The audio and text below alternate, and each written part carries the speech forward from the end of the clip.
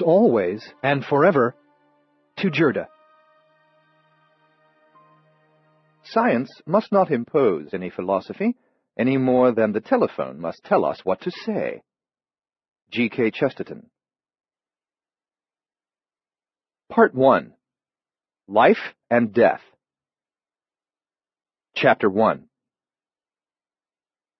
A moment before the encounter, a strange expectancy overcame Grady Adams, a sense that he and Merlin were not alone.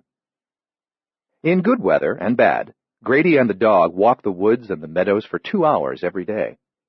In the wilderness, he was relieved of the need to think about anything other than the smells and sounds and textures of nature, the play of light and shadow, the way ahead and the way home.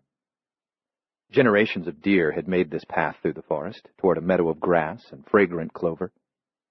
Merlin led the way, seemingly indifferent to the spoor of the deer and the possibility of glimpsing the white flags of their tails ahead of him. He was a 3-year-old, 160-pound Irish wolfhound, 36 inches tall, measured from his withers to the ground, his head higher on a muscular neck. The dog's rough coat was a mix of ash-gray and darker charcoal. In the evergreen shadows, he sometimes seemed to be a shadow too, but one not tethered to its source. As the path approached the edge of the woods, the sunshine beyond the trees suddenly looked peculiar. The light turned coppery, as if the world, bewitched, had revolved toward sunset hours ahead of schedule. With a sequined glimmer, afternoon sun shimmered down upon the meadow. As Merlin passed between 2 pines, stepping onto open ground, a vague apprehension, a presentiment of pending contact, gripped Grady. He hesitated in the woodland gloom before following the dog.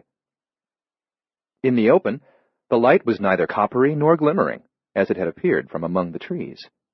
The pale blue arch of sky and emerald arms of forest embraced the meadow. No breeze stirred the golden grass, and the late September day was as hushed as any vault deep in the earth. Merlin stood motionless, head raised, alert, eyes fixed intently on something distant in the meadow.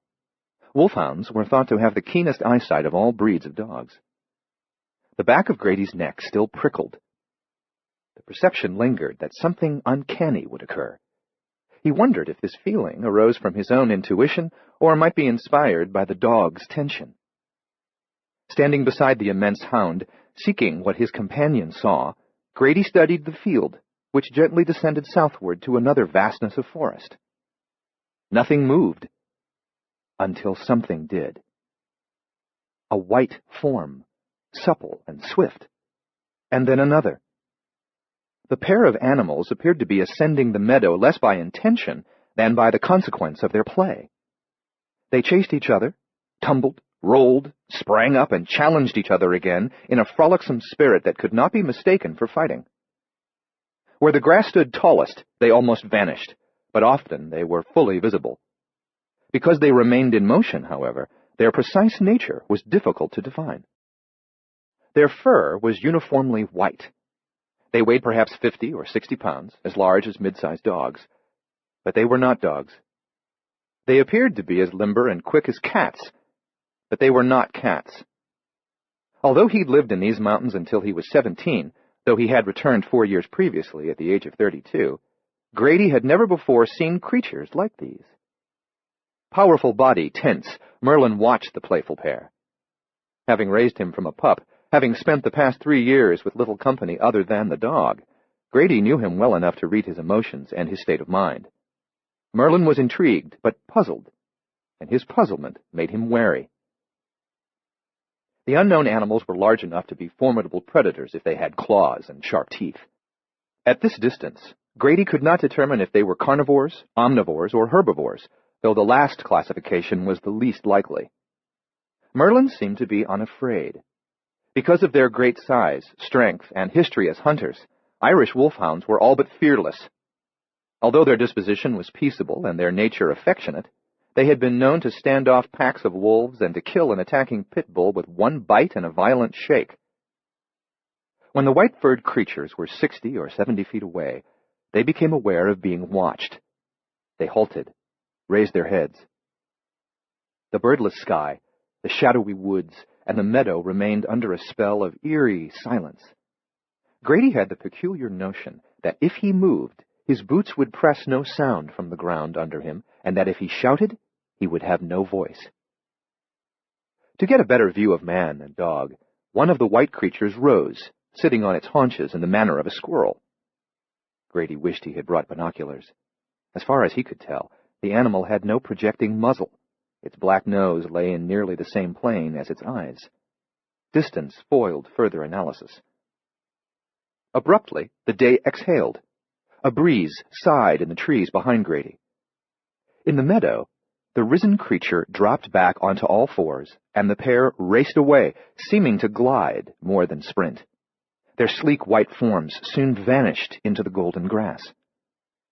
The dog looked up inquiringly. Grady said, "Let's have a look." Where the mysterious animals had gambled, the grass was bent and tramped. No bare earth meant no paw prints. Merlin led his master along the trail until the meadow ended where the woods resumed. A cloud shadow passed over them and seemed to be drawn into the forest as a draft draws smoke. Gazing through the serried trees into the gloom, Grady felt watched. If the white-furred pair could climb, they might be in a high green bower, cloaked in pine boughs and not easily spotted. Although he was a hunter by breed and blood, with a Sherlockian sense of smell that could follow the thinnest thread of unraveled scent, Merlin showed no interest in further pursuit. They followed the tree line west, then northwest along the curve of meadow, circling toward home as the quickening air whispered through the grass. They returned to the north woods. Around them, the soft chorus of nature arose once more. Birds in song, the drone of insects, the arthritic creak of heavy evergreen boughs troubled by their own weight. Although the unnatural hush had relented, Grady remained disturbed by a sense of the uncanny. Every time he glanced back, no stalker was apparent, yet he felt that he and Merlin were not alone. On a long rise, they came to a stream that slithered down well-worn shelves of rock. Where the trees parted, the sun revealed silver scales on the water, which was elsewhere dark and smooth. With other sounds masked by the hiss and gurgle of the stream, Grady wanted more than ever to look back. He resisted the paranoid urge until his companion halted, turned, and stared downhill. He did not have to crouch in order to rest one hand on the wolfhound's back. Merlin's body was tight with tension. The big dog scanned the woods. His high-set ears tipped forward slightly. His nostrils flared and quivered. Merlin held that posture for so long, Grady began to think the dog was not so much searching for anything as he was warning away a pursuer. Yet he did not growl. When at last the wolfhound set off toward home once more, he moved faster than before, and Grady Adams matched the dog's pace. Chapter 2. Authorities raided the illegal puppy mill late Saturday afternoon. Saturday night, Rocky Mountain Gold, an all-volunteer golden retriever rescue group, took custody of 24 breeder dogs that were filthy, malnourished, infested with ticks, crawling with fleas, and suffering an array of untreated infections. Dr. Camellia Rivers was awakened by a call on her emergency line at 5:05 Sunday morning. Rebecca Cleary, president of Rocky Mountain Gold, asked how many of the 24 Cammy might treat in return for nothing but the wholesale cost of what drugs were used. After looking at the nightstand photo of her golden, Tessa, who had died only 6 weeks earlier, Cammy said, "Bring 'em all." Her business partner and fellow vet, Donna Corbett, was in the middle of a one-week vacation. Their senior vet tech, Corey Hearn, had gone to visit relatives in Denver for the weekend. When she called the junior tech, Ben Akins, he agreed to donate his Sunday to the cause. At 6:20 a.m., a Rocky Mountain Gold caravan of SUVs arrived at the modest Corbett Veterinary Clinic with 24 Goldens in as desperate condition as any Cammy had ever seen. Every one was potentially a beautiful dog, but at the moment they looked like the harbingers of Armageddon. Having endured their entire lives in cramped cages, not merely neglected, but also abused, having been forced without vet care to bear litter after litter to the point of exhaustion, they were timid, trembling, vomiting in fear, frightened of everyone they encountered. In their experience, human beings were cruel, or at best indifferent to them, and they expected to be struck. 8 members of the rescue group assisted with bathing, shaving fur away from hot spots and other sores, clipping knots out of coats, deticking, and other tasks, all of which were complicated by the need continually to calm and reassure the dogs. Cammy was unaware that the morning had passed until she checked her wristwatch at 2:17 in the afternoon. Having skipped breakfast, she took a 15-minute break and retreated to her apartment above the veterinary facility to have a bite of lunch. For a long time, Donna Corbett had run the practice with her husband, John, who was also a veterinarian. When John died of a heart attack 4 years earlier, Donna divided their large apartment into 2 units and sought a partner who would be as committed to animals as she was and as John had been, who was willing to live the work. The Corbetts viewed veterinary medicine less as a profession than as a calling, which was why Cammy didn't need to consult with her partner when agreeing to treat the puppy mill dogs pro bono. After quickly putting together a cheese sandwich, she opened a cold bottle of tea sweetened with peach nectar. She ate lunch while standing at her kitchen sink.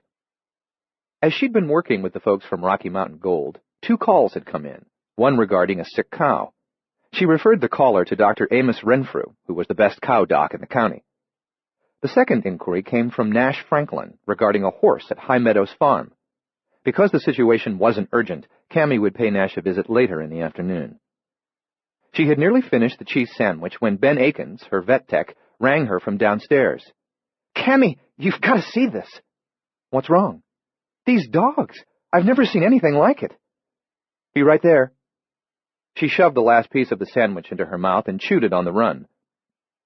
Puppy mill breeders were routinely so physically and emotionally traumatized by their abuse that the new experiences of freedom, open spaces, cars, steps which they never before climbed or descended, strange noises, soap and water, even kind words and gentle touching could induce a dangerous state of shock. Most often, the cause of shock was chronic dehydration or untreated infections, but there were times when Cammy could attribute it to nothing else but the impact of the new, of change. If they could be cured of their diseases and conditions, the dogs would need months of socializing, but in time they would find their courage, regain the joyful spirit that defined a golden, and learn to trust, to love, to be loved. Descending the exterior stairs from her apartment, she prayed that all these dogs might survive and thrive, that not one of them would be lost to infection or disease or shock. Cammy entered the clinic by the front door. She hurried through the small waiting room, along a hallway flanked by 4 examination cubicles, and through a swinging door into the large, tile-floored open space that included treatment stations and grooming facilities. Awaiting her was a sight far different from the crisis she had anticipated. Every one of these brutalized dogs appeared to have shed its anxiety, to have suppressed already the memories of torment in favor of embracing a new life. Tails wagging, eyes bright, grinning that fabled golden grin, they submitted happily to belly rubs and ear scratches from the Rocky Mountain Gold volunteers.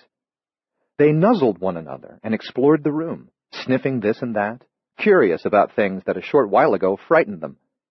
None lay in cataplexic collapse, or hid its face, or cowered, or trembled. This unlikely sight had startled Cammy to a stop. Now, as she moved farther into the room, Ben Akins hurried to her. Ben, 27, had a perpetually sunny disposition, but even for him his current mood seemed unusually buoyant. He was virtually shining with delight. "Isn't it fantastic? You ever seen anything like it?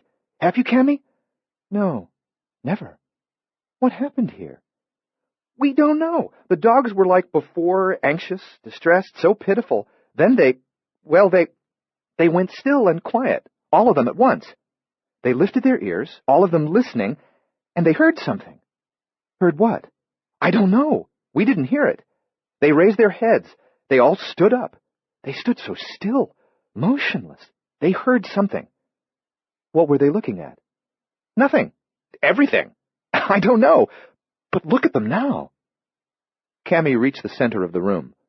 The rescued animals were everywhere engaged in the spirited behavior of ordinary dogs. When she knelt, 2 Goldens came to her, tails wagging, seeking affection. Then another, and a 5th. Sores, scars, ear flap hematomas, fly bite dermatitis. None of that seemed to matter to the dogs anymore. This one was half blind from an untreated eye infection. That one limped from patellar dislocation, but they seemed happy, and they were uncomplaining. Ragged, tattered, gaunt, freed from a life of cruelty and abuse less than 24 hours earlier, they were suddenly and inexplicably socialized, neither afraid any longer, nor timid. Rebecca Cleary, head of the rescue group, knelt beside Cammy. "Pinch me. This has got to be a dream." Then says they all stood up at once, listening to something. "At least a minute. Listening? Alert? We weren't even there." "What do you mean?" "Like they weren't aware of us anymore. Almost in a trance." Cammy held a retriever's head in her cupped hands, rubbing its flews with her thumbs. The dog, so recently fearful and shy, accepted the face massage with pleasure, met her eyes, and did not look away. "At first," Rebecca said, "it was eerie." The animal's eyes were as golden as its coat.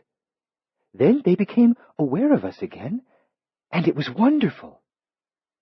The dog's eyes were as bright as gems, topaz. They seemed to have an inner light, eyes of great beauty, clear, direct, and deep. Chapter 3. The unpaved turnoff was where he expected to find it, 200 yards past milepost 76 on the state highway. He coasted almost to a stop, afraid that his hopes would not be fulfilled, but then he wheeled the Land Rover right onto the one-lane road. Henry Rouvroy had not seen his twin brother James for 15 years. He was nervous but inexpressibly happy about the prospect of their reunion. Their lives had followed different paths. So much time passed so quickly. At first, when the idea to reconnect with Jim came to Henry, he dismissed it. He worried that he wouldn't be met with hospitality. They had never experienced the fabled psychic connection of identicals. On the other hand, they had never been at odds with each other either. There was no bad blood between them, no bitterness. They had simply been different from each other, interested in different things. Even in childhood, Henry was the social twin, always in a group of friends. Jimmy preferred solitude. Henry thrived on sports, games, action, challenges. Jimmy was content with books. When their parents divorced, they were 12. Instead of sharing custody of both boys, their father took Henry to New York to live with him, and their mother settled in a small town in Colorado with Jimmy, which seemed right and natural to everyone. Since they were 12, they had seen each other only once when they were 22, at the reading of their father's will. Their mother died of cancer a year before the old man passed away. They agreed to stay in touch. Henry wrote 5 letters to his brother over the following year, and Jim answered 2 of them. Thereafter, Henry wrote less often, and Jim never again replied. Although they were brothers, Henry accepted that they were also virtually strangers. As much as he might want to be part of a closely knit family, it was not to be. But by nature, the human heart yearns most for what it cannot have. Time and circumstances brought Henry here to rural Colorado with the hope that their relationship might change. Pines crowded close to the road, and branches swagged within inches of the roof. Even in daytime, headlights were needed. Years earlier, the University of Colorado had owned this land. Jim's remote house had been occupied by a series of researchers who studied conifer ecology and tested theories of forest management. The hard-packed earth gave way to shale in places, and 9/10 of a mile from the paved highway, at the end of the lane, Henry arrived at his brother's property. The one-story clapboard house had a deep porch with a swing and rocking chairs. Although modest, it looked well-maintained and cozy. Willows and aspens shaded the residence. Henry knew that the clearing encompassed 6 acres of sloping fields, because 6 acres was the title of one of his brother's poems. Jim's writing had appeared in many prestigious journals, and 4 slender volumes of his verse had been published. No one made money from poetry anymore. Jim and his wife Nora worked their 6 acres as a truck farm during the growing season, selling vegetables from a booth at the county farmer's market. Attached to the barn were a large coop and fenced chicken yard. A formidable flock shared the yard in good weather, kept to the well-insulated coop in winter, producing eggs that Jim and Nora also sold. She was a quilter of such talent that her designs were regarded as art. Her quilts sold in galleries, and Henry supposed she produced the larger part of their income, though they were by no means rich. Henry knew all of that from reading his brother's poems. Hard work and farm life provided the subjects of the verses. Jim was the latest in a long tradition of American literary rustics. Following the dirt track between the house and the barn, Henry saw his brother splitting cordwood with an axe. A wheelbarrow full of split wood stood nearby. He parked and got out of the Land Rover. Jim sunk the axe blade in the stump that he used as a chopping block and left it wedged there. Stripping off his worn leather work gloves, he said, "My God, Henry?" His look of incredulity was less than the delight for which Henry had hoped. But then he broke into a smile as he approached. Reaching out to shake hands, Henry was surprised and pleased when Jim hugged him instead. Although Henry worked out with weights and on a treadmill, Jim was better muscled, solid. His face was more weathered than Henry's, too, and still tanned from summer. Nora came out of the house onto the porch to see what was happening. "Good Lord, Jim," she said. "You've cloned yourself." She looked good, with corn-silk hair and eyes a darker blue than the sky, her smile lovely, her voice musical. 5 years younger than Jim, she had married him only 12 years ago, according to the author's bio on the poetry books. Henry had never met her or seen a photograph of her. She called him Claude, but he quickly corrected her. He never used his first name, but instead answered to his middle. When she kissed his cheek, her breath smelled cinnamony. She said she'd been nibbling a sweet roll when she heard the Land Rover. Inside, on the kitchen table, beside the sweet roll plate, were what Henry assumed to be 5 utility knives, useful for farm tasks. As Nora poured coffee, she said nothing about the knives. Neither did Jim as he moved them, and 2 slotted sharpening stones, from the table to a nearby counter. Nora insisted that Henry stay with them, though she warned him that a sofa bed was all they had by way of accommodations in the claustrophobic room that Jim called an office. "Haven't had a house guest in 9 years, Jim said, and it seemed to Henry that a knowing look passed between husband and wife. The 3 of them fell into easy conversation around the kitchen table over homemade cinnamon rolls and coffee. Nora proved charming, and her laugh was infectious. Her hands were strong and rough from work, yet feminine and beautifully shaped. She had nothing in common with the sharky women who cruised in Henry's circle in the city. He was happy for his brother. Even as he marveled at how warmly they welcomed him, at how they made him feel at home and among family, as he had never felt with Jim before, Henry was not entirely at ease. His vague disquiet arose in part from his perception that Jim and Nora were in a private conversation, one conducted without words, with furtive looks, nuanced gestures, and subtle body language. Jim expressed surprise that someone had drawn Henry's attention to his poetry. "Why would they think we were related?" They didn't share the name Rouvroy. Following their parents' divorce, Jim had legally taken his mother's maiden name, Carlyle.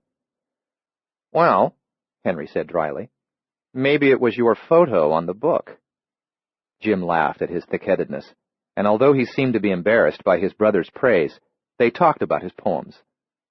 Henry's favorite, The Barn, described the humble interior of that structure with such rich images and feeling that it sounded no less beautiful than a cathedral. "The greatest beauty always is in everyday things," Jim said. "Would you like to see the barn?" "Yes, I would." Henry admired his brother's poetry more than he had yet been able to say. Jim's verses had an ineffable quality, so haunting it was not easy to discuss. "I'd like to see the barn." Clearly in love with this piece of the world that he and Nora had made their own, Jim grinned, nodded, and rose from the table. Nora said, "I'll put linens on the sofa bed and start thinking about what's for dinner." Following Jim from the kitchen, Henry glanced at the knives on the counter. On second consideration, they looked less like ordinary task knives than like thrust-and-cut weapons. The 4- and 5-inch blades had non-reflective finishes. 2 seemed to feature assisted opening mechanisms for quick blade release. Then again, Henry knew nothing about farming. These knives might be standard stock at any farm supply store. Outside, the afternoon air remained mild. From the split cords of pine came the scent of raw wood. Overhead, 2 magnificent birds with 4-foot wingspans glided in intersecting gyres. The ventral feathers of the first were white with black wingtips. The second was boldly barred in white and brown. "Northern Harriers," Jim said. "The white one with the black tips is the male. Harriers are raptors. When they're hunting, they fly low over the fields and kill with a sudden pounce." He worked the axe loose from the tree stump chopping block. "Better put this away in the barn," he said, "before I forget and leave it overnight." "Harriers," Henry said. "They're so beautiful. You don't think of them as killing anything." "They eat mostly mice," Jim said, "but also smaller birds." Henry grimaced. "Cannibalism?" "They don't eat other harriers. Their feeding on smaller birds is no more cannibalism than us feeding on other mammals, pigs, cows." "Living in the city, I guess we idealize nature," Henry said. "Well, when you accept the way of things, there's a stark kind of beauty in the dance of predators and prey." Heading to the barn, Jim carried the axe in both hands, as if to raise and swing it should he see something that needed to be chopped. The harriers had fled the sky. When Henry glanced back toward the house, he saw Nora watching them from a window. With her pale hair and white blouse, she looked like a ghost behind the glass. She turned away. "Life and death," Jim said as they drew near the barn. "Excuse me?" "Predators and prey. The necessity of death, if life is to have meaning and proportion. Death as a part of life. I'm working on a series of poems with those themes." Jim opened the man-sized entrance beside the pair of larger barn doors. Henry followed his brother into the wedge of sunshine that the door admitted to this windowless and otherwise dark space. Inside, in the instant before the lights came on, Henry was gripped by the expectation that before him would be some sight for which Jim's poem had not prepared him, that the poem was a lie, that the truck farming and the quilting and the simple folks' image were all lies, that the reality of this place and these people was more terrible than anything he could imagine. When Jim threw a switch, a string of bare light bulbs brightened the length of that cavernous space, revealing the barn to be nothing more than a barn. A tractor and a backhoe were garaged on the left. 2 horses occupied stalls on the right. The air was fragrant with the scents of hay and feed grain. Although Henry's alarming premonition had proved false, and although he knew that fearing his brother was as absurd as fearing the tractor or the horses or the smell of hay, his sense of a nameless, impending horror did not abate. Behind him, the barn door swung shut of its own weight. Jim turned to him with the axe, and Henry shrank back, and Jim stepped past him to hang the axe on a rack of tools. Heart racing, breath suddenly ragged, Henry drew the SIG P245 from the snugly fit shoulder rig under his jacket and shot his twin point blank, twice in the chest and once in the face. Henry had come here with the hope that his relationship with his brother would change, and his hope had been fulfilled. Claude Henry Rouvroy was in the process of becoming James Carlyle. The pistol was fitted with a sound suppressor, and the shots were no louder than a horse cutting wind. Indeed, neither of the horses had been spooked by the gunfire. Standing over the corpse, Henry strove to quiet his breathing. His tremors forced him to holster the pistol to avoid accidentally squeezing off another round. He had worried that his brother would grow suspicious of him, and he had feared that he would not be able to pull the trigger when the time came. In the process of assiduously repressing those fears so that he could carry out his plan, he projected his motivations onto Jim, imagining a conspiracy between him and Nora, finding in everyday objects, the knives, the axe, proof of sinister intentions. He had misread menace in innocent actions. Nora watching them from the window. Jim talking about the harriers, about predators and prey. After a couple of minutes, when his breathing returned to normal and the tremors abated, Henry was able to laugh at himself. Although his laughter was soft, something about it disturbed the horses. They whinnied nervously and pawed the stall floors with their hooves. Chapter 4. Grady Adams lived in a 2-story house with silvered cedar siding and a black slate roof, the last of 10 residences on a county road. The 2-lane blacktop had no official name, only a number, but locals called it Cracker's Drive, after Cracker Conley, who built and for 40 years occupied the house in which Grady now lived. No one remembered what Cracker's first name had been or why he was called Cracker. Evidently, he was an eccentric and certainly a recluse, because to the locals, Cracker was more of a legend than he was a real neighbor with whom they had interacted. In their minds, Conley's addiction to solitude forever affected the character of the house itself. They rarely called it the Conley place or Cracker's place, never the Adams house or even the house at the end of the lane. It was known as the Hermit's house, and in respect of the name, they tended to keep their distance. Most of the time, their reticence suited Grady just fine. He was not a misanthrope, but in recent years he had enough experience, too much, of people, which was why he returned to these sparsely populated mountains. For at least a while, perhaps a long while, he preferred the solitude that Cracker Conley apparently had cherished. In the kitchen, after returning from the hike on which the intriguing animals had been encountered, Grady prepared Merlin's 4 o'clock meal. Preparation took longer than consumption. "You were well named, the way you make food, Vanish." The dog licked his chops and ambled to the door to be let out. Half of the 3-acre property lay behind the house. After his dinner, the wolfhound liked to prowl the grounds, sniffing the grass to learn what creatures of field and forest had recently visited. The yard was Merlin's newspaper. On the back porch, with an icy bottle of beer, Grady sat in one of 2 teak rockers with wine-red cushions. A low table with a black marble top stood beside the chair. Stacked on the table were 3 reference books from his library. As intent as a detective at a crime scene, nose to the grass, Merlin vacuumed every clue to the identities of all trespassers.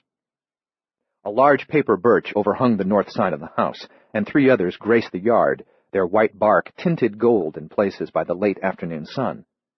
At times, Merlin seemed to be following the intricate patterns the trees cast upon the lawn, as if their shadows were cryptography that he intended to read and decode. No fence was needed to contain him. He never rebelled against the rule to stay within his master's sight. Grady's property ended where mown lawn gave way to tall grass. The forest loomed. The land rose under the forest, the foothills broke in green waves against the mountains, and the mountains soared. From time to time, Merlin marked his territory. For the more substantive half of his toilet, he waded into the tall grass, where there would be no need to pick up after him. Even then he remained within sight, for the grass didn't rise above his brisket. When he returned to the yard, he raced in great circles and figure-eights, chasing nothing, running for the delight of running. His long legs were made for galloping, his heart for joy. The dog's beauty was not just that of a well-bred breed, but also the more profound beauty that confirms its source and inspires hope. 2 things that most comforted Grady were making craftsman-style furniture, which was his trade, and watching Merlin. When the wolfhound returned to the porch, drank from his water bowl, and lay in happy exhaustion beside the rocking chair, Grady picked up the first of the books on the table. Like the other 2, this one was a reference guide to the wildlife in these mountains. He had traded bustle for rustic, power for peace, and glamour for the honesty of this artless landscape. Artless it was, because nature stood above mere art, with none of art's pretensions. Having made this trade, he wanted to know the names of the things he loved about this land. Taking the trouble to know the names of things was a way of paying them respect.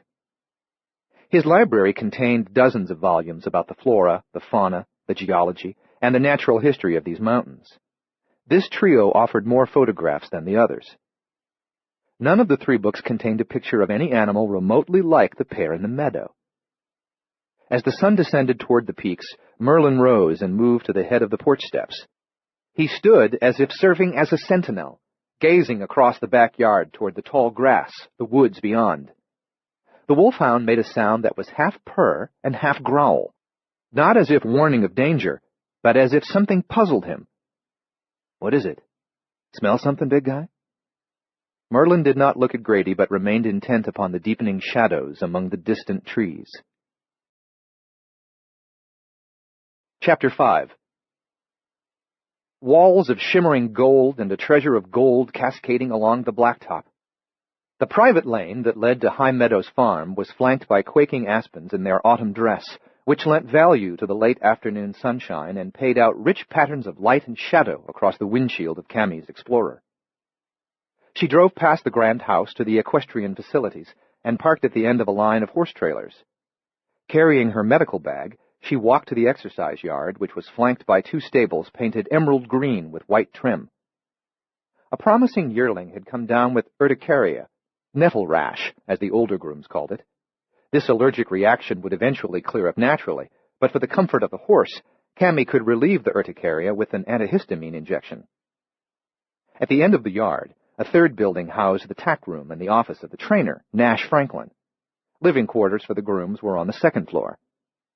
Lights glowed in Nash's office. The door stood open, but Cammy could find no one. The enormous tack room also proved to be deserted. In the 1st stable, Cammy discovered the stall doors open on both sides of the central aisle. The horses were gone.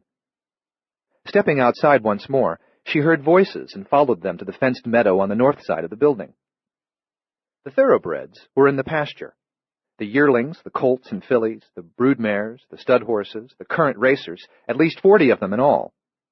She'd never seen them gathered in one place before, and she couldn't imagine for what purpose they had been brought together. Many of the horses were accompanied by their pets. High-strung, sensitive creatures, thoroughbreds tended to be happier and calmer when they had a companion animal that hung with them and even shared their stalls. Goats were successful in this role, and to a lesser extent, dogs. But the meadow also contained a few cats, even a duck. The fact of this assembly, the herd and its menagerie, was not the most curious thing about the scene. As Cammy passed through the gate and into the pasture, she noted that every one of the animals faced west, toward the mountains. They were extraordinarily still. Heads raised, eyes fixed, they seemed less to be staring at something than to be listening. Suddenly she realized that she was witnessing a scene similar to what Ben Akins had described when, in her absence, the rescued golden retrievers had gotten to their feet to listen to something that none of the people present had been able to hear. The eastward slanting light brightened the equine faces. Black shadows flowed backward from their heads, like continuations of their manes, flowed off their rumps and tails, reaching eastward across the grass, even as the horses yearned toward the west. Also in the pasture were 6 grooms, and the owners of High Meadows Farm, Helen and Tom Veroni. Clearly perplexed, the people moved among the herd, gently touching the thoroughbreds, speaking softly. But the animals appeared to be oblivious of them. The goats, the dogs, the cats, the single duck were likewise entranced, seeming to hearken to something only animals could hear. Tall enough to look into a horse's eyes, even when it stood proud with its head raised, Nash Franklin spotted Cammy. She and the trainer made their way toward each other. "They've been like this for almost 15 minutes, Nash said. "It started with a few in the exercise yard, a few in the pasture." According to her vet tech, Ben Aiken, the golden retrievers had stood in their trance for only a minute or so. Nash said, "Those in the stables began to kick the walls around them so violently, we worried they'd injure themselves." "They were afraid of something?" "That isn't how it seemed. More just determined to be let out. We didn't know what was happening. We still don't." "You released them?" "Felt we had to. They came right to the pasture to be with the others, and they won't be led away." "What's happening here, Cammy?" She approached the nearest horse, Galahad, a deep mahogany, almost black. The magnificent 3-year-old weighed perhaps 1,200 pounds. Like the other horses, in his perfect stillness, Galahad appeared to be tense, stiff. But when Cammy stroked his loin, his flank, and forward to his shoulder, she found that he was at ease. She pressed her hand against his jugular groove and traced it along his muscular neck. The horse neither moved nor even so much as rolled an eye to consider her. Cammy stood 5'4", and Galahad towered, immense. Great thoroughbreds were usually tractable, and some might be docile with the right trainer, but few were entirely submissive. Yet in this peculiar moment, Galahad seemed lamb-like. Nothing in the intensity of his concentration on the western mountains suggested fierceness or even willfulness. His nostrils didn't flare, neither did his ears twitch.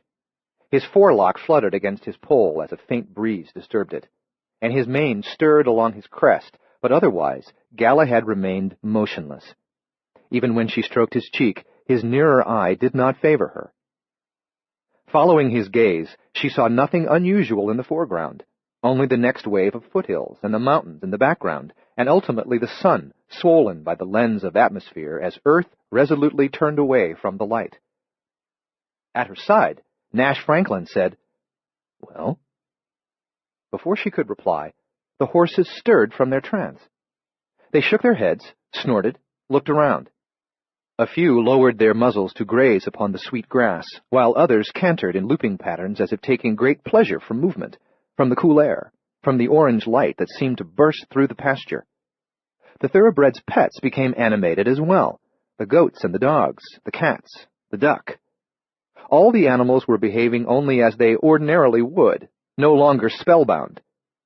Yet here in the aftermath of the event, when all was normal, all seemed magical. The whispering grass, the soft, incantatory thud of cantering hooves, the canticle of nickering horses and panting dogs, the season's last lingering fireflies suddenly bearing their wishing lamps through the pre-dusk air, the sable shadows and the gilding of all things by the descending sun, the sky electric purple in the east and becoming a cauldron of fire in the west. The grooms and the exercise boys, the trainer and his assistant, Helen and Tom Veroni, and Cammy Rivers all turned to one another with the same unasked and unanswerable questions. Why did the animals seem enchanted? What did they hear if they heard anything at all? What happened here? What is still happening? What is this I feel, this wonder without apparent cause, this expectancy of I know not what, this sense that something momentous passed through the day without my seeing it? Cammy's vision blurred. She did not know why tears filled her eyes. She blotted them on her shirt sleeve and blinked for clarity. Chapter 6. The Harrier glided out of the east into the autumnal light of the declining sun, less than 10 feet above the harvested fields, its elongated shadow rippling over the furrowed earth behind it. The bird dropped abruptly and snared something from the ground while remaining in flight. An oarsman in a sea of air, it sculled into the westering sun, passing over Henry Rouvroy as he crossed from the barn toward the clapboard house. Henry looked up and glimpsed a rodent squirming in the Harrier's clenched talons. He thrilled to the sight, which confirmed for him that he was no more and no less than this winged predator, a free agent in a world with no presiding presence. During his years in public service, he had come to realize that he was a beast whose cruelest instincts were barely governed by the few tools of repression with which his upbringing and his culture provided him. Not long ago, he had decided to unchain himself and to be what he truly was, a monster. Not yet a monster fully realized, but certainly now a monster in the making. In the house, he found Nora at the kitchen sink, deftly skinning potatoes with a swivel-blade peeler. Eventually, Henry would want a woman, although not to cook his meals. Nora was sufficiently attractive to excite him, and there was a perverse appeal to going by force where his brother had gone by invitation. She didn't realize he had entered the room until he asked, "Does the house have a cellar?" "Oh, Henry. Yes, it's a good big cellar. Potatoes keep well down there for the better part of the winter." She would keep well there too, but he decided against her. When the time came to get a woman, he would be better off with a younger and more easily intimidated specimen, one who had not grown strong from farm work. "Where's Jim?" she asked. "In the barn. He sent me to get you. He thinks something's wrong with one of the horses." "Wrong? What's wrong?" Henry shrugged. "I don't know horses." "Which is it, my Beauty or Samson?" "The one in the second stall." "Samson. Jim loves that horse." "I don't think it's serious," Henry said, "but it's something." After rinsing her hands under the faucet and quickly drying them on a dish towel, Nora hurried out of the kitchen. Henry followed her through the house and onto the front porch. Descending the steps, she said, "So, you've never ridden?" "Only things that have wheels," he said. "There's nothing like saddling up and riding to the high meadows on a crisp day. The world's never more right than it is then." Crossing the yard toward the barn, he said, "You make it sound appealing. Maybe I should learn." "You couldn't find a better riding instructor than Jim.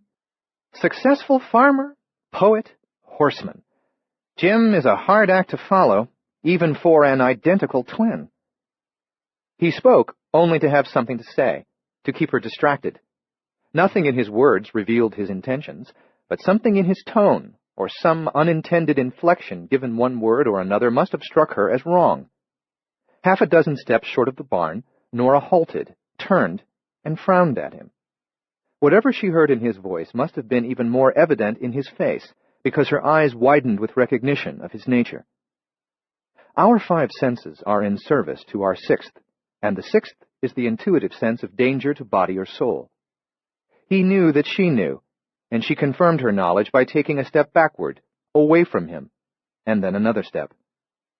When Henry withdrew the pistol from under his jacket, Nora turned to run. He shot her in the back, again, as she lay face down. After putting away the gun, he turned her on her back. He seized her by the wrists and dragged her into the barn and placed her beside her husband. The first shot must have killed her instantly. Her heart had pumped little blood from her wounds. Her eyes were open. For a long moment, Henry stared into them, into the nothing that had once appeared to be something, into the truth of her, which was that she had always been nothing. Until this day, he had never killed anyone. He was pleased to know that he could do it. Pleased also that he felt neither guilt nor anxiety. Like Hamlet, he had no moral existence, no sense of any sacred order. Unlike Hamlet, his condition did not cause him to despair. Henry's major at Harvard had been political science. He minored in literature. Prince Hamlet had something to teach those in either discipline.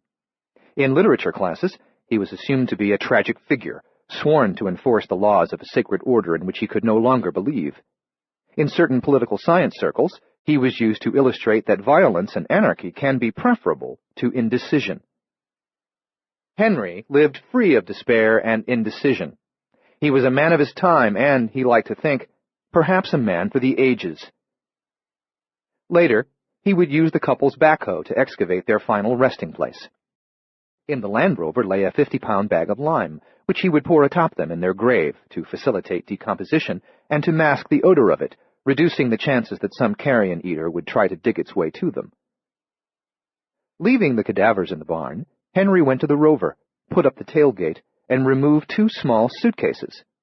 Each of them held $1 million in hundreds and twenties. He carried them into the house. Chapter 7.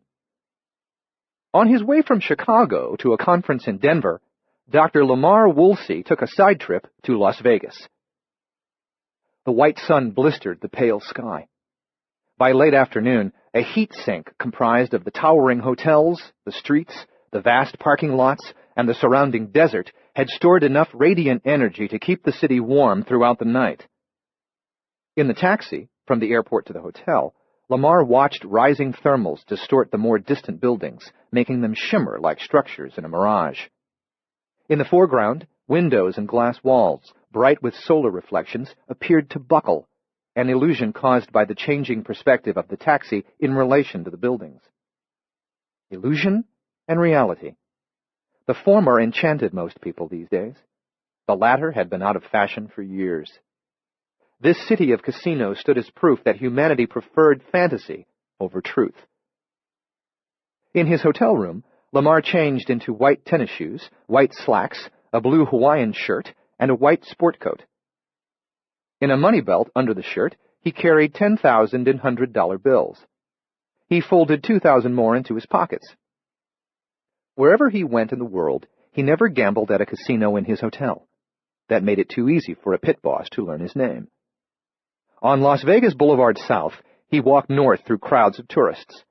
Most wore sunglasses, some with lenses so dark that they seemed not to be shielding their eyes, but instead to be concealing that they had no eyes, only smooth skin where eyes should have been. He chose a casino and a blackjack table. He bought $600 worth of chips. 60 years old, with a round, brown, grandfatherly face that reminded people of a beloved comedian and sitcom star, with wiry white hair, 20 pounds overweight, Lamar Woolsey seldom inspired suspicion. The pit crew glanced at him and showed no interest. The black dealer was outgoing. "Have a seat, brother." too young to have grown bored with table talk. Of the 3 other players, 2 were loquacious, 1 sullen. Lamar identified himself as Benny Mandelbrot, and he chatted up everyone, patiently waiting to learn why he was there. Decades earlier, when the effectiveness of card counting became widely known, most casinos went to 6-deck shoes. Keeping a running mental inventory of a 312-card shoe to calculate the odds in your favor hand by hand was geometrically more difficult than doing the same with a single deck, foiling both amateurs and most hustlers. When rich veins appeared in a 6-deck game, however, they could run longer and be more rewarding than in single-deck play. In 3 hours, his 600 stake had grown to 11,000. The pit crew had become interested in him, but not suspicious. They hoped to keep him at the table until he gave back his winnings. He allayed suspicion with occasional bad plays. When the dealer showed a king and the deck was full of face cards, Lamar split a pair of 7s on a hunch and lost. His highly calculated erratic play made him appear to be an ordinary mark on a lucky streak. Lamar still didn't know why he was there until, at 5:45, the cocktail waitress, her name tag identified her as Teresa, asked if he wanted another diet soda. She was an attractive brunette with a spray of freckles and a forced smile. When he glanced at her to confirm he wanted another soft drink, unshed tears stood in her eyes, barely repressed. The current dealer, a redhead named Arlene, finished shuffling the 6 decks. Lamar had been tipping her well, so they had rapport. As Arlene loaded the shoe, Lamar looked after Teresa, then asked the dealer, "What's her story?" "Terry. Husband was a Marine. Died in the war last year. 1 kid, Marty, 8 years old. He's a sweetie. She loves him to death. He has Down syndrome. She's tough, but tough isn't always enough." Lamar played 3 hands and won 2 before the cocktail waitress returned with his soft drink. Of his stake on the table, he gave 700 and change to Arlene. He scooped up the remaining 11,000 in chips and poured them onto Teresa's drink tray. Startled, the waitress said, "Hey, no, I can't take this." "I don't want anything for it," Lamar assured her, "and there's nothing I need it for." Leaving her astonished and stammering, he followed the bank of blackjack tables toward the street entrance to the casino. So meticulously barbered, manicured, and well-dressed that he might have been a mannequin come to life, the pit boss caught up with Lamar and stepped between 2 game tables. "Mr. M, wait," he said, referring to the Mandelbrot name that Lamar had used. "Mr. M, are you sure you want to do that?" "Yes, quite sure. Is there a problem?" "You were only drinking diet soda. I don't see a problem." Still half suspicious of some scheme, he added, "But it's unusual." "What if I were to tell you that I've got an incurable cancer, 4 months to live, no need for money, and no one to leave it to?" In the fantasy world of the casino, death was the truth most aggressively repressed.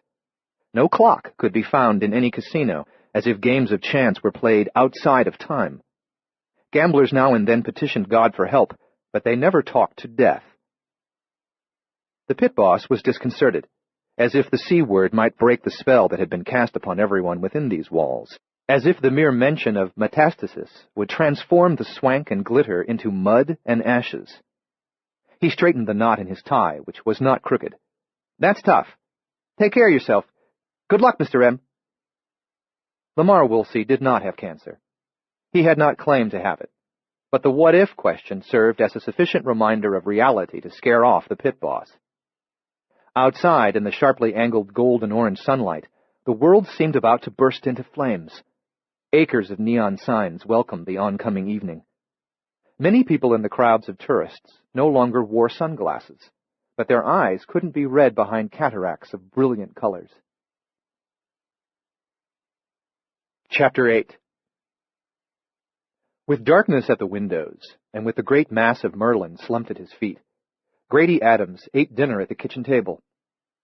The dog hoped for a piece or 2 of chicken, but did not beg, feigning disinterest to preserve his dignity. The CD player on a nearby counter provided music.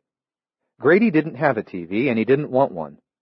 Although he usually preferred silence even to the most elegant noise, at times Merlin's presence and books did not adequately fill his leisure hours. At the moment, books were giving him little of what he sought from them, while Beethoven's Opus 27, No. 2, the Moonlight Sonata, was both balm and inspiration. Having exhausted his collection of illustrated volumes, he pored through essays about the Colorado mountains while he ate, through memoirs of lives passed in these precincts of the natural world. He skimmed pages in search of references to unknown animals, for strange tales about white-furred creatures that were playful but shy. He suspected the books would not help him, but he searched them anyway. The encounter in the meadow had affected him powerfully for reasons he could understand, but for others that he only half-grasped. Something more about the creatures than their uniqueness and their mysterious nature affected him. Some quality he sensed that they possessed, but that remained too elusive to name. Merlin leaped to his feet so suddenly that he knocked his head against the underside of the table. The wolfhound was at no risk of concussion. The table would collapse long before the dog did. When Merlin padded out of the kitchen into the hallway that led to the living room, Grady put his fork down, let his book fall shut, and sat listening for a bark. After half a minute, having heard neither a bark nor the thudding paws of the returning son of Ireland, he opened the book again. As Grady picked up his fork, Merlin thumped along the hall to the kitchen doorway, where he stood in a posture of alarm. Easily read, his expression said, "We've got a situation, Dad. What do I have to do, learn Morse code and beat out a message with my tail?" "All right, okay," Grady said, rising from the dinette chair. The dog hurried toward the front of the house once more. Grady found him in the open vestibule, off the living room, his back to the front door, facing the stairs to the second floor, ears pricked. The rooms above were as silent as they should have been, as they always were in a house where a man lived alone with a dog that seldom left his side. Nevertheless, Merlin abruptly galloped up the stairs 2 at a time. He disappeared into the second-floor hallway before his master had climbed 3 steps behind him. In the upper hall, Grady switched on the ceiling light. Past a half-open door, he found the dog standing in shadows in the master bedroom. The wolfhound was at a window that faced onto the roof of the front porch, alert to something beyond the glass. Grady left the lamps unlit. With its second-hand light, the moon painted the peeling white bark of the spreading birch that overhung the house and silvered the autumn leaves that would be sovereign gold in sunshine. As Grady moved toward Merlin, before he could lean close to the window, a tom-tom and pitter-patter quickened across the porch roof. Several racing feet by the sound of them. Although Merlin was tall enough to see out of the lower panes, he put his forepaws on the windowsill and rose to a better view. By the time Grady insisted on a place beside the window-hogging wolfhound and put his forehead to the cool glass, the noise stopped. Whatever once prowled the porch roof had now gone vertical. In the windless night, the lower branches of the lacy birch first tossed but then merely trembled as the principal agitation shifted to higher realms. As something ascended, the tree opened its autumn purse and paid out a wealth of leaves. Grady disengaged the window lock, but before he could raise the lower sash, the climbers sprang from tree to house roof, one thud, immediately another. Judging by their footfalls, they seemed to be exploring this way and that, up the slate slope toward the ridgeline. Paws still on the windowsill, Merlin tipped his head back to stare at the ceiling. "Maybe raccoons," Grady said. Snorting dismissively, the wolfhound dropped from the window, turned toward the bedroom, and cocked his head to listen. The master bedroom fireplace stood directly above the fireplace in the living room. A metallic rattle and creak echoed down the shared flue, drawing Merlin to the hearth. Something on the roof was testing the copper spark-arresting hood atop the chimney. Having installed it himself, Grady knew that it couldn't be easily removed. Because no fire currently burned, the damper was engaged between the smoke chamber and the firebox. If something got into the flue, it could not penetrate the steel plate damper and enter the bedroom. Abandoning the chimney hood, the roof travelers scurried down the west slope. As the noises faded toward the back of the house, Merlin hurried out of the bedroom. Grady reached the top of the stairs just as the wolfhound arrived at the bottom. Descending, he wondered if he had locked the back door after they had come in from the dog's late afternoon exercise. Then he wondered why he was apprehensive. He could not deny that something less than fear, but more than mere disquiet, gripped him as he sought Merlin through the first floor and found him in the kitchen. The dog stood at the door. He wanted to go outside. Grady hesitated. Chapter 9. The potatoes were stored in a walk-in room within the windowless cellar, behind a stout oak door with iron hardware as if they were a treasure worth guarding. Deep shelves lined the smaller room. On the shelves were many well-ventilated baskets that each contained 3 layers of spuds. The highest shelves held only a few baskets. Standing on a step stool, Henry Rouvroy put the 2 suitcases full of currency on a top shelf, flat on their sides and against the wall. After climbing off the stool, he could not see the precious luggage overhead. He returned to the kitchen. In a day or 2, he would find another and better hiding place for the money. Because he didn't care for potatoes, he would throw away that starch stash and rip out the shelves. Properly refitted, the potato cellar would be an excellent place to keep a woman when eventually he got one. In Jim and Nora's bedroom, he selected underwear, socks, jeans, a flannel shirt, and work boots from Jim's limited wardrobe. Although Henry was less work-toned than his twin brother, everything fit him. The shirt was from Walmart, not from L.L. Bean. The jeans were cut for working and for horseback riding, not for Sunday in the park. The boots had no style whatsoever. The disguise was perfect, but for a moment he felt displaced, cast down from his rightful position. Leaving his shoulder rig and pistol on the bed with a spare magazine of ammunition, he wrapped his expensive clothes and shoes in the shirt that he had been wearing and tied everything together with the sleeves. He would bury these garments in the grave with his brother and sister-in-law. Posing in front of a freestanding mirror, Henry addressed his reflection. "Look at you, Jim. Back from the dead." To his ear, at least, he sounded like his brother. If those who knew Henry in his former life could see him now, they would not recognize him. The clothes alone would ensure that they looked through rather than at him. He could pass for a hick from flyover country, with whom they had nothing in common except that they too were born of man and woman. In the kitchen, at the sink, he gathered up the potatoes that Nora had been peeling, and he tossed them in the trash can. After examining the contents of the pantry and refrigerator, Henry found excellent sausages, acceptable cheeses, fresh eggs, a jar of red peppers, and an unfortunate but edible loaf of white bread made of flour so bleached that it glowed as if radioactive. He opened 3 different Cabernet Sauvignons, none known to him. Only the third proved drinkable. If this was the best wine that Jim and Nora could afford, or worse, if this was their idea of a good wine, well, sadly then, they were better off dead. Henry planned to spend 2 weeks laying in a 3-year supply of canned and packaged food. He hoped that somewhere in a 100-mile radius would be a specialty grocer and spirits vendor offering a sophisticated selection of consumables of the quality to which he had long been accustomed. Withdrawing from the world for 3 years would be an endurable hardship if he was provisioned with canned breast of pheasant, beluga caviar, hearts of palm, vintage balsamic vinegar, and scores of other delectable items that made the difference between living and merely existing. After dinner, he washed the dishes. This was an annoyance that he would have to tolerate until he found a woman to keep in the potato cellar. In his elegant townhouse at the farther end of the country, he had employed a housekeeper, but she'd received a salary and benefits, and she had not been the kind of woman who excited lust. A windowless potato cellar made it possible not only to have the services of a housekeeper without the expense, but also to enjoy sex without the tedious process of seduction and without the tiresome pillow talk women expected afterward. Thus far, he could see no other advantage that, in normal times, this crude residence had over his city digs. But normal times or not, a potato cellar might eventually prove to be a more desirable amenity than a home theater and a sauna combined. Normal times. In spite of having risen before dawn, having driven for hours, having killed for the first time and the second time in his life, and even in spite of having prepared his own dinner, Henry Rouvroy was not sleepy, not even weary. Being aware of the chaos that would sweep the nation in the months ahead, he was motivated to begin at once to prepare this house to meet his needs in these abnormal times. Chapter 10. After a brief hesitation, Grady opened the kitchen door and followed Merlin onto the porch. Scatters of dry birch leaves crunched underfoot.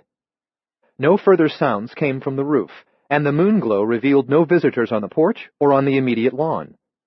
The taller dry grass beyond the mown yard appeared to curl like a line of phosphorescent surf breaking on a dark shore. Screened by trees and swallowed by distance, the lights of the nearest neighbors could not be seen. The workshop in which he crafted furniture, an add-on to the garage, stood 40 feet south of the house. Those windows were as luminous as the panes of a lantern. Grady had concluded his day's work before going on the hike with Merlin. He remained certain that he had left the workshop dark. Something drew the wolfhound toward that building.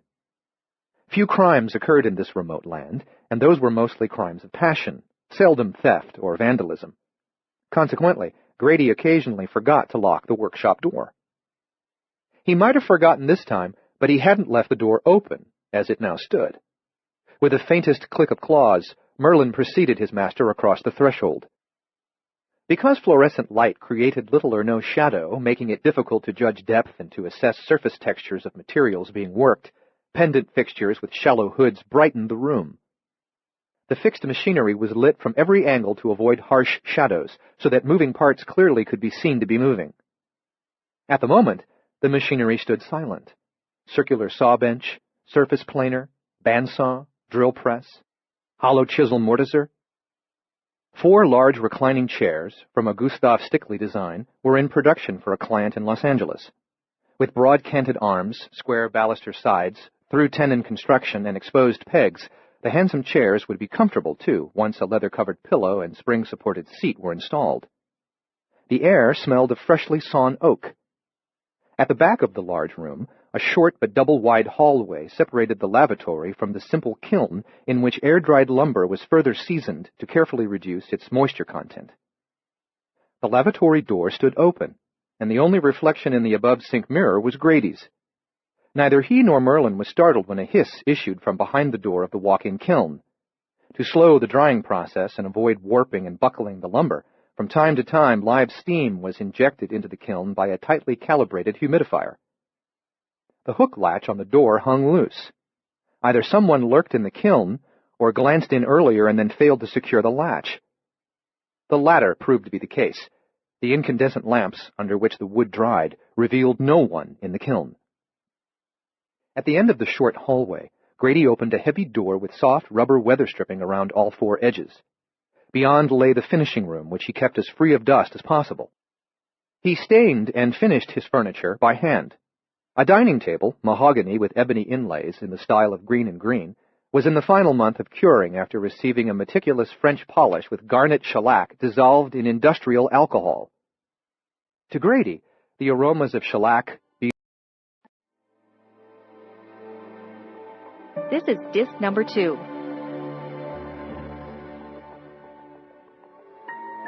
To Grady, the aromas of shellac, beeswax, turpentine, and pure copal varnish were no less pleasing than the fragrance of wild roses or the pine-scented crystalline air of a high-altitude forest. In his best dreams, he drifted through vast houses without residence, through room after deserted room of ever more beautiful furniture, rooms in which no human being would ever betray another, or raise a hand in violence, or speak a lie, or out of envy scheme to destroy his neighbor. These were the only dreams of his that featured scent, and waking from them he was always happy, savoring the lingering memory of the fragrances of the finishing room. Like the front door, the back door stood open, unlocked from inside. Neither he nor the wolfhound detected anyone in the night beyond. Grady locked the door, and as they returned to the front of the workshop, he opened a few cabinets and drawers, conducting a cursory inventory. No tools or supplies were missing. After switching off the lights and closing the front door, as he turned his key, he said, "Which is it, big guy? Just curious and well-meaning elves, or nasty gremlins?" The dog's answering chuff seemed non-committal. The escort moon guided them across ground that would have been black without the pale celestial light. When Grady thought he heard the thrum of wings, he looked up but saw only stars. As they approached the back porch, Merlin quickened from an amble to a trot. He leaped up the steps, bounded across the porch, and disappeared through the kitchen door, which Grady had not closed when they left the house. While they were out, an intruder had taken advantage of the unguarded entrance. Although Grady had been interrupted halfway through his dinner, his plate on the kitchen table was now empty. He had baked 3 extra chicken breasts, 1 for his lunch the next day and 2 for the dog. They had been cooling in a pan atop the stove. The covering aluminum foil had been torn aside and thrown on the floor. The pan and the chicken were missing. Chapter 11. Half an hour after dinner, too excited to sleep, eager to make the house his own, Henry Rouvroy found himself in the bedroom, where Nora Carlyle's garments occupied half the drawers in the dresser and in the highboy, as well as half the closet space. Her clothes weren't likely to fit whatever girl he chose for the potato cellar, and he had other uses for the drawers in the closet. Henry possessed numerous firearms and a supply of ammunition that he intended to distribute throughout the house and the barn. The highboy drawers were wide enough to take a shotgun or a rifle. Stuffing Nora's clothes into plastic garbage bags took longer than he expected. No matter what dire days might lie ahead for the nation, regardless of the necessity for him to prepare this retreat in a timely fashion, Henry repeatedly found himself distracted by the silky feel of his sister-in-law's underwear. When at last he filled 4 bulging trash bags with her wardrobe, he carried them 2 at a time to the front porch. Initially intending to take the bags to the barn in the morning, he remained so energetic that he decided to finish the task before bed. At the corner of the house, near the tree stump chopping block, stood a deep wheelbarrow that Jim had meant to fill with the split cordwood that now lay scattered on the grass. Henry pushed the barrow to the porch steps, where he loaded it with the bags of clothing.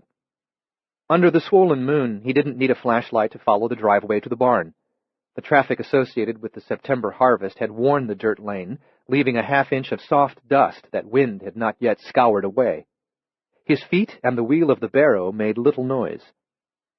Henry had expected this countryside and the surrounding woods to be noisier than they were, not as drenched in sound as the city, of course, but full of buzz and hum, tick and click, rustle, murmur, sibilation. Instead, the night was quiet, almost eerily so, as if all that slithered and crawled and walked and flew had suffered a sudden extinction, leaving him as the only living thing that wasn't rooted to the earth. At the barn, he parked the wheelbarrow near the man-sized door, stepped inside, felt for the switch, turned on the lights. He carried 2 bags of clothes inside before he realized that the bodies of Jim and Nora were not where he had left them. Dropping the sacks, he stepped to the spot where he had shot his brother and to which he had dragged Nora's corpse. Some blood on the carpet of straw was still moist, sticky. Bewildered, Henry crossed to the tractor, circled it, and made his way around the backhoe as well, seeking the deceased. He was certain they had been dead, both of them, not merely wounded and unconscious. Bewilderment thickened into confusion when he looked up and saw the horses, Samson and Beauty, watching him over the half-doors of their stalls. Both were chewing mouthfuls of hay and appeared not to have been in the least disturbed by whatever had happened here after he had returned to the house to dress in his brother's clothes and to have dinner.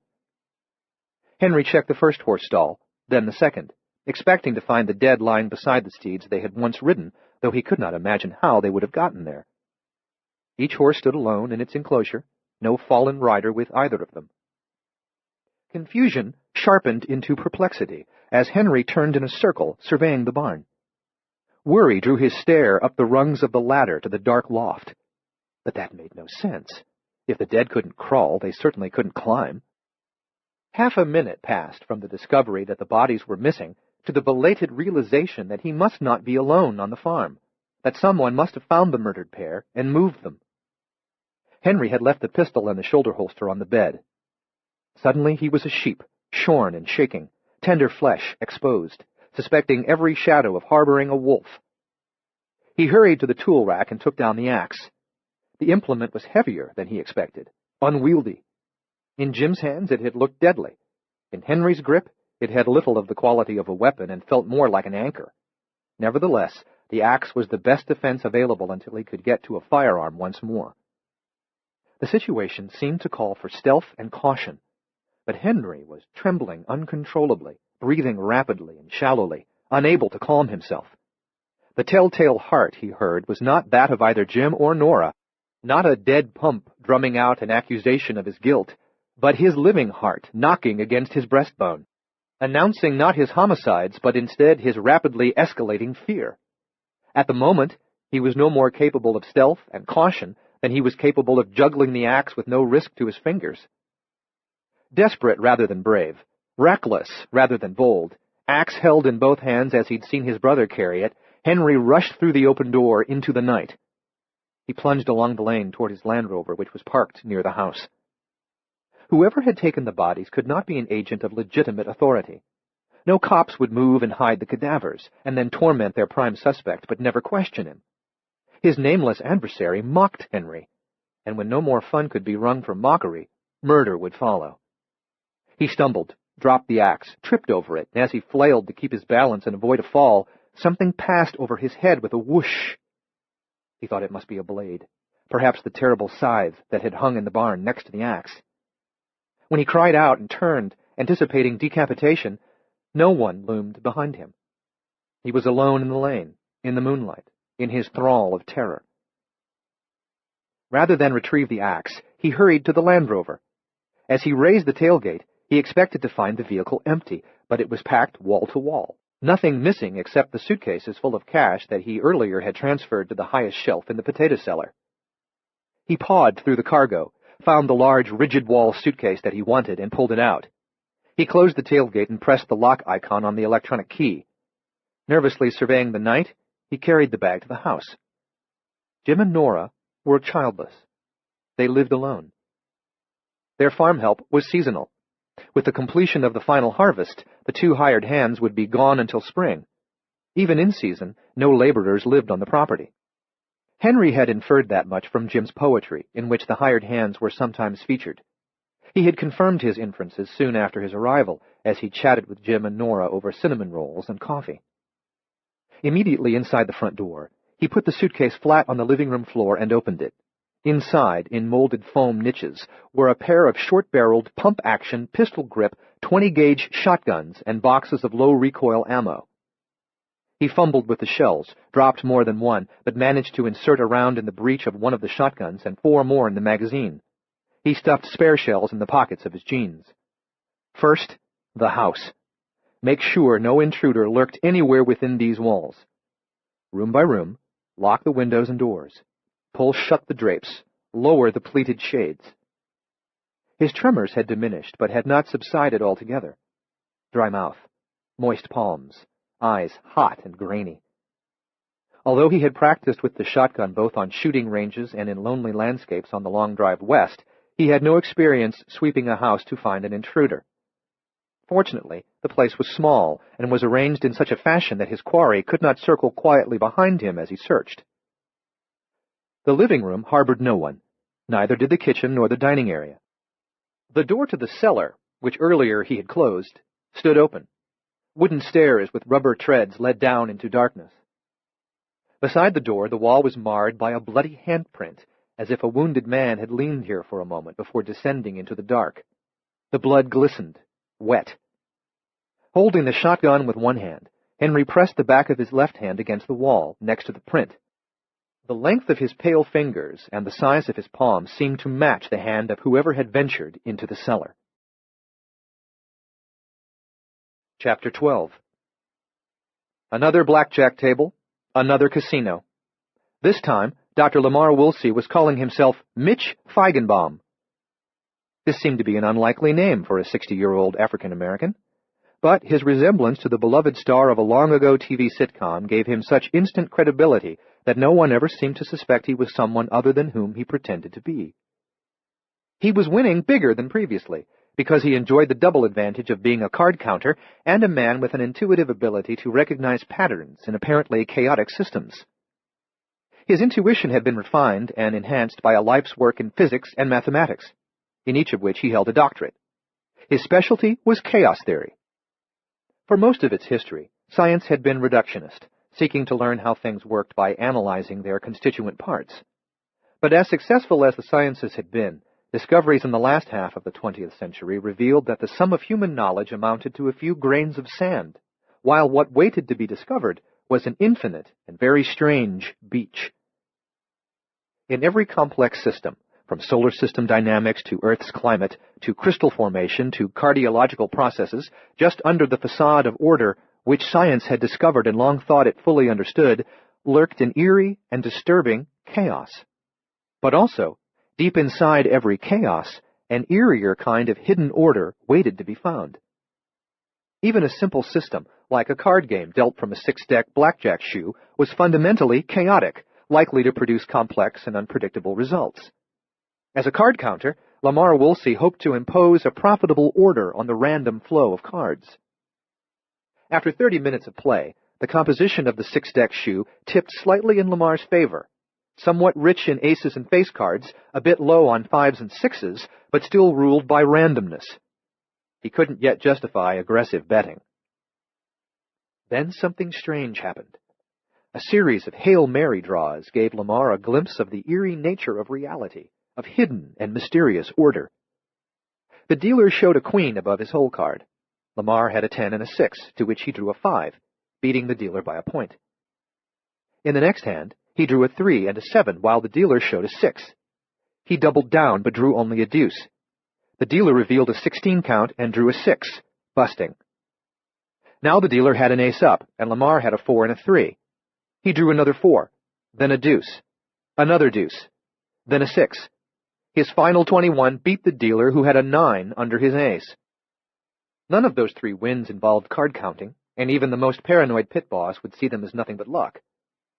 Not a believer in luck, Lamar read them instead as one of those curious patterns that expressed a hidden order under the randomness, under the chaos of any game of chance. This phase of the pattern, which benefited him, was a wave that offered effortless surfing. Until it lost its benign character, he ought to ride it. He won 9 more hands in a row, lost 2, then won another 8 with such unlikely combinations of cards that counting 10s and aces could have had no effect on his fortunes. Sometimes the power of hidden order can have, with its patterns, such an obvious presence in a system that its precise mechanisms seem within the theorist's grasp, until chaos reappears. Even when Lamar played irrationally, splitting a pair of 4s when the dealer showed a face card, he won. When the dealer showed an ace, Lamar doubled down on 8, and won. After losing 3 hands in a row, he suspected that the patterns under the apparent chaos of the cards no longer favored him, and he asked to have his winnings converted into high-value chips to make them easier to carry. His $1,000 buy-in had grown to $19,000. At the cashier's window, he converted 2 chips into folding money. After the 2 casinos, this left him ahead $400 for the night. He intended to give away the other $17,000 in chips before leaving the building. Chapter 13. Exploring the house, bottom to top with Grady, Merlin was as stealthy as an excited pony. They found no intruder. Whatever had finished Grady's dinner for him, whatever had taken the 3 baked chicken breasts and the pan on the stove, left no sign that it had ventured farther than the kitchen. Before returning to the ground floor, Grady turned off the lights room by room. In the darkness, he drew aside any draperies that were closed, raised any shades that were lowered. On the ground floor again, he made sure that the views from all the windows were likewise unobstructed. In the kitchen, he washed his dinner dishes. He brewed a pot of coffee, poured it into a thermos bottle, and stood the thermos on the dinette table. He set a mug on the table, too. Merlin watched as if witnessing a ritual with solemn meaning. Only 2 chairs served the table. They were at opposite ends of the window that looked out onto the back porch. Grady moved one of the chairs to face the window from across the table. He switched off the lights and sat in the chair, in the dark, in the lingering aroma of strong coffee, his mug empty. Merlin stood very still, as if pondering the situation. He was the contemplative dog, always ruminating on some aspect of his world. Out of sight above the house, the mirror moon reflected the sun of a day not yet dawned, shining the pale light of tomorrow on the yard and on the paper birches. The porch lay in shadow. Merlin padded to the kitchen door, a French door with panes all the way to the bottom, installed specifically to allow the wolfhound to see outside. Alert, he stood there, barely visible in the gloom. Grady's window had 3 rows of panes, 3 panes per row. In another house, miles from here, this was the identical configuration of the window through which Grady's mother had foreseen her future. A year before Grady was born, his father gave his mother a puppy, half German Shepherd, half everything else. She named him Sneakers because he had a dark coat and paws as white as tennis shoes. Growing up with Sneakers was a fine adventure, although the dog reserved the greater part of his devotion for Grady's mother. He loved his human brother, but he adored Ellen Adams.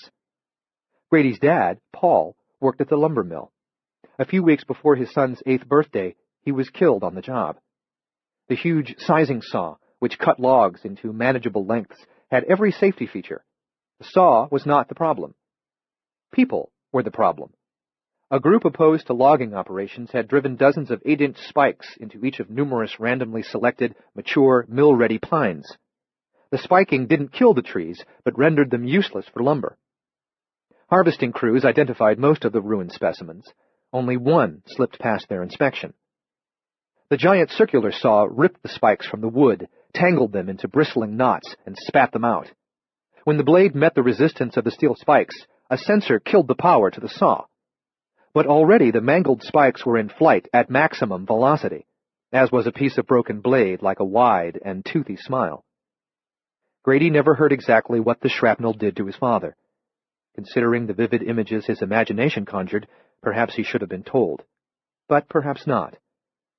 Mill workers, police, friends, and the family priest advised Ellen not to view the body. But Paul had been, she said, the other half of my heart. She declined to heed their advice. She accompanied her lost husband from the mill to the coroner's office. Later, she went with him from coroner to mortician. His mother's courage in a time of terrible loss and her faith were profound. Young Grady had drawn his strength from her example. He loved his dad. The loss was so grievous, he felt as though he had been cut open and robbed of a vital essence. Every morning for a long time, when he woke, he was aware of being incomplete. Because his mother endured, Grady endured. For him, endurance led to acquiescence, then to acceptance, and at last to peace. Long before he found peace, only a month following his father's death, after waking past midnight, he went downstairs to get a snack. He wasn't hungry, but he couldn't just lie in bed and think. A lamp already lit the downstairs hallway. His mom sat at the table in the kitchen, which was brightened only by the spill from the hall lamp. Her back to him, she gazed at the night beyond the window. Beside her chair sat Sneakers, his head in her lap. With her right hand, she tenderly, ceaselessly stroked the dog's head. His mom didn't know Grady stood in the doorway. The dog surely knew, but he would not turn from the woman's consoling hand. Grady could think of nothing to say. As quietly as if he were the ghost of a boy, he retreated from the kitchen, returned to bed. A few nights later, waking at 1 a.m, he silently went downstairs and found her as before with the dog. He stood for a while in the doorway, unannounced. It felt right that he should be with her, yet at this distance, watching over her as she stared through the window at the night. During the next month, he joined her a few more times, as silent and unnoticed as a guardian spirit. When he returned to his bed, he always wondered when his mother slept. Perhaps she didn't. One night he went downstairs and found the hall lamp off. His mother wasn't in the kitchen, nor was Sneakers. Grady assumed that she had changed her routine. He, too, was sleeping better than in the weeks immediately after his dad's death. A year passed before he again discovered her and Sneakers at the kitchen table, in the dark. She had never entirely stopped coming here in the emptiest hours. Perhaps she came more nights than not. This time he said, "Mom," and went to her side. He touched her shoulder. She reached up and took his hand in hers. After a moment, he said, "Do you think he'll come to visit?" She had the softest voice. "What? A ghost? No, sweetheart. This is my past and future window. When I want my past, I see your father working out there in the vegetable garden." They grew tomatoes, carrots, cucumbers, radishes, and more for their own use. Grady sat at the table with her. "When I want my future," she continued, "I see you tall and handsome and grown, with a family of your own. And I see myself with your dad again, in a new world without struggle." "Don't be sad," Grady said. "Oh, honey, I'm not sad. Have I ever seemed sad to you?" "No, just here, like this."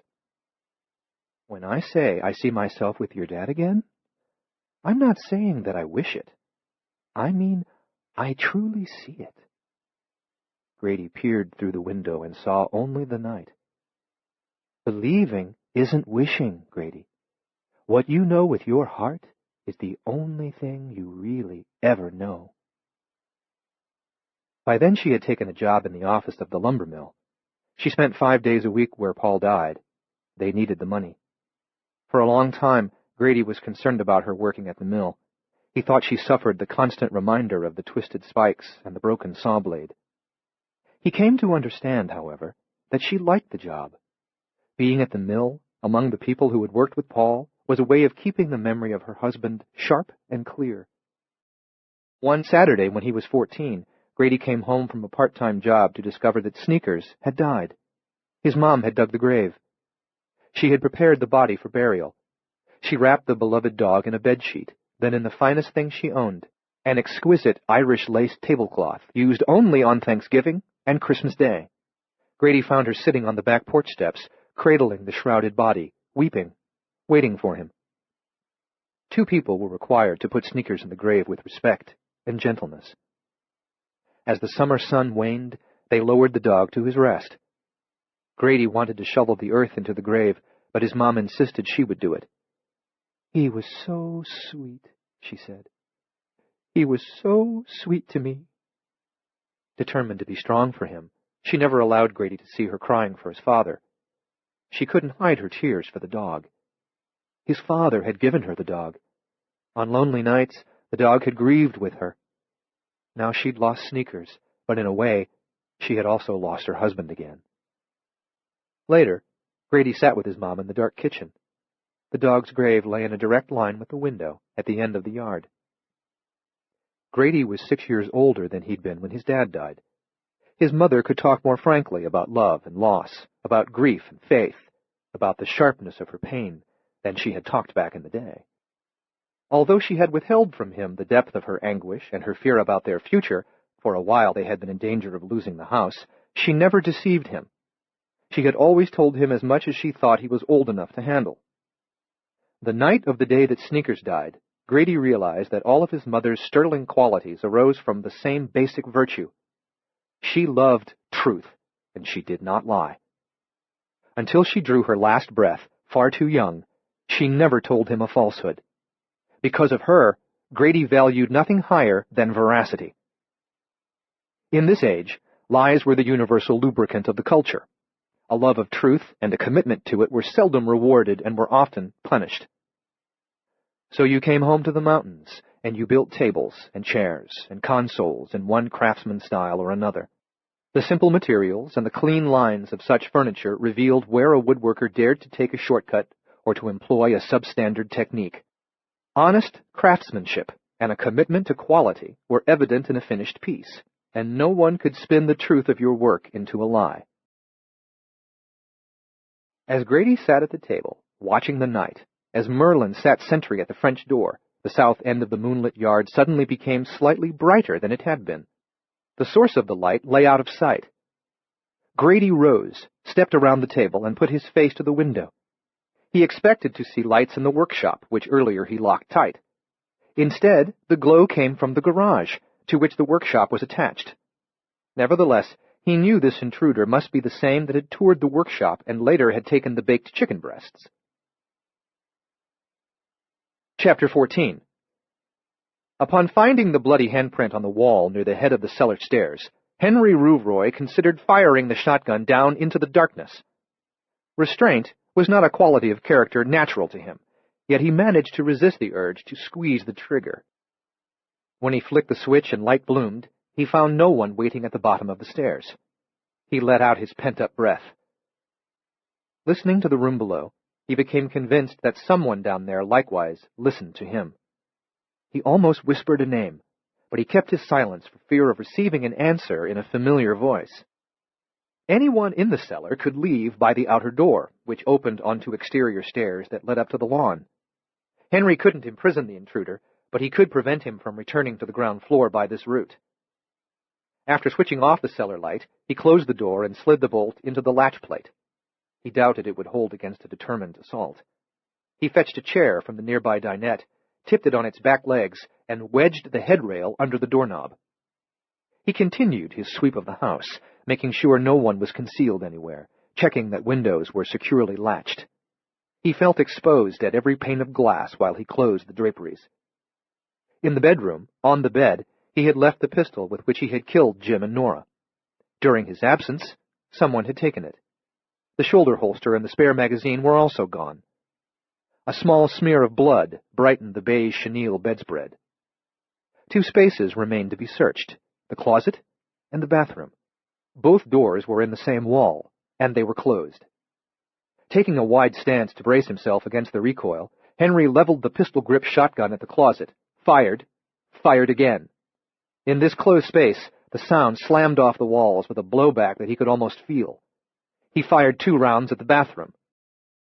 The buckshot punched holes through both of the cheap hollow-core doors, with enough velocity remaining to tear up whoever might be waiting beyond. The absence of a scream suggested that he'd wasted ammunition.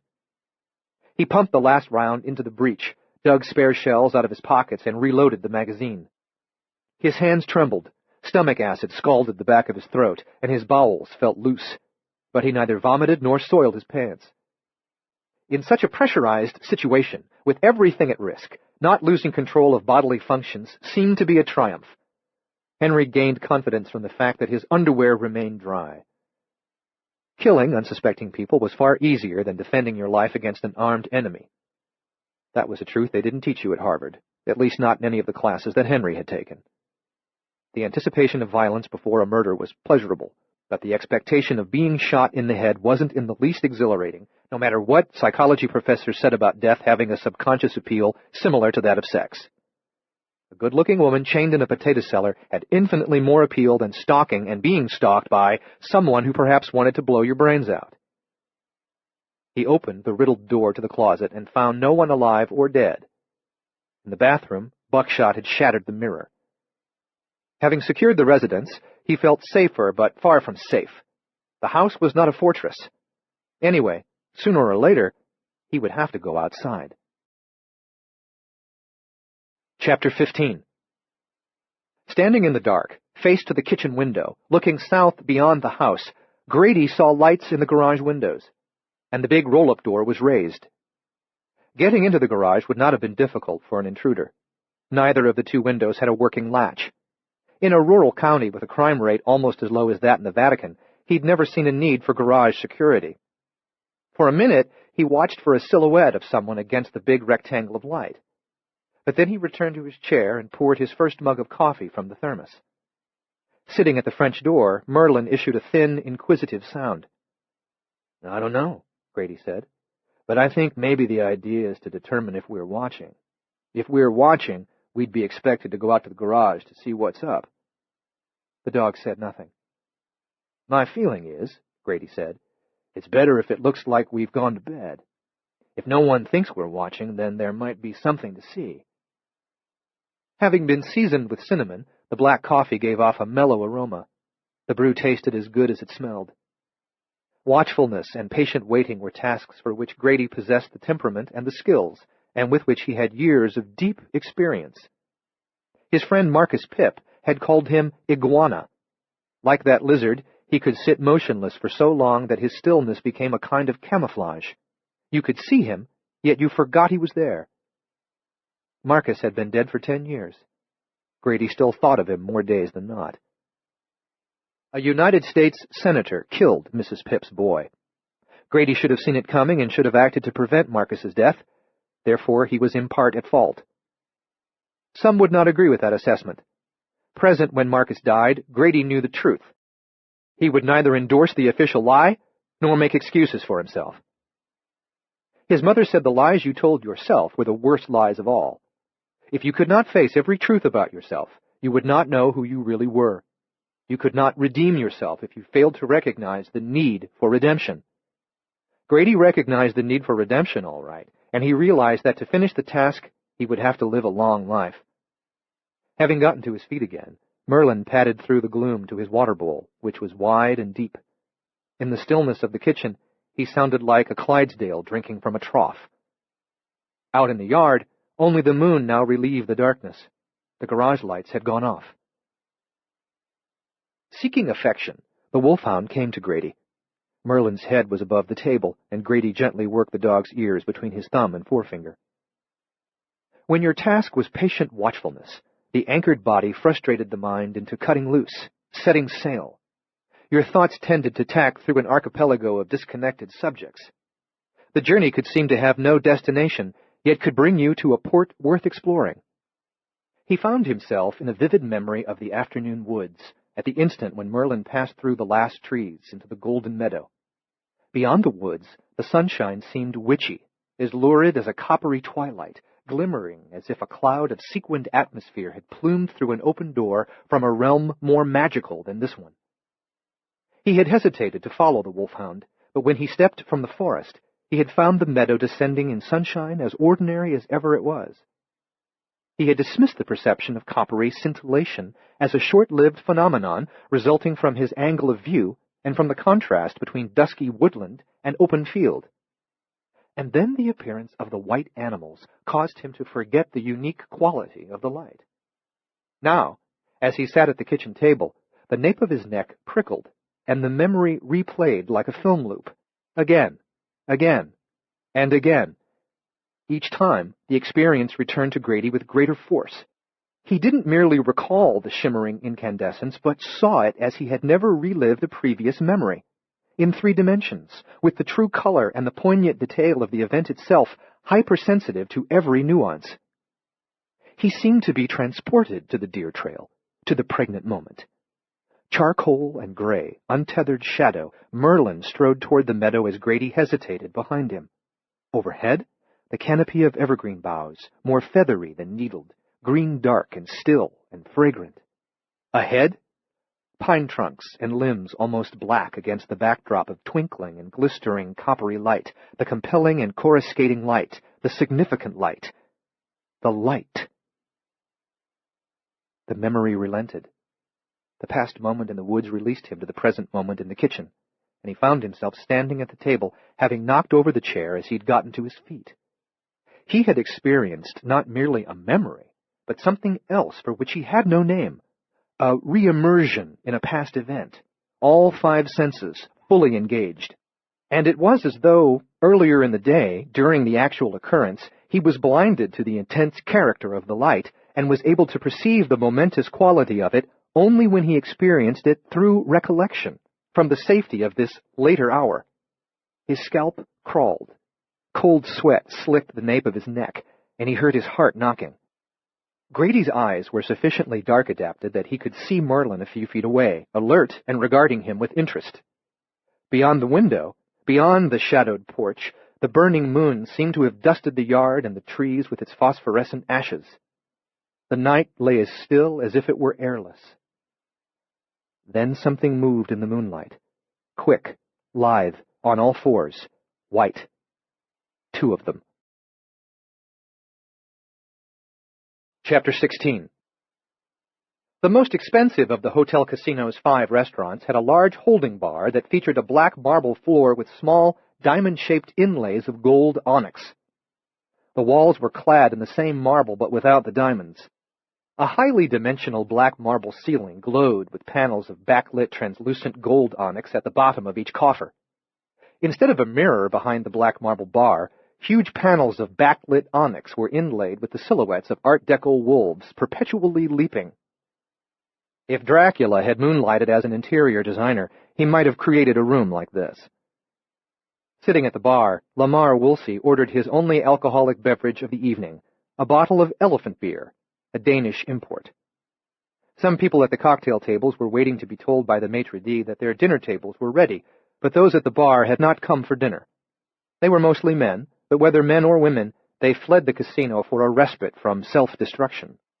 Their moods ranged between forced gaiety and somber reflection, but the impression they all made on Lamar was of desperation. They had come to the games of chance with hope. Emily Dickinson, the poet, had written that hope is the thing with feathers that perches in the soul. But if your hope was hope for the wrong thing, it could be a sharp-beaked hawk that ravaged the soul and the heart. In his easy way, Lamar chatted up 6 fugitives from cards and dice as they came and went.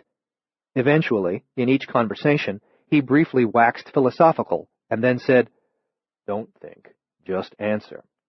What's the first word comes into your mind when I say hope?" As he nursed his beer, he didn't know what answer he would find appealing, but it wasn't among the first 5. Luck, money, change, none. The 6th of these brief companions, Eugene O'Malley, appeared to be in his late 20s.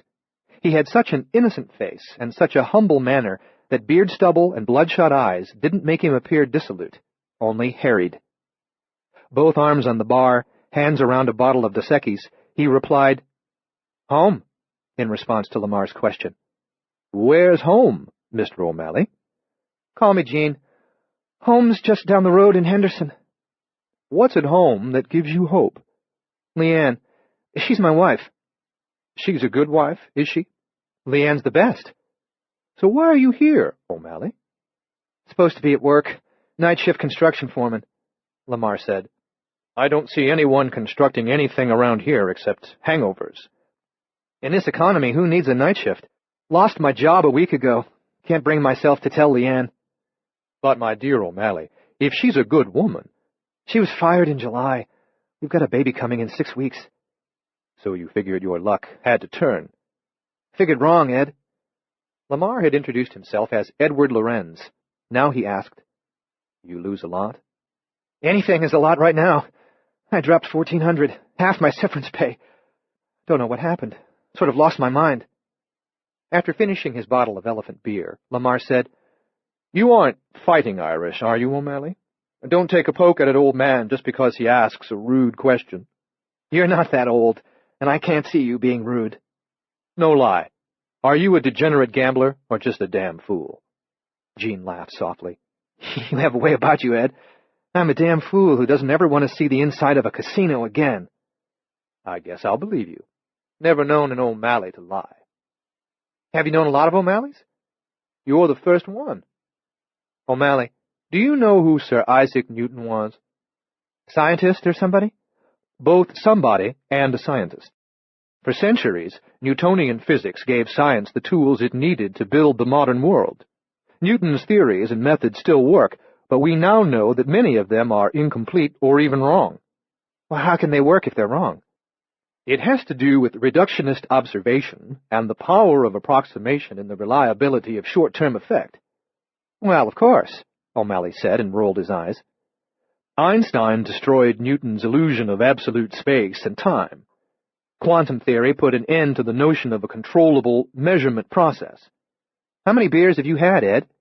"This all relates to something good that's soon going to happen to you, O'Malley. You know Galileo?" "Not personally." "Galileo was a great scientist, too, and one of his theories related to the oscillation of a pendulum, that its period remains independent of its amplitude, is still taught in most high school physics classes more than 300 years later. But it's wrong." "I'll bet you know what's wrong with it," O'Malley said, as if he was humoring an eccentric. "Everyone doing physics for the last 30 years knows it's wrong, but it's taught anyway.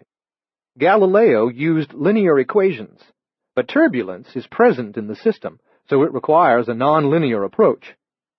Chaos, O'Malley. Underlying even the simple system of a pendulum is chaos, potential for complex and unexpected behavior. Now, I'm going to give you something."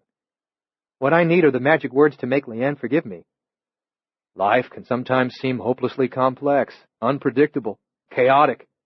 Then a strange order makes itself known. You tell Leanne what you've done and what I've done, so she'll know there's order in the chaos. But first, cash these and take the money home to her." From a pocket of his white sport coat, Lamar extracted 17 chips worth $17,000 and put them on the bar.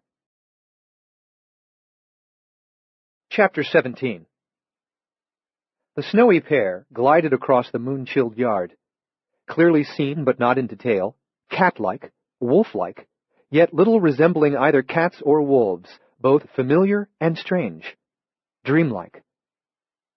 When the animals arced toward the house, disappearing around the north end of the porch, Grady hurried from the kitchen, navigating by the LED numbers in the oven clock and by the hum of the refrigerator.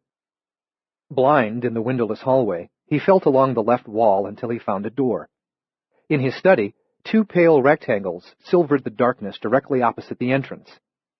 His familiarity with the furniture arrangement allowed him to make his way quickly toward those undraped windows. Halfway across the room, he gasped as a figure loomed against one of the framed panels of moonlight. But at once he realized that it was Merlin, on this side of the glass, paws on the sill. Grady went to the other window. The night remained for a moment as night had been for millennia, full of myth, mystery, and threat, but in fact less dangerous than the day, if only because more men were sleeping now than would be sleeping after dawn. The venerable stars, the ancient moon, the old earth, its time-worn beauty under wraps until sunrise. Then suddenly the night was new, as the white enigmas appeared. Having been out of sight, tight against the house, directly under the windows, they raced away from the building, past the trunk of the birch, north across the lawn. They halted at the limit of visibility, faint, featureless presences, huddling together as if conferring. Panting agitatedly, beating his forepaws against the windowsill, the wolfhound wanted to be in the night and in pursuit. "Settle," Grady said, and again, "Settle." A third issuance of the command was required when always before one had calmed the dog. Out of the darkness the visitors returned, not directly but obliquely, angling east toward the front of the house. Dropping to the floor, beyond the rays of the moon lamp, Merlin became a disembodied presence, a canine poltergeist, knocking across the floorboards, rapping the furniture and the door jamb with an ectoplasmic tail, abandoning the study for a different haunt. With the windows at his back, Grady was a blind man all the way across the room, reaching with both hands for the doorway. In the hall, he slid one palm along a wall until he reached the living room. Already Merlin had materialized at a front window to the right of the door, paws on the sill. Making his way toward the window to the left of the door, Grady bumped an end table. He heard a lamp wobbling, found it, steadied it. Earlier, when he opened all the draperies and shades, he hadn't imagined chasing around the house in pursuit of circling visitors. He merely wanted to have immediate access to any window that gave a view of an area where a noise might arise or entry might be attempted. By the time he reached the window, he began to suspect that these mysterious animals were as curious about him as he was about them, that they were intent on satisfying that curiosity. Beyond the porch, east of the house, lay the front yard, part of it overlaid with a faint tracery of moon shadows cast by the intricate branches of the huge birch tree. The visitors were not on the yard or on that portion of the county lane, Cracker's Drive, visible from this vantage point. Nothing else traveled the night, either. No deer were present, though they frequently came to graze upon the lawn. Often coyotes whitted through the lunar glade, all legs and haunches and sharp shoulders, but on this occasion they were hunting elsewhere. As though aware of their audience and timing their entrance for maximum drama, the creatures sprang as one over the railing at the north side of the porch, seemed to cross the deck as fast as two pulses of light, and vanished over the railing at the south end. The speed with which they moved, and the darkness of the porch, prevented Grady from learning anything more significant about their appearance than he had perceived from a distance in the meadow. He confirmed their size and their nimbleness, and thought he had seen lushly plumed tails, but their faces remained unrevealed. They ran on all fours, though it seemed that they reared up as they approached the south end of the porch, that they took the last few steps on their hind feet before vaulting over the railing. Their movement wasn't what he expected of any four-legged mammal in these mountains, though he couldn't precisely identify the difference. The instant the creatures leaped out of sight, Merlin abandoned his post and hurried unerringly through the dark living room to the hallway. Most likely, the wolfhound intended to track the animals from one of the library windows at the south side of the house. Grady was so sure these visitors were intrigued by him and intent upon him that he saw no reason to scramble after them through the gloom, at the risk of falling and breaking a bone. They weren't going to retreat into the mountains and leave him forever wondering about their nature. They had initiated a process of discovery, and they were not likely to relent from it. This was an extraordinary expectation. Wild animals were by their nature wary. Even confident predators like mountain lions generally slunk away into the brush at the sight of a human being. In this wooded vastness, only bears were fearless. An 800-pound brown bear was as ready to charge a man as to ignore him. Grady felt his way cautiously through the living room, from sofa to armchair, and as he reached the hallway, he heard a thin cry of doggy excitement. Chapter 18. The moth danced with the false flame of the ceiling light, and its shadow swelled and shrank across the pages of the books through which Cami Rivers searched for answers. The horses and other animals at High Meadows Farm had seemed no worse for the time they spent in a trance, if indeed it was a trance. But such behavior surely must be symptomatic of a physical disorder. In her apartment kitchen above the veterinary clinic, the table was stacked with reference volumes that had thus far failed her. The internet had failed her as well, so she put aside one book and opened another to its index. Absence seizures in epileptics weren't accompanied by abnormal movements. The subject appeared conscious but wasn't, and the seizure could be mistaken for daydreaming or inattentiveness. The longest absence seizure, however, lasted less than a minute. The thoroughbreds and their pets at High Meadows reportedly had been in a trance for more than 15 minutes. Besides, none of the animals at the farm had been previously diagnosed as epileptic, and it offended reason to suppose that they would all simultaneously manifest a condition that affected on average 1 in 300 individuals. In addition to congenital cases, other incidences of epilepsy could be attributed to birth trauma and blows to the head, as well as to previous cases of meningitis, encephalitis, and bacterial infections of the brain. Symptoms of those preconditional diseases, however, would have been impossible to overlook. None of the animals at High Meadows, let alone all of them, suffered any such illnesses. After ruling out epilepsy, Cammy moved on to systemic fungal diseases. She had a dim recollection that certain exotic funguses, not more common varieties like coccidioides, could have brain effects that included absence seizures and hallucinations. Funguses tended to be regional, but she didn't limit her inquiry to Rocky Mountain or even Western varieties. Rare indeed were the funguses that could cause such symptoms. Rarer still were those that conceivably could take hold in 4 different species: horses, goats, cats, and dogs. She wasn't going to consider the duck. She had never treated a duck. She didn't know how ducks thought or if they thought much at all. The duck was at best a distraction. To hell with the duck. The problem with pinning the event on a fungus was that none of the animals had exhibited any of the more common symptoms of fungal diseases: diarrhea, fever, chronic cough, difficulty breathing, weight loss, lethargy. Before leaving High Meadows Farm, Cammy had taken blood samples from 7 horses, 3 goats, and 3 dogs. In the morning, she would FedEx them to the lab in Colorado Springs. Considering that none of the animals was suffering, and that none had shown any disturbing symptoms other than the communal trance, she would fulfill her responsibilities merely by waiting for the report from the laboratory.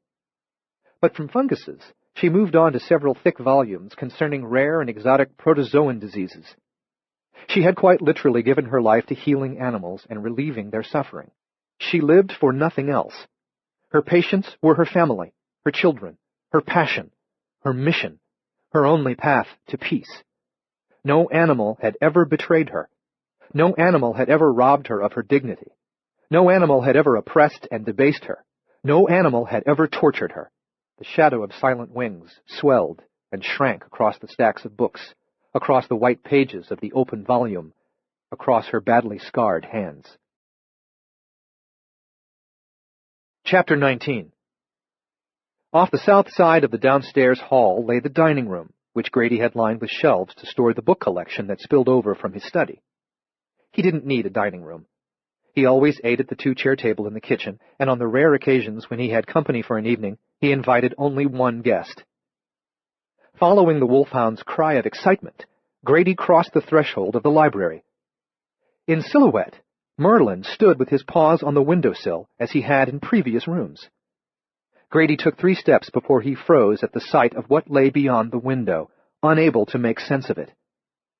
In relation to the house, the moon was farther to the east than to the west, farther north than south. No porch roof overhung this side of the residence, but moonlight was no more able to reach these southern panes than those in the living room.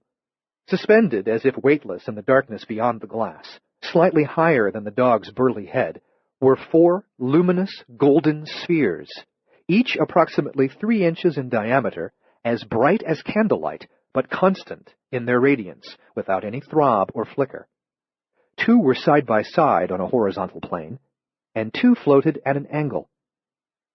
Bubbles, he thought, not only because they seemed to levitate, but also because their color was less constant than their brightness. They revealed a subtle iridescence. Shades of gold played through them, and quivers of copper, and streams of silver, much the way that a more complete spectrum of colors manifested across the surface of a soap bubble. As easy as it was to think of the floating objects as bubbles, he intuited that they were not that ephemeral. They possessed more substance than a first impression suggested. Although full of light, the spheres seemed to emit none. The panes took no shine from them, and neither did the wolfhound on this side of the glass. The tarnished silver cedar frame of the window remained uniformly dark. These globes weren't truly radiant, weren't luminous in the sense that they shared their light and color, but somehow contained them. Grady moved toward the window, and as he drew close to Merlin, the iridescence of the objects increased. In two, sapphire washed through the gold, and then many shades of blue at once, and the gold repeatedly bloomed through the other hues, like the base weave color in a rippling garment of lustrous silk. The third and fourth spheres changed entirely from gold to blues and greens. The wolfhound continuously expressed excitement and eagerness in a voice pinched, so thin that he sounded like a much smaller dog. As beautiful as the spheres were, their most affecting quality was strangeness. A perpetual aurora borealis in gem-bright colors, captured in weightless globes the size of tennis balls, hovering to no apparent purpose. They seemed to be so far beyond anything in Grady's experience, so mysterious, so resistant to explanation, so dazzling, that the longer he contemplated them, the more disoriented he became. He began to feel lightheaded and curiously weightless, as though he might suddenly break the bonds of gravity and rise off the floor, float in the darkness on this side of the glass as the four spheres floated in the outer dark. Then one of the pair blinked, and the other blinked, and this suggestion of function gave Grady a fresh perspective that resolved the mystery. Eyes. A darkness at the center of each, the irises open wide.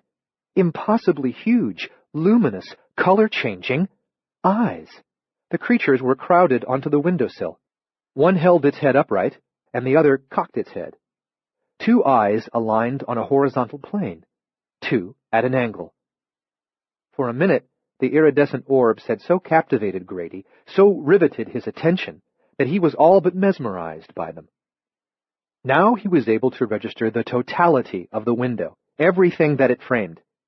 Dimly, he saw their pale forms, the faintest suggestion of faces, perhaps a forepaw clinging to the casing.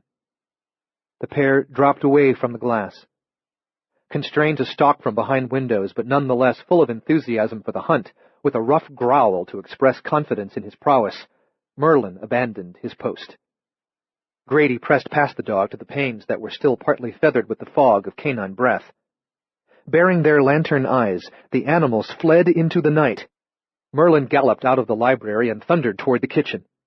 Grady stood as if concussed, shocked into immobility, not by a physical blow, but by a mental one. Having at last seen the pair from the meadow more clearly, he should have understood them better, but he was more mystified than ever. Merlin rarely barked. He barked now. Chapter 20. Henry Rouvroy picked up shotgun-shattered fragments of his face from the bathroom floor and dropped the pieces of broken mirror into a heavy-duty plastic trash bag. He paused repeatedly to study reflections of his stare in the silvery shards before throwing them away. He saw nothing in his eyes, certainly nothing like guilt. No such thing as guilt existed, except in the weak minds of those who believed in the false gods of various authorities. He saw the same nothing he had seen in the eyes of Nora Carlyle's corpse, the universal nothing of the human gaze. The eyes were not the windows of the soul, and what could be seen beyond them was only 1,000 hungers, needs, desires, and one thing more, fear. Henry knew his hungers and did not need to discover them in his eyes. His needs and desires were insatiable, and he would feed them as no glutton ever born had ever fed. The first woman in the potato cellar would not be the last, and if he lived long enough, the fields of his brother's farm would be a 6-acre cemetery without headstones. Henry challenged himself to acknowledge the fear in his eyes, and he saw it clearly. He was not afraid of any variety of authority. He feared only others like himself, monsters in the making or already made. He knew that legions of them stalked the world. He knew of what they were capable, because he knew of what he was capable. Anything. He saw nothing exalted about the human animal, nothing elevated or dignified or exceptional. Only two roles existed for any human being: prey or predator, rule or be ruled, act or be acted upon. Somewhere nearby, a predator intended to prevent Henry from establishing a survivalist retreat on this property. The unknown adversary could have but one motivation: to seize the property for himself and live there to ride out the coming storm. If that was the case, and it had to be the case, then he must be someone who knew the storm was coming, someone who traveled the same Washington circles in which Henry had once moved. He must have discovered that Henry had stolen a fortune from the operation, and he must have put Henry under observation to discover what further intentions he might have. Those circles were infested with people who possessed limitless resources for investigating and tracking a subject of interest. Henry had taken great care to conceal his theft and to cover his trail when he came west, but evidently he had not been careful enough. He didn't for a moment believe that his brother Jim might be stalking him. Jim was dead, shot 3 times, the 3rd time in the face. Even if Jim survived, which he had not, he would be blind and brain damaged. After picking up the last of the broken mirror, Henry carried the bag to the kitchen and put it in the trash can. He took the shotgun with him. At the cellar door, the chair remained wedged securely under the knob. Putting one ear to the space between door and jamb, he held his breath and listened. No sound rose from below. Perhaps some people would have been superstitious enough to wonder if Jim might have returned from the dead for revenge. Henry didn't believe in life after death of either the spiritual or the zombie movie kind. The missing bodies, the bloody handprint, and the smear on the bedspread were just theater. Somebody out there had an adolescent sense of humor. He wanted to torment Henry. Whoever the son of a bitch might be, he was evidently a sadist. No surprise. Most people in Henry's Washington circles were sadists. In a certain kind of personality, sadism and a craving for power were entwined character traits. Henry put the shotgun on the dinette table. Still standing, he poured another glass of the wine that he had tolerated with dinner. A year previously, Henry had become aware of a sadistic streak in himself. He first recognized it when, while watching a woman chef on the Food Network for half an hour, he imagined 16 violent and grotesque things he wanted to do to her. At the end of the show, he had no memory of a single dish that she had prepared. He then switched to the home and garden television, where he found a program hosted by a cute interior designer. By the end of the show, in Henry's vivid imagination, the woman sagged, naked and broken, against a limestone column to which she had been lashed with lengths of barbed wire. For the past year, no woman on television was safe when Henry picked up the remote control. Certain celebrities inspired in him such extravagantly savage fantasies that he bought the largest flat-screen TV on the market. Jim and Nora didn't have a TV. No cable service existed in these boondocks, and they refused to spring for satellite service. If Henry Rouvroy's plans were fulfilled, he would have no time for television anyway. He doubted very much that he would be able to find celebrity chefs to imprison in the potato cellar, but even rural Colorado had plenty of tender flesh to suit his purposes. Because he considered himself an intellectual, Henry had spent considerable time thinking about his sadistic impulses. He understood that they were not triggered by the cooking show. Extreme sadism always had been a fundamental quality of his nature. For most of his life, he repressed it in order to avoid imprisonment. He channeled that energy into his career, powered his ambition with it. A year earlier, however, because of his insider knowledge, he recognized that a time was coming when societal upheaval and chaos would result in widespread failures of local authority, creating circumstances in which a sadist could surrender to his compulsions with little fear of punishment. The nation would soon be a thrill park for men like him. To be ready for that time of infinite delights, he had much to do. Stock the place with years' worth of consumables. Seed the first 100 yards or so of the dirt lane, this side of the highway, so that weeds and grass would make it vanish. Create a natural-looking deadfall of trees that further blocked entrance, but only after charting a drivable path through the forest to get an SUV around the deadfall. He must sell the horses and chickens, too, or otherwise dispose of them. His assumption of his brother's identity had not been for the purpose of becoming a farmer. The thought of feeding chickens and collecting their eggs made Henry shudder, and he would not slaughter and pluck them either. A man of his education, sophistication, and accomplishments should not be reduced to killing the food he ate. Before he killed the woman he intended to keep in the potato cellar, he would most likely bite them as part of his play, but he had no intention of eating them. That was so 20th century Hollywood, and Henry had as much contempt for cliches as he had for people who ate fast food, people who wore off-the-rack suits, people who believed in things, and people in general. For a while, Waiting for his enemy's next move, Henry didn't think about anything. Sometimes it was a relief not to think. He could at will become the blank, the vacant flesh, the nothing that was the truth of every human being. Ralph Waldo Emerson, the literary genius, a hero of Henry's, believed that each of us must be a circle, inventing his own truth moment by moment, consuming his truth as a snake consumes its tail, always rolling forward, living for this moment and the next, only this moment and the next, always seeking the new, becoming the new, metamorphosing, ever-changing with our ever-changing truths. In transition, in progression toward the ever-new self, said Emerson, I, the imperfect, adore my own perfect. Now imperfect Henry was a perfect circle. Nothing inside the circle, nothing outside, just a thin line curving to meet itself. This was a kind of meditation, meditation without even the awareness of meditating, meditation without purpose. When he stopped being nothing, he sat at the kitchen table, sipping the mediocre wine. He waited for a development that would break the current impasse between him and his unknown enemy. The moment arrived when he heard footsteps ascending the wooden staircase in the cellar.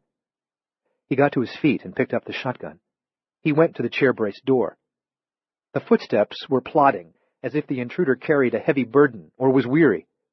Finally, he reached the top step. Henry waited in silence. So did the man on the cellar stairs. After a while, the doorknob turned back and forth, squeaking against the headrail of the tipped chair. Then it stopped moving. Chapter 21. After dinner, Lamar Woolsey returned to his Las Vegas hotel room and switched on his laptop. He had 6 emails. He answered 5 quickly, but took time to consider his response to the 6th, which was from Simon Northcott. Simon was already in Denver, where the conference would begin the following afternoon. Scheduled to give a speech on Tuesday, he proposed instead that he and Lamar dedicate the time to debate. Simon listed 3 related propositions, which were all ground they had covered before. Debating Simon would be as pointless as debating an issue of constitutional law with a Broadway tenor who cared only about winning over the audience by belting out show tunes. If the audience cared about law, the singer didn't stand a chance of winning the debate. But because everyone appreciates a rousing rendition of Yankee Doodle Dandy, there would be enough applause to convince him that he had indeed won. Having once been a man of reason, Simon had become more of an evangelist than a scientist. His new version of reason did not allow him to abandon or even to revise a cherished theory as a consequence of new information. Instead, Simon required that new information be interpreted in such a way as to support a theory to which he and so many others had devoted their careers. At last Lamar Woolsey answered the invitation to debate. Dear Northcott, for centuries, from the beginnings of science until the year I was born, the universe was believed to have existed forever in the same condition we observed it. Then came the Big Bang Theory and decades of accumulating proof that the universe had a cataclysmic beginning and has been expanding ever since. If I live long enough, another revolution in science may make it unnecessary for us to debate your favorite issue. Then I will simply need to say, I told you so. I look forward to hearing your speech. After changing into pajamas and brushing his teeth, Lamar sat on the edge of the bed and keyed in his home number in Chicago. He listened to the voicemail message. You have reached the Woolsey residence. No one is available to take your call right now, but please leave a message and we will get back to you. He could access existing messages, but he was too weary to deal with them now. He would call for that purpose in the morning. He didn't leave a message. There was no one to receive it. He called only to hear his wife, Estelle, who recorded the greeting. She'd been gone almost 3 years, taken suddenly by an aortal aneurysm, but Lamar had not changed the recording. When he switched off the bedside lamp, her voice remained clear in his memory. Closing his eyes, he could see her. Lying on the edge of sleep, he hoped to dream of her. He wasn't concerned about having a nightmare about Estelle. Her presence guaranteed a dream of great comfort and gladness. Chapter 22. Entering the dark kitchen, Grady whispered reassurances to the agitated wolfhound. At the French door, peering out, Merlin stopped barking but began whining as though other dogs were at play in the yard and he was eager to romp with them. Grady leaned over the table, squinting through the window at which he had earlier sat sentinel. His eyes were by now so dark adapted that he saw the two creatures at once. One of them sat as a dog might sit in the chair that Grady had occupied in the late afternoon, when Merlin had chased coveys of scents around the yard. The other sat on the marble-topped table on which Grady had earlier stacked 3 reference books about the fauna of the mountains. Because the two had their backs to the house, Grady couldn't see their eyes. Their impossible, inexplicable eyes. The meadow had been more than a place. The meadow had been a moment and a motion, a pivot point and a lever, where and when his life had changed. And not just his life, much more than his life. Maybe everything. This is the end of disc number 2.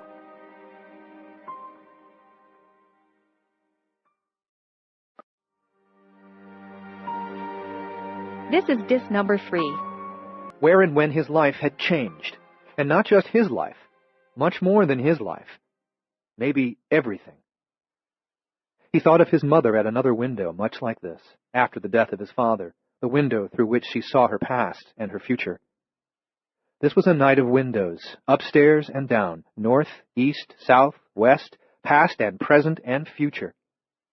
He went to the door where Merlin waited, and the door was in fact a window with 9 panes. On the porch, the animals continued to face outward toward the yard, toward the night and the mountains and the moon. They had to be aware of Grady's presence, if only because of Merlin's barking earlier and his eager entreaties now. Yet they didn't look toward him. Grady switched on the kitchen and porch lights. Beside him, Merlin stopped whining and began to pant excitedly. The wolfhound appeared to be neither afraid nor aggressive. His wagging tail slapped against the wall. Grady hesitated with his hand on the doorknob. He thought of the shimmering light as he had moved through the piney woods toward the meadow. He wondered who earlier turned on the lights in his workshop, and then in the garage. Who opened the workshop doors, raised the garage roll-up? Hesitating with his hand on the knob, he rapped knuckles against one of the panes of the door. The mysterious animals sat motionless on the chair and on the table, declining to reveal their eyes. He thought of Marcus Pip, who had given him the name Iguana, who had died violently, killed by the senator. He didn't know why he should think of Marcus now, in this amazing moment, except that he had thought of him often over the past 10 years. Once more he raised his knuckles to the glass, but he didn't rap the pane. He wanted to see their eyes, wanted very much to see them, but he did not rap. He took a deep breath. He opened the door of 9 windows, and where the door had been was a threshold, and where the threshold had been was a porch floor underfoot. The animals turned to look at him, and at the suddenly shy dog. Chapter 23. Standing at the braced door, Henry waited for the knob to turn again, but it did not.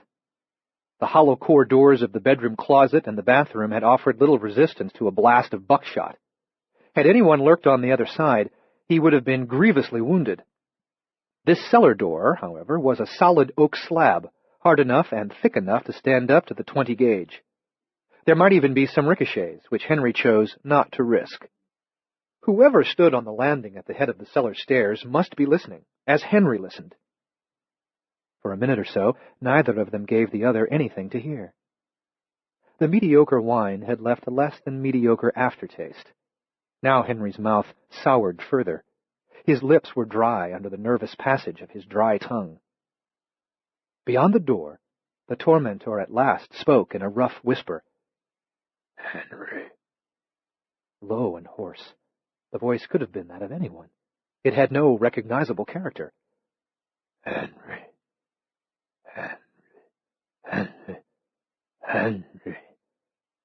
3 of those 4 repetitions were slurred, as though the tormentor had a malformed or damaged mouth. Henry didn't know anyone with a speech impediment. The man beyond the door could be no one he knew. No one. Because his adversary might be well armed, Henry didn't speak or otherwise make a sound that might reveal his presence and position. Among the weapons packed in his Land Rover was an urban sniper, a pistol-grip shotgun that fired only slugs powerful enough to stop a charging bull. If the tormentor had armed himself with the sniper, the oak wouldn't provide sufficient protection for Henry. From the farther side of the door came a shuffling as the intruder turned around on the landing. Heavy footsteps descended into the cellar, faded into silence. Quietly, Henry returned to the dinette table. He put down the shotgun but remained standing. Although the wine wasn't worthy of him, he drained his glass and poured another serving. He expected to hear noises below, but silence endured.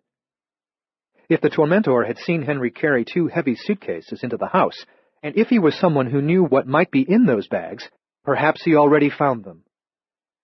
Henry waited to hear the outer cellar door opening and the rain doors being swung out and back from the exterior stairs. Nothing. After a while, he sat at the table. If the tormentor had somehow left quietly with the $2 million, that would be a blow, but not a disaster. Henry had with him $5 million in cut diamonds, another $10 million in bearer bonds. In safe deposit boxes in domestic and foreign institutions, he kept fortunes in commodities-grade gold coins, also in rare coins of greater value than their precious metal content. In the circles in which Henry once moved, embezzlement had such a long history that some viewed it as an honorable tradition. The sums drained from the system in the past, however, were pittances compared to the fortunes gushing from the spigots in recent years. Those who stole billions were whales, and schools of them plied the waters, majestic super-thieves to whom pilferers like Henry were mere pilot fish. He had assumed that the $30 million he filtered out of the flow would not be missed. Now he wondered if he might be wrong to think that a small fish could swim safely among leviathans. Perhaps the whales devoured small fish as readily as they ate krill or plankton. The climber and descender of the stairs wanted Henry to search the cellar. The subsequent silence was meant to wear his restraint to a fragile filament. He was being baited. He would not take the hook. Neither would he go outside at night to check on the remaining contents of the Land Rover. Dawn would be soon enough. The thought of dawn led him to consider how his situation might deteriorate if his enemy cut power during the night. He didn't want to be feeling his way through a strange house in absolute blackness. When the University of Colorado had used this place for forest management research, it paid to have the power company trench the dirt lane and bury cable. But the line must come out of the ground before entering the house, which was a point of vulnerability. In the cellar, he'd seen a service panel. If his tormentor was still down there and decided to flip a few breakers, Henry would be effectively blind. He imagined groping warily through lightless rooms and hearing, close at his side, a low, rough voice whisper, "Henry." Anxiety spiking, he searched kitchen cabinets and drawers until he found a flashlight and spare batteries. All right. He would be all right. Now at a few minutes past 10 o'clock, dawn lay at least 8 hours away. If he spent the night alert for sounds of an attempted break-in, he would be exhausted by daybreak. Already weary, he needed sleep to regain the necessary edge to stay alive. He wanted to leave all the lights on, but he had always needed darkness to sleep. If he switched off the lights in only one room, anyone outside would know where he must be sleeping. After consideration, he switched off the kitchen fluorescents. In the dark, he saw a bright line at the bottom of the cellar door, which might mean either that his tormentor was down there or wanted him to think as much. He left the lights on in the hallway, but turned them off in the study where Nora had intended to prepare the sofa bed for him. In the living room, he clicked off one lamp, but left another aglow near a window. He would sleep in the bedroom, but not where anyone would expect to find him. The situation required precautions, deception. He propped the shotgun against the bedroom armchair. He put the flashlight and the package of batteries on a footstool. In the closet with the riddled door, from a high shelf, Henry took down 2 extra pillows and 2 spare blankets. With these, he could create the illusion of a sleeper under the covers. Approaching the bed, he saw the gloves. The pillows and blankets fell from his arms. On the chenille spread lay the pair of leather work gloves that Jim had worn to chop wood. They hadn't been there before. They were saturated with blood. The blood had leached into the chenille. Chapter 24. Cammy Rivers in her kitchen, in the ceaseless throbbing shadow of the light-drunk moth, eliminated protozoan diseases as possible causes of the behavior of the animals at High Meadows Farm. She seemed to be left with only the possibility that a toxic substance or a drug had been administered to the thoroughbreds and their pets. The method of delivery would most likely have been through accidentally or intentionally contaminated food. The different species, horses, goats, dogs, would not have been fed the same things. Even some of the horses might have been on diets different from the others. Consequently, the contamination surely would have been intentional. This explanation struck her as melodramatic and implausible, but she had no other avenue to explore. Although she was old-fashioned in her approach to research, preferring books to internet sources that more often contained misinformation, the time had come to go downstairs to the computer.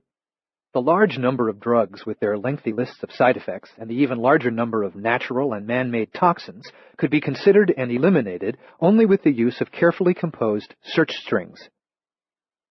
As she pushed her chair away from the table and got to her feet, the wall phone rang. She plucked the handset from the cradle. "Cammy Rivers." "Hey, Doc," Grady Adams said. "Hope I didn't wake you." "It's not even 10:30 yet, Grady." "Well, I know you get up early. Listen, could you maybe come out here?" "What, now?" "That's what I'm hoping." "Tell me nothing's wrong with Merlin." She had given Grady the wolfhound as a puppy almost 3 years earlier. No, he's fit enough. You could saddle him up and ride him. There's this other thing." "What thing?" "This thing. I want you to take a look at it. At them. Bring your bag, whatever you need, 'cause you might want to examine them." "They have a name?" "Well, that's just it. I don't think they do. I've never seen anything like them. Right now they're chasing Merlin around the room, and he loves it." "I have to ask you, furniture guy, you been breathing too many shellac fumes?" "Maybe I have. Maybe I've been drinking the stuff." Chapter 25. After finding the blood-soaked gloves, shotgun at the ready, Henry Rouvroy searched the house, found no one, then searched it again, with the same result. The chair still braced the cellar door. The front door remained locked, as did the back door between the kitchen and the rear porch. The explanation became obvious. The enemy possessed a key. No doubt he took it off either Jim's corpse or Nora's. While Henry had sat at the dinette table, listening for sounds in the basement, drinking dismal wine that might as easily have been pressed from plastic grapes as from real ones, his tormentor used a key to come in quietly through the front door. He left the bloody gloves on the bed, gloves he had worn while moving the bodies, and he left by the way he entered, locking up after himself. Henry could see how it was done, but he couldn't understand why. Earlier, this kind of prankish behavior seemed to indicate that his tormentor must have an adolescent sense of humor. With so much at stake, however, and with every prank performed at a mortal risk, such behavior was unreasonable, if not irrational. If someone in Washington had become aware of Henry's theft even as he had been industriously embezzling, if that person monitored him to discover the extent of his larceny and to determine his ultimate intentions, and if that person had either followed him to Jim's farm or been waiting here for his arrival, common sense argued that Henry should have been killed, shot in the back of the head, before he even realized anyone had become aware of his thievery and his plans to make the farm his redoubt. Evidently, his tormentor wanted more from him than his money and the farm. He tried to imagine what that might be, but his imagination failed him. To ensure that his enemy could not get in with a key, Henry braced the kitchen door with a dinette chair. He used another chair to prevent the front door from being opened. Henry thought of himself as a monster of limitless cruelty and perfect self-interest, whose absolute amorality ensured that he would reliably do the best thing for himself without hesitation. Now he reluctantly recognized that he could nevertheless make mistakes. For one thing, he had equipped his Land Rover with a roadside assistance and anti-theft service. Via satellite, it allowed real-time conversations in the event of breakdowns, accidents, and other emergencies. His primary purpose when having the service installed was to receive reliable advice about the best restaurants and the finest hotels wherever he happened to be at mealtime during his leisurely drive west.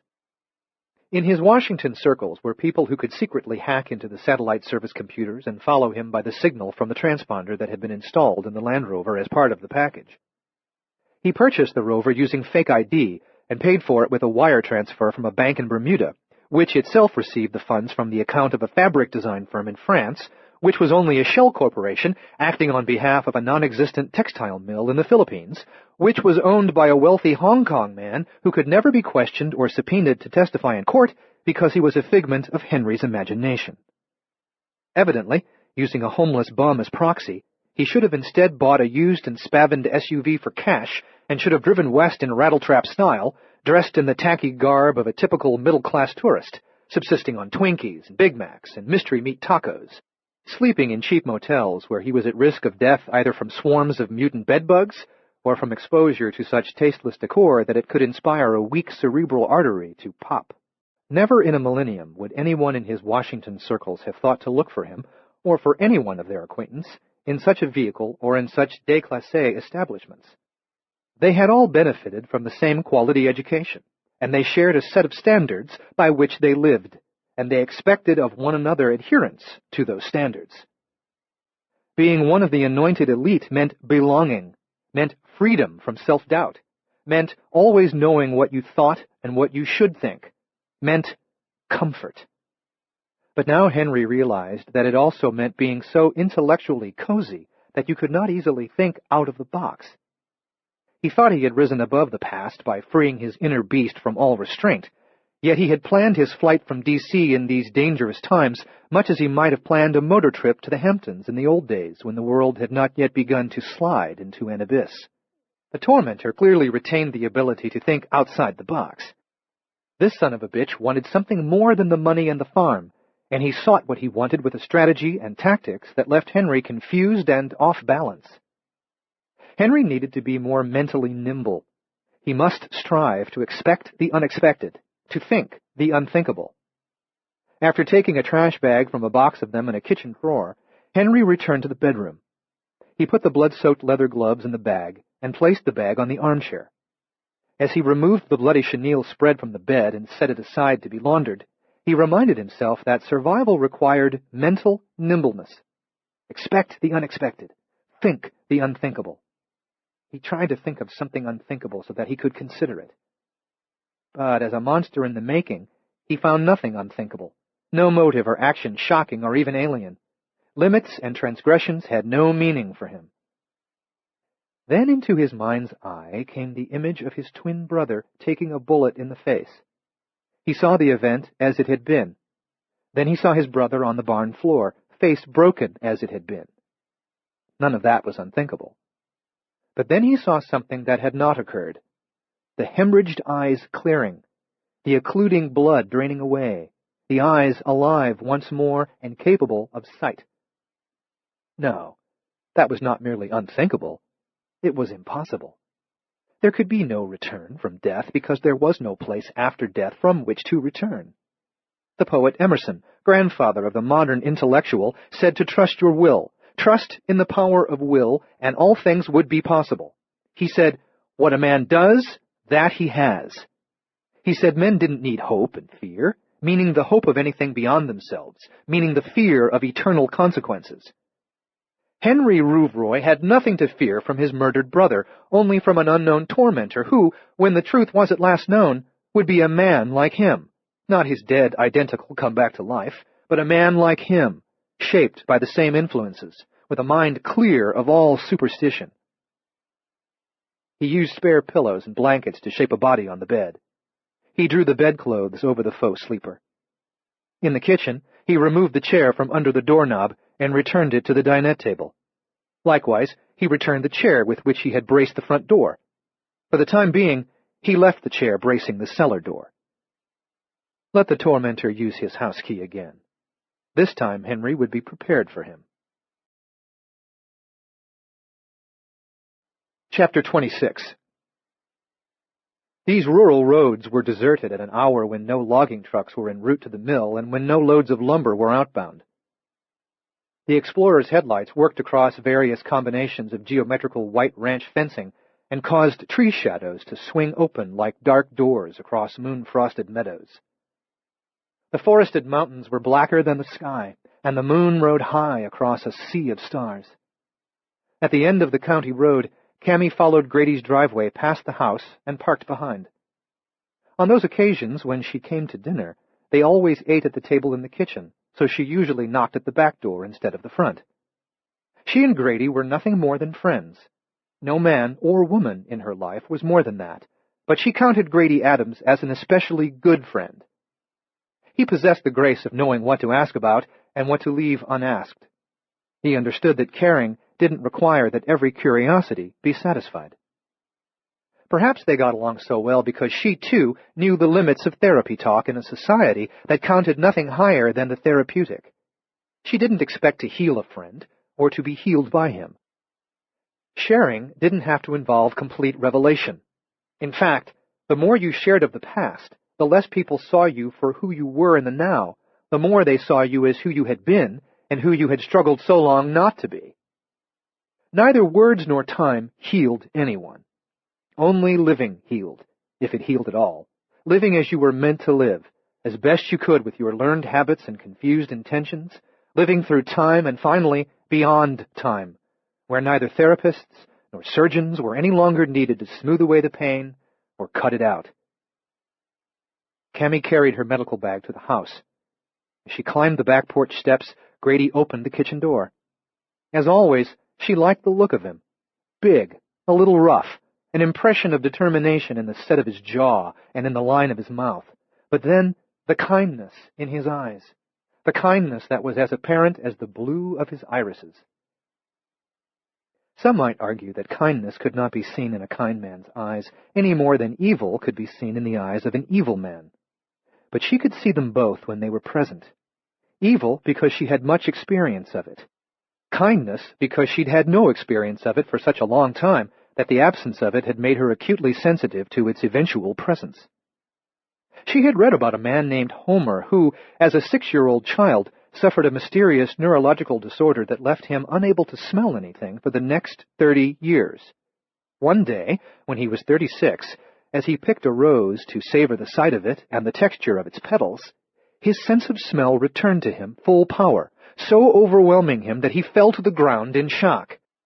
In the years thereafter, while he enjoyed every bewitching scent of a world rich in them, he was so sensitive to the fragrance of a rose that he could smell a bush of blooms 2 blocks away and knew before he opened the door of a flower shop if it had a generous supply of roses or was temporarily out of stock. Kindness in a man's eyes was as apparent to Cammy as the promise of roses was manifest to Homer at a distance and beyond closed doors. This time, as Grady greeted her, she saw something additional and less familiar in him, a childlike exuberance and wonder. He said, "I should have prepared you better." "Prepared me?" "On the phone. For this." As he ushered her into the kitchen, she said, "I brought my medical bag." "I don't mean prepared that way. I mean, prepared." He closed the door. "But there's no way you could be. Prepared, I mean, for this."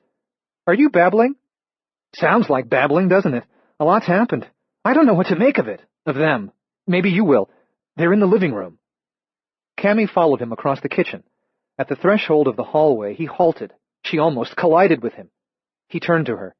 "I'm half afraid to take you in there." "Afraid? Why?" "Maybe you won't be surprised. You'll have a name for them.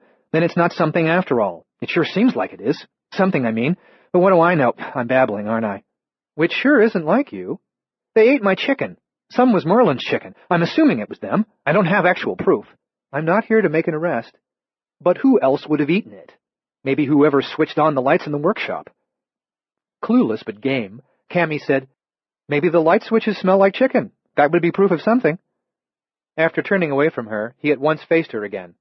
"I don't care they ate it. What surprises me is they would come right in. In the house, I mean. Wild animals aren't that bold."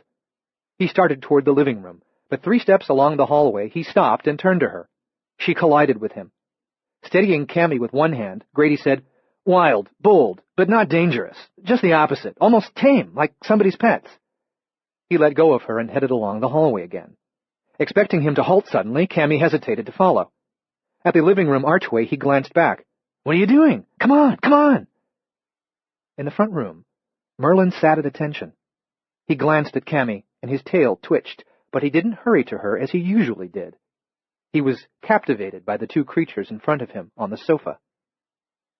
They were the size of 6-year-old children. They sat as kids might sit, not on their haunches as a dog or a cat, but on their posteriors, legs straight in front of them. In its forepaws, each held a dog toy, which it was examining with interest, a plush yellow duck, a plush purple bunny. They were almost like plush toys themselves, dense, lustrous, snow-white fur, furless and coal-black noses, lips, and paws. Grady said, "Well, is this really something? Is this something or isn't it?" Cammy glanced at him, nodded, found her voice. "Yeah, it's something, all right." She put down her medical bag. Her knees had gone weak. She sat on a footstool directly opposite the animals. Their skulls were not long like those of dogs, but round, and their faces were flat compared to the faces of dogs. Their nose leather and lips seemed feline. They looked more like otters than like cats, but they were not otters.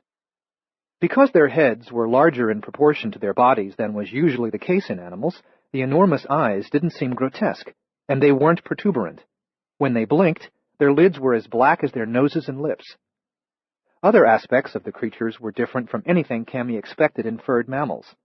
Above all else, however, their eyes compelled her attention. Some nocturnal animals, like African bush babies, had large eyes in proportion to the size of their heads. None she could think of was a fraction as enormous as these. "Large eyes aren't essential to night vision," she said, as much to herself as to Grady, thinking aloud. "Diurnal, nocturnal animals, like dogs and cats, they're able to see well in the dark because they have large pupils and a lot of photoreceptors in their retinas." Many animal eyes lacked a sclera, the white, as prominent as it was in the human eye. In most dogs, the sclera became visible largely when the animal looked sideways. The pair on the couch seemed to have no sclera whatsoever. "The iris," she said, "the pigmented portion, appears to wrap the eyeball far enough that the sclera never rotates into view." This alone suggested the possibility of numerous structural differences from the eyes of other animals. The cornea's convex arc was a more impressive engineering feat here than in the human eye. The anterior and the posterior chambers of the aqueous humor must be shaped differently, and must integrate in a unique fashion with the iris at the iridocorneal angle. As a veterinarian, she was compelled to study them more closely, but she was simultaneously restrained by amazement, by astonishment, her mind and heart equally affected. Her stomach muscles fluttered, and her hands trembled as if palsied. The animal shook, smelled, chewed the plush toys. The one with the duck offered it to the other, and they traded duck for bunny. Merlin wagged his tail, as if pleased that they seemed to like his stuff. A kind of wonder had overcome Cammy, akin to what she felt among the horses at High Meadows Farm. But the word wonder didn't do this feeling justice. This was more profound. The right word eluded her. However many differences might exist between these eyes and those of other animals, only their color impressed as much as did their size. They were golden, but not uniform in hue. Several shades played through them, from gold dust to flax to amber. "The irises don't appear to be striated," she said. From the arm of the chair on which he now perched, Grady said, "Appear to be what?" "Striated. The light and dark crossbands of muscle fiber, the stria, that radiate from the center of the iris and give texture to it. Sometimes the way light plays in light-colored eyes, they seem to be cut like jewels, to sparkle." "Sure, okay. Striated. But these aren't. There's a wholly different texture. I'd sure like to look at their eyes with my ophthalmoscope." "I think they might let you." She raised her hands to show him how she trembled. He said, "You're not afraid of them, are you?" No, they seem docile. It's just what they might mean." "My God." "What? What are you thinking?" "I'm not thinking anything." "You're thinking something." "No, I don't know. But they sure as hell mean something. I told you they were something, but I thought you'd have some idea what." I don't know what." "I thought you'd at least have a theory." "I do medicine. I don't do theory." He said, "I'm going to turn off the lights. Wait till you see their eyes in the dark." The creature with the purple bunny found the squeaker in it. "Wait," Cammy said as Grady moved toward the light switch. "Wait for what?" Squeak, squeak. In case the squeaking meant a play session was imminent, Merlin got to his feet. "They're forepaws," Cammy said. I didn't notice till now. I was so taken with their eyes, I didn't notice their forepaws. What about them? Squeak, squeak, squeak.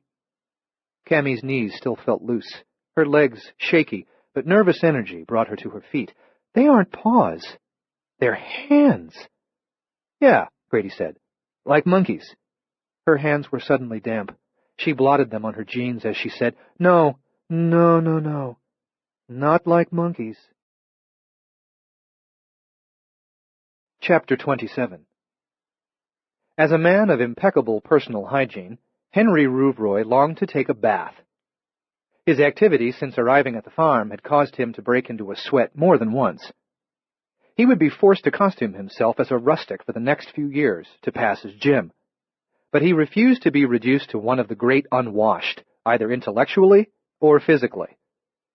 With his tormentor on the prowl, however, he dared not be naked and vulnerable. The noise of the bathroom shower would leave him deaf to an enemy's approach. The most he could do was wash his hands. As he quickly filled the sink with hot water, he rolled up his shirt sleeves. From the soap arose a cheap scent, a poor imitation of the fragrance of roses.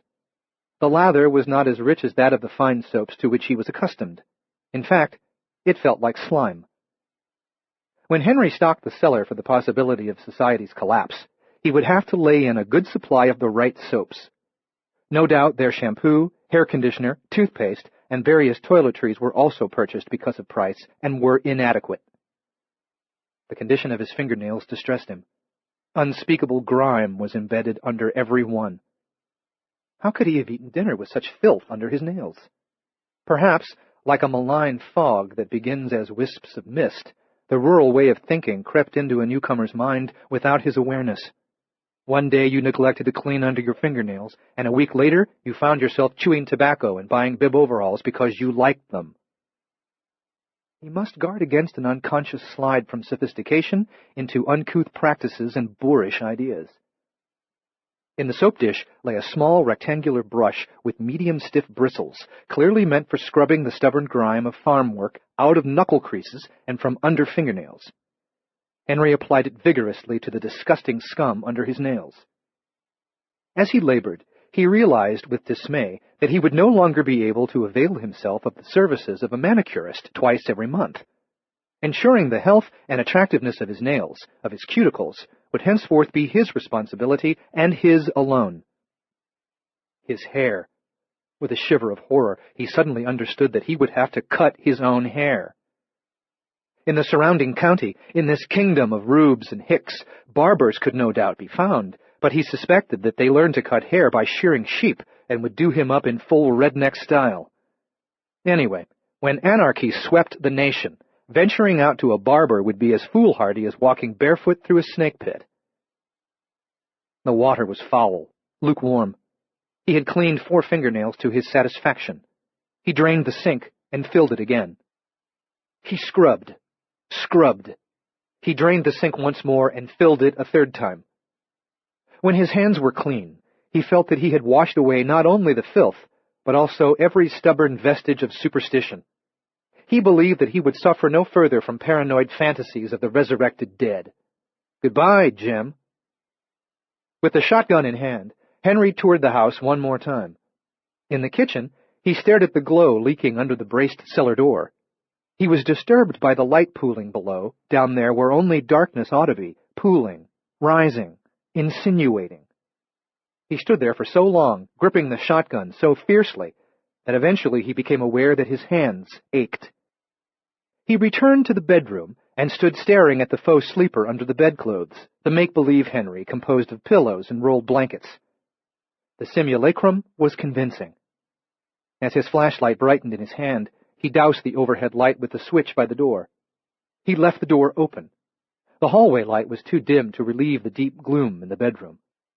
He retrieved his shotgun and took it into the empty half of the closet from which he earlier removed Nora's clothing. He sat on the floor with his back against the wall, leaving the riddled door open. He clicked off the flashlight. Outside, the tormentor would see the glow of the living room lamp, the other rooms dark. He would most likely sense a trap and wait for Henry to step out of the house before making his move. If the son of a bitch dared to use his key to come inside, Henry would be ready for him. The simulacrum under the bedclothes looked like someone sleeping. If the tormentor stepped into the room, switched on the lights, and opened fire on the fake Henry, the real Henry would return fire from the closet, killing him. Sitting in the dark, Henry recalled the shape on the bed, under the covers. He could see it clearly in memory. A real man, lying on the bed, would present exactly the same form as the pillow and rolled blanket dummy. Exactly. He knew the sleeper was nothing but pillows and blankets because earlier he arranged them under the covers. He knew. Just pillows and blankets. Henry listened for a distant door to open. He listened for the stealthy footsteps of an intruder. He listened intently for the sound of the bed springs adjusting to a shifting weight. Nothing. Nothing. Nothing. Yet. Chapter 28. For Cammy Rivers, the sudden recognition of the nature of the creature's hands was a wardrobe to Narnia, tornado and Toto moment, when the well-known land of a lifetime suddenly proved to have always been, one door away, one wind away from another reality. The creature with the plush yellow duck found the pressure point that made the toy squeak. Quack, quack. At once, its companion answered with the purple bunny. Squeak, squeak, squeak. Panting in anticipation of play, Merlin stood poised to move whichever way the action might go, looking from one to the other of his new friends. Quack, squeak, squeak, quack, quack, squeak. Throughout most of her childhood, Cammy had wished desperately for a magic moment, for a wave of change to wash away the way things were, for all that seemed impossible to become possible in a wink. Having given up long ago, having been old and without dreams even before her brutal childhood ended, she now found herself on the brink of an event potentially so momentous that it seemed to have the power to put her past in a new perspective, to diminish the memory of her suffering, and to open a door through which she could step and be transformed. Squeak, quack, squeak, quack, quack, quack. The word wonder was inadequate to describe the feeling, both emotion and sensation, that flowered in her more fully by the minute, and the right word no longer eluded her. But she feared that speaking it even to herself would jinx her, would ensure that what seemed to be momentous would turn out to be mundane. Squeak, squeak, quack, squeak, squeak, quack. Sitting on the footstool again, Cammy remained riveted by the animal's hands as they squeezed the toys. No, not like monkeys. There's over 100 species of monkeys, some with hands instead of paws, but not all. Those with hands don't always have thumbs. Grady rose from the arm of the chair behind Cammy and knelt beside the footstool on which she sat. These guys have thumbs. Oh, yeah, they sure do. And some monkeys have thumbs that help them hold things. But only capuchins and one or maybe two other species can pick up things between their thumb and forefinger. Squeak, quack, squeak, squeak, quack, quack. One of the animals made soft, chortling noises that seemed to express delight, and the two appeared to grin at each other. Making a timpani of the floor, Merlin galloped out of the room. Of monkeys, only capuchins and, I think maybe, ganons can move the thumb around to touch a couple of other fingers.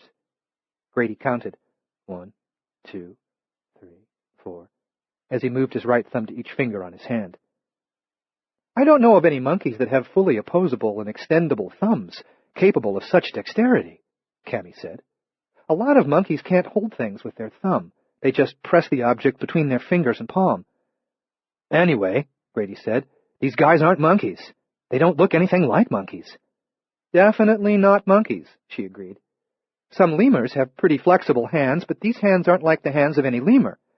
What has hands like theirs? We do. Besides us. Nothing. There must be something. Yeah, there's them.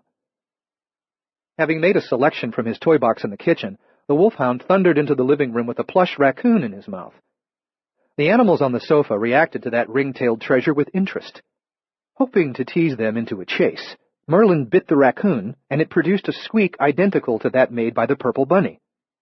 As if disappointed that the raccoon lacked a unique voice, the creatures returned to the examination of their toys.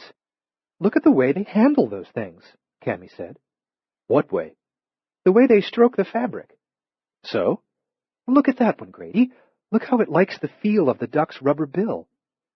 Yeah, and Merlin loves to chew on it. So what? The other one. See?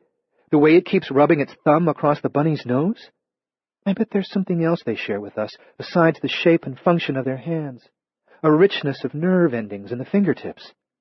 Did you know, compared to other species, the human sense of touch is highly refined? It's unique on Earth? I didn't know, he admitted. Now you know. Unique on Earth. Or it was. As if tiring of the toy, one of the creatures tossed the purple bunny across the living room, where it bounced off the fireplace mantel and fell to the hearth.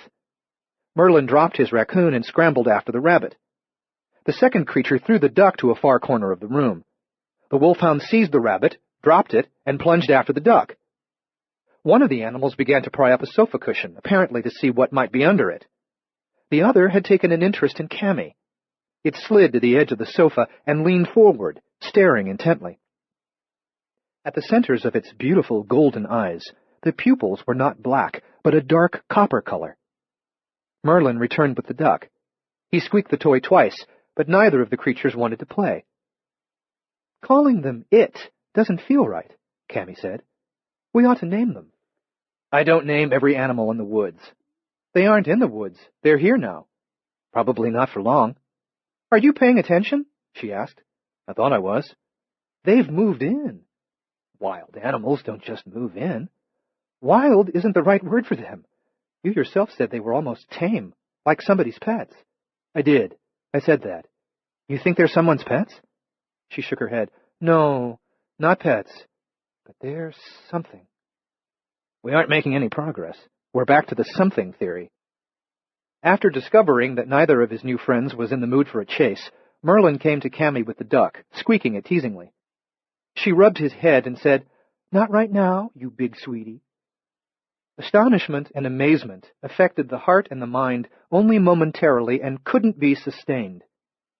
The wonder that gripped Cammy was continuous, however, in part because the longer she observed the creatures, the more they intrigued her. Their nostrils quivered frequently, suggesting that their nasal cavities were richly supplied with blood vessels and nerves, like the noses of dogs, and that their olfactory sense was highly developed.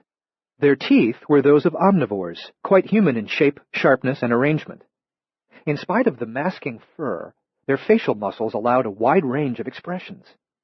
Their toes were longer than those of humans, and the great toe appeared to be a kind of thumb, not fully opposable but functional enough to make them good climbers.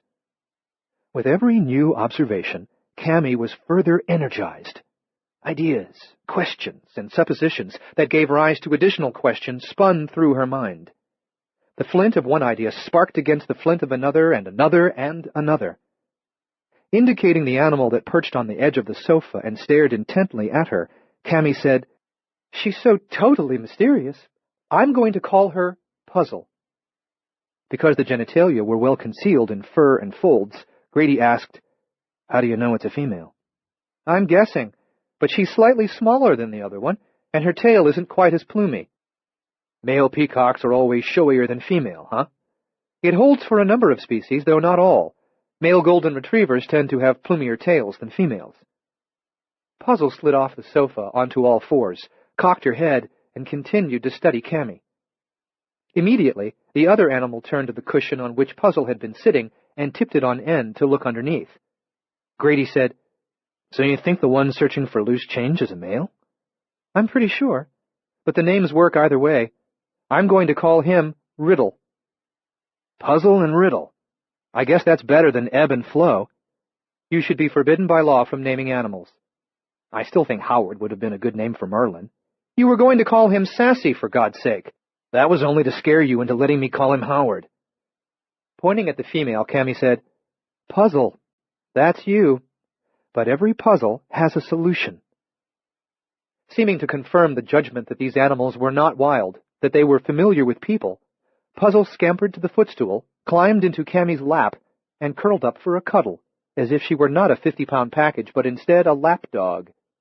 Laughing, Cammy stroked Puzzle's coat and exclaimed at the density and singular softness of the fur. Grady, feel this. He put a hand on Puzzle. So soft, like mink. Softer than mink, Cammy said. Softer than sable. Softer than anything. Under Cammy's ministering hands, Puzzle purred with pleasure. Look at you, Grady said. You're glowing. I'm not glowing, Cammy objected. I've never seen you glowing like this. I'm not a lamp. Your face is like the face of a saint in a painting. I'm no saint. Well, you're glowing anyway. Chapter 29. The incident occurred in the afternoon, and Tom Bigger thought about nothing else all day and into the night before deciding what he must do. He was vomiting into a trash barrel when it happened. Without a shriek or shrill, a flock of seagulls swooped out of nowhere, wings beating the air low over his head. The mere act of ducking, turning, and looking up into the sun was enough to trigger vertigo. A trash barrel stood a step away. If it hadn't been there, in his confusion, he might have thrown up on his shoes. He had done that before. The barrel served a small rest area off the coastal highway. 2 concrete benches offered vantage points from which to enjoy the sun-spangled sea and a curve of coastline. Occasionally, on days when he looked as presentable as he got, Tom climbed up from the beach to panhandle the motorists who stopped to commune with nature. If he tried to beg when he was too rough-looking, the marks didn't get out of their cars. The name Bigger fit him better in his youth. At 48, more than 50 pounds lighter than in his glory days, he was gaunt, although at 6'5", he still towered over most people. Large-boned, with wrists as thick as axe handles, with sledgehammer hands, he could knock down anyone, but the condition of his face ensured that no one ever challenged him. 3 times over the years, when the self-hatred became too poisonous to contain, he pounded his massive fists into his own face until the pain burned as fiercely as he deserved. Each time, someone found him, and he was hospitalized. He accepted basic care but refused reconstructive surgery other than some dental work. He wanted to look like what he was, broken, the non-functional wreckage of a man. He wanted people to see the real him and to witness their pity, their disgust. Humiliation kept his acrimony focused on himself. He feared only that one day his bitterness would turn to hostility against others, and that he would act upon his enmity. He dreaded what violence he might perpetrate, what a horror he might become. When he panhandled, he held a sign that identified him as a veteran, the survivor of a bomb blast in one Middle East conflict or another, but he was a veteran only of the war within himself. On this day, shaved, hair freshly washed in the sea, wearing rumpled khakis and a parrot-patterned Hawaiian shirt, Tom appeared sufficiently presentable to take in $30 and change in 3 hours. He was alone in the rest area when the seagulls dived at him. The vertigo overcame him, and he vomited into the barrel. Stomach purged, he took a pint of tequila from a pants pocket to wash the foul taste from his mouth. As he put the bottle to his lips, the incident occurred. When Tom Bigger at last could move, he walked north from the rest area until the sheer bluff became a steep sandstone slope. He descended in a shambling rush to the shore. On the beach, he realized that he had neither taken a swallow of the tequila nor held on to the bottle. For some months, he had been sheltering in a 10-foot deep cave at the base of the bluff, directly below the scenic viewpoint. With his bedroll and his few belongings, he kept a supply of tequila and a tin filled with joints of sensimilla. In recent years, he drank more than he smoked. Now he wanted both, until he achieved oblivion. For the first time in memory, however, he denied himself what he craved. Instead, he waded fully clothed into the sea and sat where the low surf broke gently against his chest. On this stretch of state-owned coastline, in respect of certain endangered species, the beach was permanently closed to swimmers, surfers, campers, and fishermen. Bankrupt California didn't have the funds to enforce much more than the tax laws, however, and Tom didn't worry about being hassled by any kind of shore patrol. The outer limits of the town lay almost a mile to the south, once a community filled with promise, but now just another place where people waited for the end of one thing and the beginning of something worse. He walked into town most days, but no one from there ever came this far north on foot. Over the years, he'd lived in many places: tents, culverts, junkyard cars, a half-collapsed barn, abandoned buildings. His hope had been that the cave in the sandstone bluff might be his last home. 6 months ago, he twice had a dream about living just above the high tide line in a cave with smooth, sinuous walls where inflowing wind sometimes spoke in many voices. In the dream, the sea rose in a monster swell and came to him as he lay watching the water claim the stars. After the second dream, he came to the coast and walked miles of lonely beaches and sandless shingle until he found his current quarters with its smooth and sinuous walls. He had believed in the promise of the tsunami, and he had known what to do. Wait for the great wave, the drowning rush. The incident in the rest area changed everything. He no longer knew what he should do. He sat in the surf while the day waned. If the sea would not keep its promise to him, then perhaps it would wash him into an understanding of what he had seen, what it meant, and what he must do now instead of waiting for the wave. Twice people in the rest area high above shouted down to him. He didn't acknowledge them. Later, 2 young men descended from the bluff, either to see if they could help him or, more likely, to see if they could have some cruel fun with him. As they approached, one of them said, "Hey, dude, where's your surfboard?" When he turned to look up at them, they halted at the sight of his face. Their attitude and expressions changed, and they backed off a few steps. As the 2 conferred in whispers, Tom raised his hands out of the surging water and showed them his huge fists. The young men retreated to the bluff and did not return. After a while, Tom moved farther back on the beach so the surf broke at his feet. Neither twilight nor nightfall brought understanding. The moon silvered the froth of the breaking surf. Far out on the Black Sea, ship lights moved north, moved south, grew brighter, then dwindled.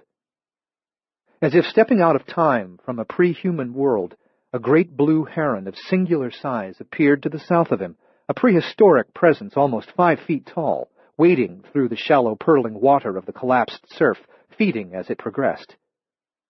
Heron often trumpeted during a hunt. This one stalked silently. The bird stopped near Tom's feet and regarded him with its tiny moon-monocled eyes. Instead of spreading its immense wings and taking flight, or issuing its threatening cry of aggression, it paused only briefly and then dismissively moved past him, continuing north along the shore, spearing small fish with its sharp bill. The moon, the ships, the hunting heron seemed to have the same message for Tom Bigger. Rise. Go. Keep moving. Suddenly chilled, he stripped out of his wet garments and left them on the beach. He dressed in one of his 2 changes of clothes, thick socks, walking shoes, jeans, and a denim shirt. He packed 6 pints of tequila in his backpack and left the rest of his supply buried in the sand at the back of the cave, although he suspected that he would never return. Because his bedroll was worn and greasy, he left it in the cave, but he packed his tin of sinsemilla joints and the pistol. With no destination yet in mind, he took his direction from the traffic on the sea. At the moment, 2 clusters of ship lights were visible. Both vessels were sailing south, so Tom Bigger walked south toward the town. He didn't believe the town would be his ultimate destination. On arrival, perhaps he would receive a sign by which he would know where to go from there. Sometimes he made decisions based on dreams that seemed to be predictive, as when he followed a dream to a cave by the sea, hoping for an obliterating tidal wave. The dreams in which he believed and from which he took direction were always death dreams, foreboding but at the same time alluring. He never previously expected to see signs and portents in the waking world. Perhaps he would see none now. But the incident in the deserted rest area had upended him. He would not be surprised if at least he sensed being guided by mundane things, like blue herons and distant ships, that suddenly seemed to have greater significance and require interpretation. The damp, compacted sand underfoot. The vast night-shrouded sea to his right. The sky hard and cold but stippled with stars. To his left, the land, the highways and the cities, the people and their pain, the infinite possibilities, the unspeakable horrors, the world long lost to him, everything that might have been for him but never was. Perhaps now, his future. Chapter 30. Cammy on the footstool, holding Puzzle on her lap, started with the furry ears, the shape of which reminded her of calla lilies, and proceeded down the neck to the shoulders, working her fingers all the way into the undercoat, massaging the creature's sleek muscles. She was surprised by what she found, or, rather, by what she didn't find. "I'm not feeling a tick anywhere. Not one. And she doesn't seem to have any fleas either." Grimacing, Grady said, "I didn't think about ticks and fleas when I let them in the house." "No ticks, no fleas? She can't have been roaming around fields and woods more than a day or so, probably a lot less than that. When Merlin and I saw them in the meadow this afternoon, they were romping as if they'd just been set free. Maybe they were." "No papillomas or cysts," Cammy reported. She raised her hand to her face and found that no offensive odor had been transferred from the white fur to her skin. Leaning forward, she put her nose to Puzzle's ventral coat. "She smells fresh, as if she was just groomed." Feeling ignored, Merlin dropped the toy duck and thrust his big head into the moment, resting his chin on Puzzle's chest, rolling his eyes at Cammy. Before Cammy could pet the dog, Puzzle took Merlin's muzzle in both hands and began to massage his face with her small fingers, which was his favorite form of attention. "Look," Cammy whispered, as if a loud word might break the spell. "I see. Shouldn't she be at least a little afraid of such a big dog?" "I don't think she's afraid of anything," Grady said. I don't think she even knows she should be afraid of some things." "What an odd idea." He frowned. "Yeah, isn't it? But there's something about these two. Something makes me think maybe they've never known real fear." Watching Puzzle stroke the wolfhound's face, Cammy said, "If true, that would be the biggest difference about them. Everything alive knows fear." Leaving the cushions in disarray, Riddle sprang down from the sofa and, as if having noticed it only now, scurried to a stickly desk that Grady had made during the first few months after his return to the mountains. It was a lovely walnut piece with hammered copper hardware ornamented with inlaid pewter.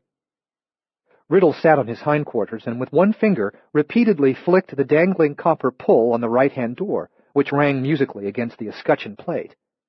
In Cammy's lap, Puzzle pushed Merlin aside and raised her head far enough to see what her companion might be doing. Riddle turned his head to look at her. For a moment, Puzzle held his stare. Riddle moved to the left-hand door and flicked the dangling pull as he had flicked the first. Again, he turned his head toward Puzzle. As before, she met his stare, and after a hesitation, he turned away from the desk. By some subtle expression, or even more subtle gesture that Cammy failed to register, they seemed to have communicated with each other regarding the desk. Grady appeared to have the same impression. What was that about?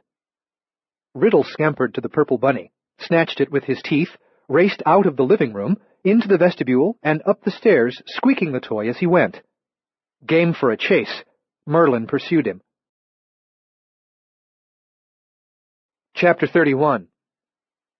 In the bedroom closet, Henry Rouvroy listened for movement in the house and tried not to think about the body lying on its side in the bed. It was not a real body, only a dummy constructed of pillows and blankets, a deception that he had created himself, that and only that and nothing more. No one could have entered the house, jammed the components of the faux body under the bed, and slipped beneath the covers, taking the place of the fake sleeper. Henry would have heard. He would have encountered the intruder in the act. Of course, after arranging the bed, he spent as much as half an hour in the bathroom, scrubbing grime from under his fingernails. Standing at the sink, he had his back to the door and could not see the bedroom. Thereafter, during his final search of the house, he stood for a long time at the cellar door, studying the light that leaked beneath it, listening for any sound from below. In that position, he would have known if someone tried to come in by the back door, but he would not have been aware of an intruder entering by the front. "Ridiculous!" Henry hissed in the dark closet where once Nora's clothes had hung. His faceless tormentor was bold but not reckless. No adversary this clever would make himself vulnerable by taking the place of the dummy. Only a lunatic would pull such a stunt. A lunatic or someone who had no fear of death because— "Don't go there," he muttered. Because he had already thought faceless tormentor, his line of thinking progressed as inevitably as an avalanche. His brother, Jim, was faceless because he'd been shot in the face, and Jim had no fear of death because he was already dead. Logic like that would have gotten Henry hooted out of the Harvard Debating Society. To get his mind off this absurd line of speculation, he tried to picture his favorite female TV chef spread eagle on the bed, tied to the 4 posts, prominent features of her naked body pinched by wickedly designed clamps, a choke chain around her neck.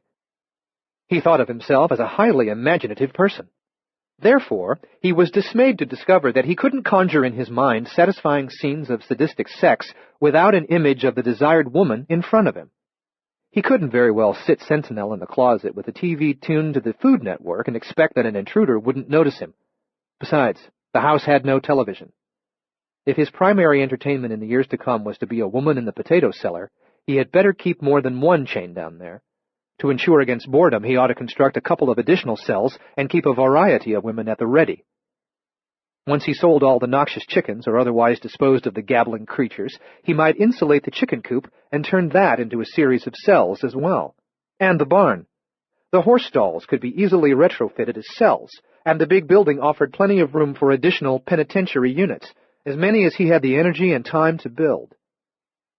Henry thought how cozy he would feel on a winter night, going to bed here in the house with the knowledge that in the barn were penned and shackled a herd of beautiful women, with perhaps a barn cat to keep them company, each of them snug in a sleeping bag, in the straw, and dreaming about her turn with the master. On wintry mornings, he would lead his choice through the snow to the house where she would cook breakfast, something that a cow could never do, and while he ate, she would sit naked at the table and tell him all of the latest gossip among the girls. After breakfast, he would use her, savage her, and kill her or not, depending on his mood. Although he was a young and virile man at 37, he was not inexhaustible. In addition to food and drink, he had better lay in a couple of 1,000 tablets of Viagra. The drug would probably remain potent if he vacuum-packed the pills in groups of 10 and kept them in a freezer. That would work unless civilization entirely collapsed and power companies were unable to function. Fortunately, Jim had a propane-powered backup generator with half a dozen tanks of fuel already on hand. If Henry added to the propane supply, and if he used the generator only for essential maintenance, like keeping the Viagra freezer operating in warm weather, he would be happy here on the farm for a long, long time. Unless, even now, dead Jim was out there in the generator shed, sabotaging the machinery. "What the hell is the matter with me?" Henry asked the darkness, and at once wished that he hadn't spoken, for fear he would receive a response in a familiar, if slurred, voice. No dead man replied, of course, and Henry had no answer to the question he asked. His regressive superstition was as inexplicable as it was dismaying. No dead man had ever come back to life, neither Count Dracula nor Jesus Christ, neither Lazarus nor the insatiable cannibalistic legions in George Romero's movies. The dead stayed dead, and the living were only the dead of the future, and the future would have its end, too, in the heat death of the universe and the collapse of time into nothing. Men were meat and nothing more. No soul survived the body. Nothing came back from the dead because there was no spirit to return and nowhere to return from, and that was the sum of it. Men were nothing from nothing on a journey to nothing. Nada, zip, zero, nil, naught, cipher. To avoid thinking about Jim, Henry decided, as an intellectual, to busy his mind with the lessons of the intellectual giants whose work had shaped him. He brooded on James Joyce and Finnegan's Wake, in which there was such brilliant mockery of Jews and of the Jewish faith, a parody of Psalms in which God was reduced to Lord, and Lord was jokingly renamed Loud. "Loud, hear us," Henry quoted from the Joyce novel. "Loud, graciously hear us." And he laughed. He focused on the most poignant remembered wisdom of, one by one, James Joyce, Sigmund Freud, Karl Marx, Marcel Duchamp, Ralph Waldo Emerson, that Madonna who is Ciccone, Bertolt Brecht, Jacques Derrida, Michel Foucault, Peter Singer, Friedrich Nietzsche, and so many others, all so wise, so brilliant, so courageous that his memory of their works easily distracted him from thinking about Jim. Not merely distracted him, but by virtue of their magnificent one note, their truth drone, their heroic reductionism of all of creation to a single machine hum, they also put him to sleep. He dreamed of Jim. Chapter 32. The excitement of the evening, culminating in the chase upstairs and down, inspired in Merlin a need to pee. He informed them of his condition by the intense and insistent look that Grady called his flood warning. No doubt Puzzle and Riddle also needed to toilet, but in the kitchen, as Grady was about to open the door for the trio, Cammy said, "Wait, we need to take pictures of them, in case they don't come back." "I thought you said they were moving in." "They are, I'm pretty sure of it, but just in case." Pointing to a digital camera on the kitchen table, Grady said, "I took a slew of pictures before you got here." "You're sure they're clear?" "Yeah, I reviewed them. They're great. But you haven't seen their eyes in the dark. I want you to slip through the door first, go out onto the lawn, watch them come toward you." When told to sit and stay, the wolfhound obeyed, although he grumbled. As if they understood what was wanted, but more likely following the dog's example, Puzzle and Riddle sat flanking their new playmate. Grady let Cammy out and closed the French door, watching as she descended the porch steps. She went into the yard, turned toward the house, and knelt on the grass. "All right, gang. Last chance till morning." When Grady opened the door and released Merlin from the sit-stay, the wolfhound and his posse raced out of the house. Grady stepped onto the porch in time to see the dog bound past Cammy as she let out a wordless cry of astonishment at the spectacle of the other animals' color-changing, lantern eyes. Puzzle and Riddle gambled around her for a moment, giving her an opportunity to admire them, and then they sprinted after Merlin, toward the place where yard met meadow. Remaining on her knees, Cammy said, "Oh, my God! Grady! Oh, my God! Their eyes!" She laughed so merrily she sounded like a young girl. Grady sat on the porch steps, grinning at her. When the animals returned from their toilet, Merlin sat beside his master. But in a playful mood, Puzzle and Riddle rejoined Cammy, swarming around her and over each other. They appeared to understand that they enchanted her, and they were in turn pleased by her admiration. Their eyes lustered, as though reflecting the memory of the most spectacular aurora borealis ever to grace the northern sky. Grady had never before seen Cammy laugh with such joy. She had always seemed too cautious to delight unreservedly in anything. Each man or woman was a mansion in a condition between grandness and disrepair, and even in a grand palace, sometimes a room existed in which no one but the resident would ever be welcome. Cammy's heart contained more than one forbidden room, contained an entire wing of doors locked with bolts of guilt or grief, or both. Grady sensed that she denied even herself the power to open them, to let in the light. Nevertheless, she was his best friend. He had never known her to lie or to deceive by omission, or even to finesse a matter to her advantage. Parts of her life were off-limits not because she wished to deceive, but because, right or wrong, she judged the architecture of those rooms to be so inconsistent with the design of the rest of the structure that they added nothing to an understanding of it. Grady valued her judgment, admired her commitment to animals, respected her standards as a veterinarian, cherished her kindness, which he sensed came from an experience of cruelty, and loved her because in this world of whiners and self-declared martyrs, Cammy Rivers never complained and never portrayed herself as a victim, though Grady suspected that she had more reason than most to claim that status. Cammy in the night, on the lawn, playing with Puzzle and Riddle, astonished by their eyes, enraptured by the mystery of them, laughing with delight. Grady had never known a finer moment in his life. Chapter 33. In his hotel room in Las Vegas, Lamar Woolsey dreamed, but not of his lost wife Estelle. He dreamed of a casino so vast that he could not see as far as any wall. From the gold-leafed ceiling depended an infinite number of perfectly aligned chandeliers, swagged with symmetrical ropes of crystal beads, each great lamp icicled with exactly the same number of crystal pendants in precisely the same arrangement. This is the end of disc number.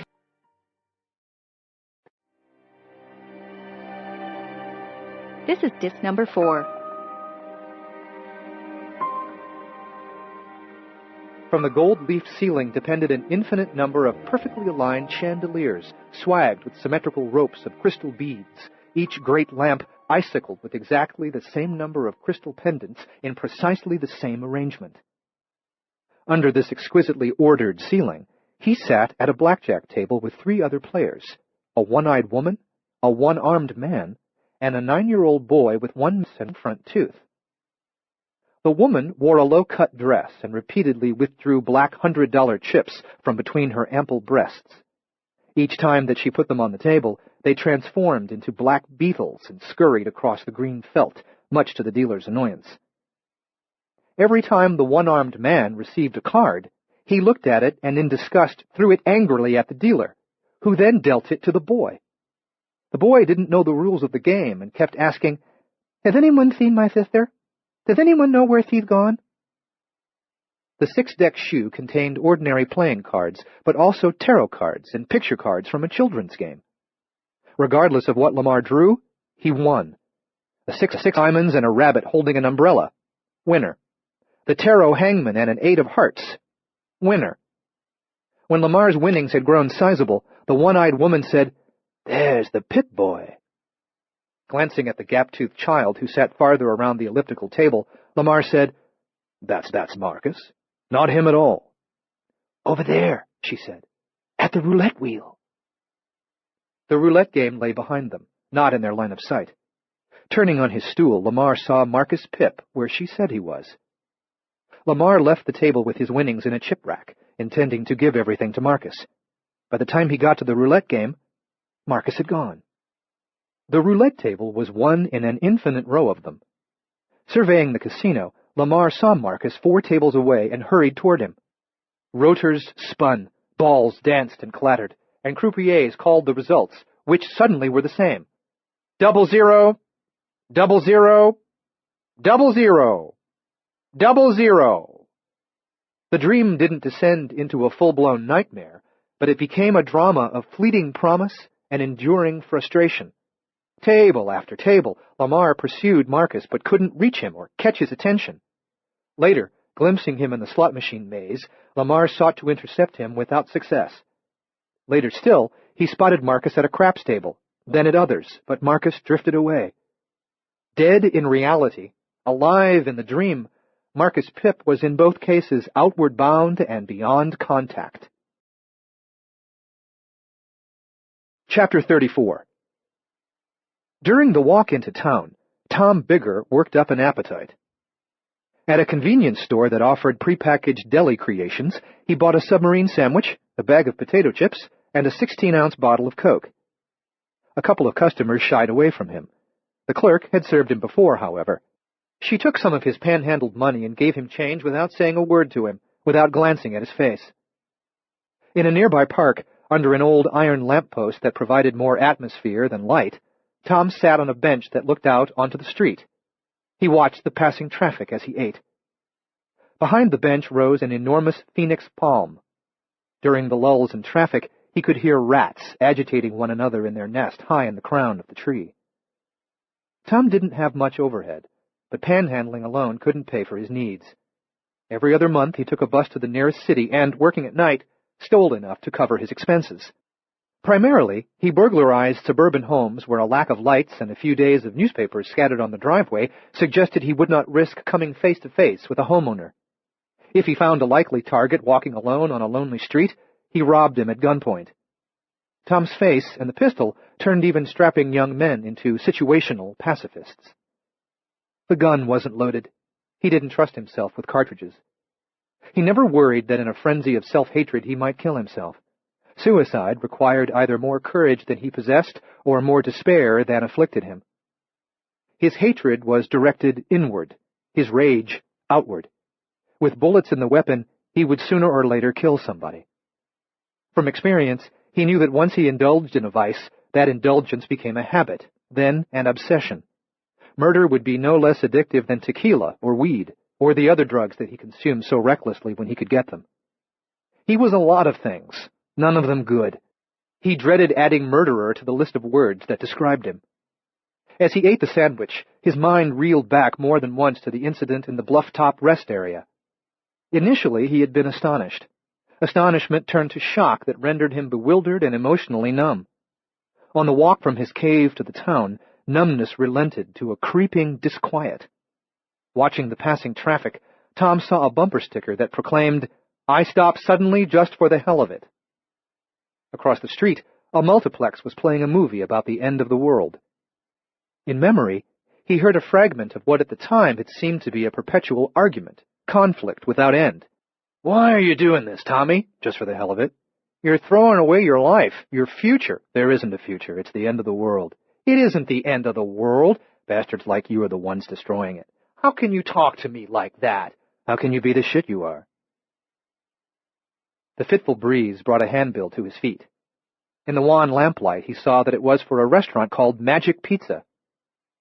After a moment of consideration, he carried the handbill, the sandwich wrapper, the empty bag of potato chips, and the half-empty bottle of Coke to the nearest trash can and threw everything away.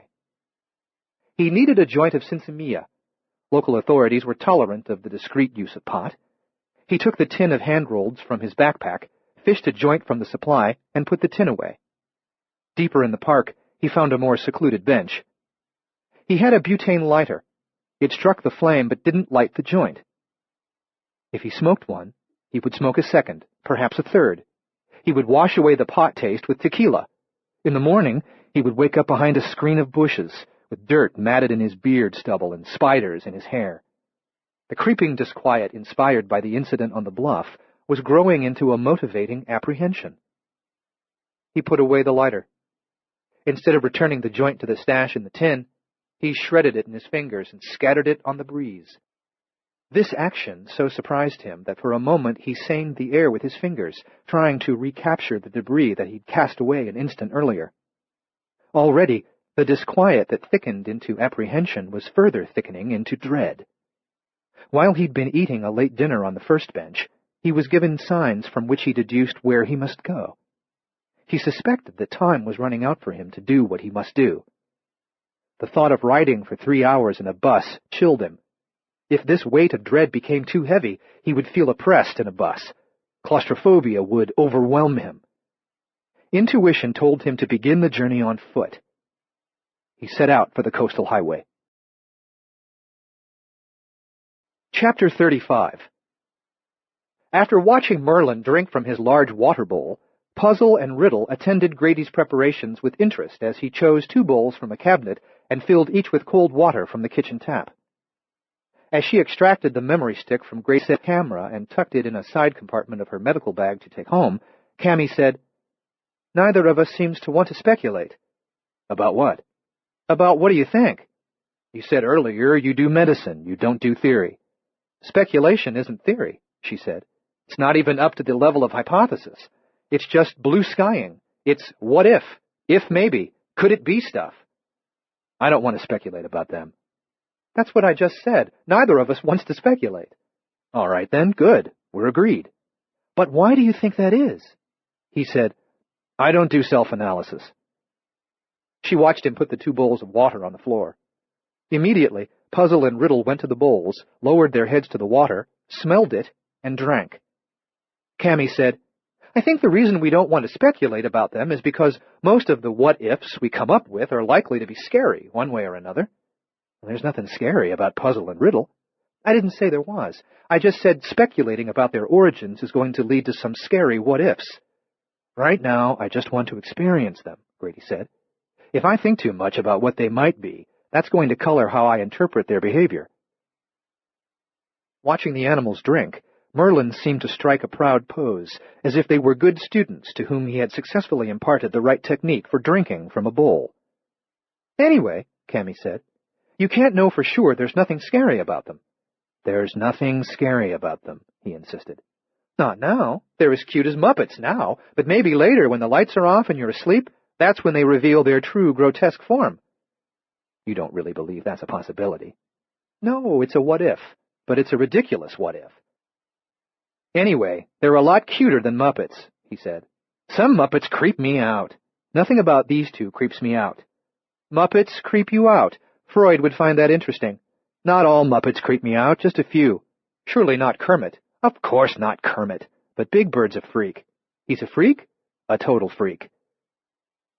As predictably steady, reliable, and self-contained as Grady might be, his conversation could take unpredictable deadpan turns.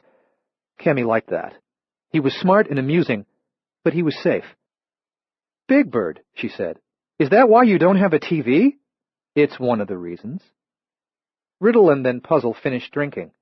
They sat up on their haunches like a couple of giant prairie dogs, folded their hands on their bellies, and regarded Grady with expectation. "Maybe they're hungry," Cammy suggested. "They already ate 3 chicken breasts, and as far as I know, they ate the pan, too. You don't know these guys are the chicken thieves. There might be another factor, whoever went in your workshop, the garage, whoever switched on the lights. See, this is why I make furniture." "What's furniture got to do with it?" "When I make furniture, I don't have to think. My hands do all the thinking for me." "Even if Puzzle and Riddle did eat the chicken," Cammy said, "maybe that's the only thing they've had to eat all day. You don't want to send them to bed hungry." "Because they might eat me alive in the middle of the night? Problem is I don't have any more chicken." "Give them some of Merlin's kibble. See if they like it." "If I pour bowls of kibble for them, I'll have to give Merlin some, and he's already had all he should have for one day." "Merlin isn't fat. You'd have to dole out kibble with a shovel to overfeed him. Give him a bowl. Let him celebrate his new friends. They do look like they expect something. Maybe you're right. Maybe they're hungry." He kept 40 pounds of science diet in the pantry, 20 pounds in a large aluminum can with an airtight lid, and an unopened 20-pound backup bag. He put a large scoopful in Merlin's food bowl and a smaller serving in each of 2 cereal bowls. The wolfhound was trained to sit in front of his bowl and wait for permission to eat. The word "okay" released him to his meal. Puzzle and Riddle studied Merlin and mimicked him, sitting at their bowls. When the dog ate, the 2 tasted their kibble, found it acceptable, and chowed down. Needing to go home and get to work with the memory stick from Grady's camera, still too enchanted to leave, Cammy watched the 3 eat. In his way, Merlin's as wonderful and mysterious as they are. Grady seemed surprised. "I was thinking the same thing." After his return to the mountains, near the end of his first year, Grady had told Cammy that he'd rediscovered the mystery of the ordinary. He said, if you allowed yourself to be enchanted by the beauty to be seen in even ordinary things, then all things proved to be extraordinary. Shortly thereafter, she gave Merlin to him, a puppy as large as some grown dogs, rough-coated, shaggy-browed, and as magical as the magician for whom he had been named. Cammy said, "You know High Meadows Farm?" "That's the Veroni place. They raise thoroughbreds?" "Yeah. Something happened at High Meadows this afternoon, right before twilight." She told him about the strange condition of the horses and the other animals. "Diagnosis?" he asked. "I was working on it when you called me out here. Now I don't think there can be a diagnosis because there wasn't an illness." "But you said they were in something like a trance." "I don't know what this means. It's just what I feel." She took a deep breath, blew it out. "There wasn't anything wrong with them. Something was right with them." "I can understand why you wouldn't know what that means." She told him about the incident with the abused breeder dogs that had been rescued from the puppy mill. "I didn't witness the trance part, but I saw the change in the dogs after it. They were happy, totally and suddenly socialized. Somehow, what happened at our clinic and what happened at High Meadows Farm must be related to Puzzle and Riddle." "I don't see how, but I think you're right. This many wheels of weirdness have to be on the same train." The wolfhound and his new companions finished eating. Merlin noisily licked his chops. With their fingers, Puzzle and Riddle meticulously combed the fur around their mouths. Picking up her medical bag, Cammy said, "I'll make my inquiries before I go to bed. By mid-morning sometime I should have replies, but I doubt there's any chance we'll be enlightened. Then we'll have to decide what to do next." "Come here for lunch?" "Yeah, okay. Unless I have an emergency that Tex can't handle and that I can't pass along to Amos Renfrew. He's the best cow doc in the county, and he's good enough with horses, but his heart isn't in small animal care. I wouldn't recommend him for a dog in serious shape. He might overlook something." Merlin settled to the floor in a weary heap. Puzzle and Riddle snuggled against opposite sides of him, apparently at last worn out. The wolfhound was like a great woolly coat that had been thrown down, and the golden-eyed pair were the coat's dazzling trim. When Cammy opened the back door and stepped onto the porch, Grady followed her, but the animals remained behind. "I'm pretty sure they're already asleep," Grady said. "Sometimes I think it would be a great blessing to walk on all fours and have a smaller brain." She shook her head. "It's not their smaller brains that let them sleep so easily. It's their innocence." "Then I'll be awake all night, maybe forever." His singular smile was the best last sight to any evening, so she said, "Call you in the morning," and moved toward the steps. He put a hand on her shoulder, requiring her to face him once more. This isn't a theory or hypothesis or even something as grand as speculation. It's a gut feeling. Nothing's going to be the same. Not all change is for the better, she said. He took her by both shoulders, and his face lowered toward hers, and for a moment she thought he might, with the purest of intentions, do the worst of wrongs that he could do. But the kiss he gave her, the first between them in these 4 years, was a brother's kiss, his lips chaste against her forehead, and that was an expression of affection with which she could cope. "Thank you for Merlin," he said. "Whatever a puzzle and riddle might be, I don't believe they'd have followed me home if I had been on that walk alone. I think it was Merlin who drew them here." "He's a magnet, sure enough," she said. "He was from the moment he was born. Be careful tonight, Grady. I know they're not a threat. They're as innocent as Merlin, but innocence always has its enemies. Always." In the car, driving away, she hoped that she had not tensed when he bent down to kiss her brow, that he had not felt her stiffen defensively.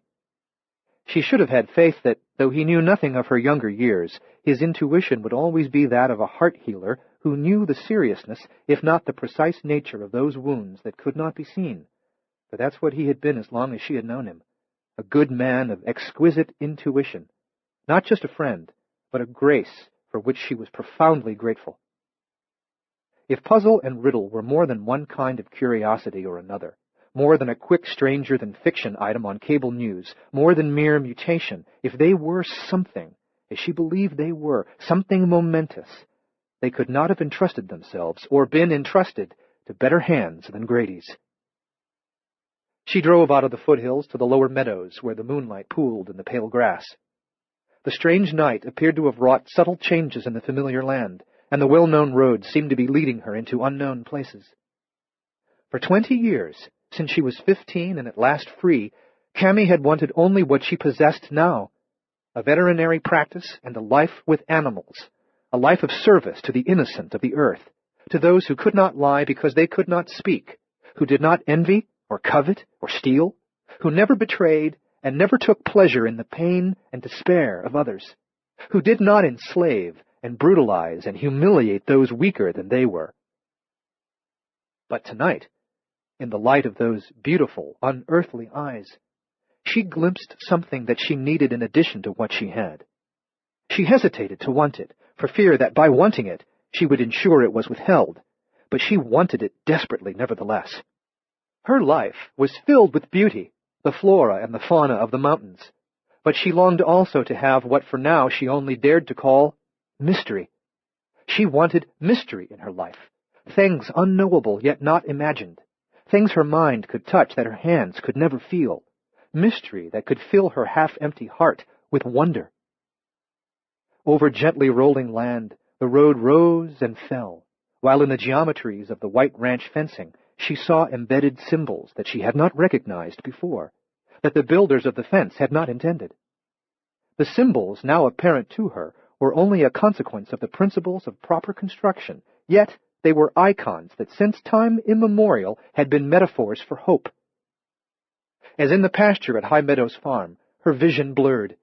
She pulled off the highway where the shoulder widened, put the Explorer in park, plucked Kleenex from the console box, and blotted her eyes. With the magnificent horses and their attendant animals, Cammy had not understood what sentiment had brought her to tears. Whether the same feeling might have been at work then as now, she didn't know, but she knew what moved her this time. Her life before her 15th birthday had been unspeakable. Her life these past 20 years was in many ways austere.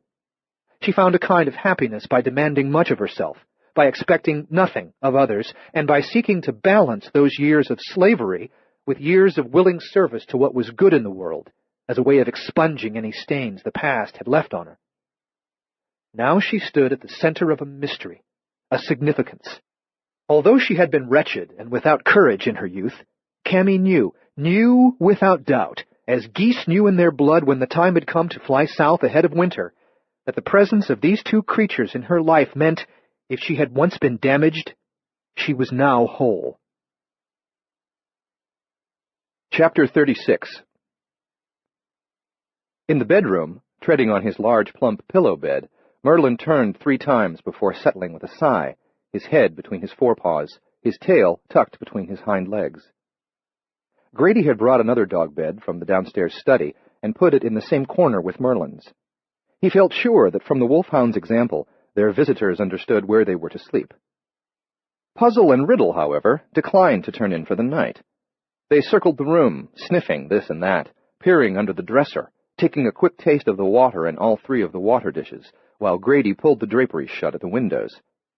As he folded back the thin bedspread and draped it neatly over the footboard, as he turned back the covers in the top sheet, and as he plumped his pillows, the pair sat watching him, heads cocked to the right, as if fascinated by his rituals.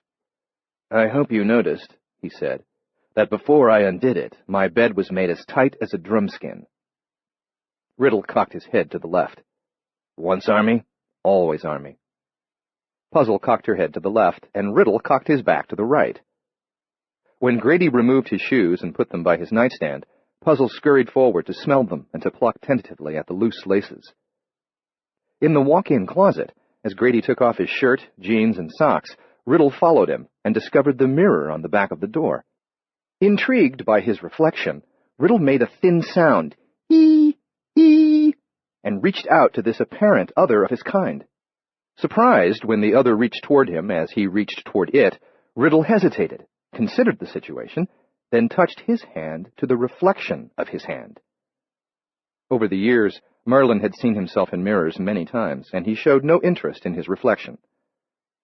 Riddle's ears twitched, and he scurried out of the closet. Returning to the bedroom, Grady found his 2 guests at the Son of Ireland's bed, watching their new friend with interest. Evidently they had been drawn by the wolfhound's snoring, which was indeed impressive. In the bathroom, after Grady squeezed toothpaste on his brush and turned on the cold water, Puzzle suddenly sprang onto the closed toilet seat and sat prairie dog fashion, watching him with interest. Half a minute later, Riddle ascended to a position on the side of the bathtub, as intrigued as Puzzle appeared to be by their host's dental hygiene regimen. After he finished brushing, they watched him floss. They watched him wash his face and trim a hangnail and wipe splashes of water off the countertop with a towel. When the time came to toilet, Grady shooed them out of the bathroom and closed the door. No sooner had he taken the throne than a soft, rapid, irregular rapping arose at the door. "Go away," Grady said. The sound came again. Rap, rap, rap, rap, rap, rap, rap, rap, rap, rap, rap. "I didn't go out in the yard and stare at you when you were peeing," Grady reminded them. Rap, rap, rap, rap, rap, rap, rap, rap, rap, rap, rap. Good grief. The rapping stopped. When he heard one of them sniffing along the crack between the bottom of the door and the threshold, he considered renaming them Nosy and Snoopy. The silence that followed the sniffing was welcome, but then seemed to have a suspicious quality. Although the skeleton key had long ago been lost, the old door featured a keyhole.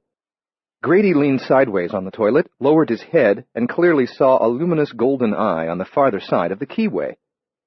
"You're a little peeping Tom. You two ought to be ashamed of yourselves." The golden eye blinked. By the time Grady washed his hands and returned to the bedroom, Puzzle and Riddle were on his bed, lifting his pillows to peer under them. "Off, off," he told them. They dropped his pillows, sat on his bed, folded their hands on their bellies, and watched him. Having been awakened after such a short snooze, Merlin yawned extravagantly. Grady went to the empty dog bed, fluffed it, and said to Puzzle and Riddle, "Here, this is yours." They stared at him attentively, but didn't leave his bed. In the closet, where he kept a few dog toys, Grady selected a blue monkey. He returned to the bedroom, knelt beside the empty dog bed, and squeaked the monkey to entice Puzzle and Riddle to come to him. Merlin grumbled, displeased to be disturbed. A different toy might possibly lure the pair to their proper place. Instead, Grady decided to show them what was wanted, as he might show a puppy. He went to his bed and scooped up Puzzle. She not only allowed herself to be lifted and carried, but she also curled into the cradle of his arms, exposing her belly, bending her forelimbs at the elbows and the wrists in an expression of happy compliance. When Grady put her down in the big fleece-covered dog bed that he intended for her to share with Riddle, he said, "Stay," as if the commands of canine obedience school were universally understood in the animal kingdom. He gave her the blue monkey to keep her occupied. At his bed once more, he scooped up Riddle, who proved to be as cooperative as Puzzle. Grady carried him to his appointed lodgings, where only the plush blue monkey waited. With Riddle still in his arms, he turned and saw Puzzle on his bed again. He deposited Riddle with the blue monkey and returned to his bed for Puzzle. She virtually leaped into his arms, nearly knocking him down. But no sooner had he turned to take her to Riddle than he heard the monkey squeaking on his bed behind him. Merlin no longer grumbled. Head raised, ears pricked, he watched with interest. Instead of taking Puzzle to the empty bed, Grady put her down beside the wolfhound. He lifted one of Merlin's sturdy forelimbs and draped it over the golden-eyed animal. "Stay," he told Merlin. In a sterner tone, narrowing his eyes like Clint Eastwood, he issued the same command to Puzzle. He also extended his arm in an accusatory fashion and pointed a finger at her. She cocked her head to the right. Grady turned away from her. As he crossed the room to get Riddle and the damn monkey, Merlin and Puzzle sprinted past him and leaped onto his bed. Riddle put the monkey under Grady's pillows. With expressions of blissful contentment, the dog and the two somethings curled around one another. The wolfhound and his posse watched Grady turn out the bedside lamp. They watched him turn out the overhead light. Leaving on the lamp beside the large, sticky-style reclining chair, Grady went into the closet to retrieve a spare pillow and a blanket. The snuggling animals raised their heads as he came out of the closet, and they tracked him as he went to the reclining chair. They seemed unmoved by the sour look he gave them. Grady sat in the roomy chair, which he had built and upholstered the previous year. He stretched out his legs on a matching footstool. The three compadres watched him solemnly. He draped the blanket across himself and put the pillow behind his head. They watched him adjust the pillow and the blanket until he got everything as right as he could. The chair made a comfortable bed, and he was too tired to play "Here We Go Round the Mulberry Bush" with these animated plush toys. He said, "Just so you know." The three caballeros remained interested in him, although he couldn't honestly claim that they waited with bated breath for what he would say next. "I consider this mutiny," he informed them. "Mutiny indeed, and in the morning, discipline will be administered." He switched off the lamp beside the chair. Their colorful eyes seemed to float in the darkness. "I see you watching me," he said. They didn't blink. "I'm counting on you, Merlin. Don't let them devour me in my sleep." Chapter 37. At the computer in her office at the veterinary clinic, Cammie Rivers wrote emails to Dr. Eleanor Fortney of Tufts University's Cummings School of Veterinary Medicine in North Grafton, Massachusetts, and to Dr. Sidney Shinseki of Texas A&M University's College of Veterinary Medicine in College Station, Texas. She attached JPEGs of photos of Puzzle and Riddle. Eleanor Fortney was an eminent zoologist, an internist, and a surgeon who had been a guest lecturer for a month at Colorado State University's College of Veterinary Medicine and Biomedical Sciences in Fort Collins, when Cammie had been in her last year of studies at that institution. As one of the very few CSU students who ever achieved a perfect grade point average in every semester of her studies, both as an undergraduate and a graduate student, Cammie had been able to receive a guaranteed seat in every one of Eleanor's small class lectures, but had been invited also to participate in 3 one-on-one conferences that proved to be some of the most intense educational experiences of her life. By the time Eleanor completed her month in Fort Collins, she had made a persuasive case that, upon graduation, Cammie should come east to Tufts. Eleanor offered a 3-year contract to work in a canine cancer research project, of which she was the director, a program with deep funding provided by an alumnus. Cammie was tempted by the opportunity to advance her career and contribute to research that might save the lives of countless dogs. But ultimately, she declined. She had dreamed for so long of serving animals not in the research lab, but in the course of their day-to-day suffering. She wanted the satisfaction of healing animals whose names she knew and into whose eyes she had looked. She and Eleanor had remained in touch, however, and were friends who regarded their work not solely as a profession, and primarily as a mission. If Puzzle and Riddle were extreme teratogenic individuals, Eleanor's broad, deep zoological background might enable her to see through the mutations to underlying characteristics that identified their species. As for Sidney Shinseki, after receiving her veterinary degree, Cammie had done a year of postdoctoral work with him to refine her surgical techniques. He was a sweet old gruff bear of a guy who had a keen diagnostic sense and a talent for making intuitive leaps from a few perplexing facts to the truth toward which they pointed. After sending the emails, Cammy trolled a few institutional zoological archives that could be accessed with ease, searching for photographs of nocturnal creatures with unusually large eyes. The eye inhabiting the rainforests of Madagascar appeared to have larger eyes than it really did. In the photos, they were such a bright orange that the stunning color contributed to an illusion of immensity. Anyway, with its big bat-like ears and pointed muzzle, it wouldn't qualify for a show about mammalian beauty on Animal Planet. Bush babies' eyes were markedly larger than those of an eye, especially in proportion to their small heads, but they were ocular nobodies compared to Merlin's new playmates. The loris, native to South and Southeastern Asia, had large eyes in proportion to its head, but not in comparison to Puzzle and Riddle.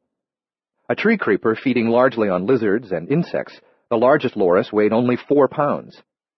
After the excitement of the night, she thought she would not be able to sleep, but she soon began hitting too many wrong keys and too often misclicking the mouse, and she logged off. When she dropped into bed at 1:50 a.m., the room seemed to turn slowly like a carousel. A carousel. And all the beautiful horses were facing in the same direction, toward the mountains and the twilight sky, and something momentous was passing through the day, something so gigantic that she could feel its presence looming, yet it remained invisible. Or if it was not invisible, then it must be visible only by indirection, only from the corner of the eye. Chapter 38. Cool and dry, the California night provided perfect weather for walking with a backpack.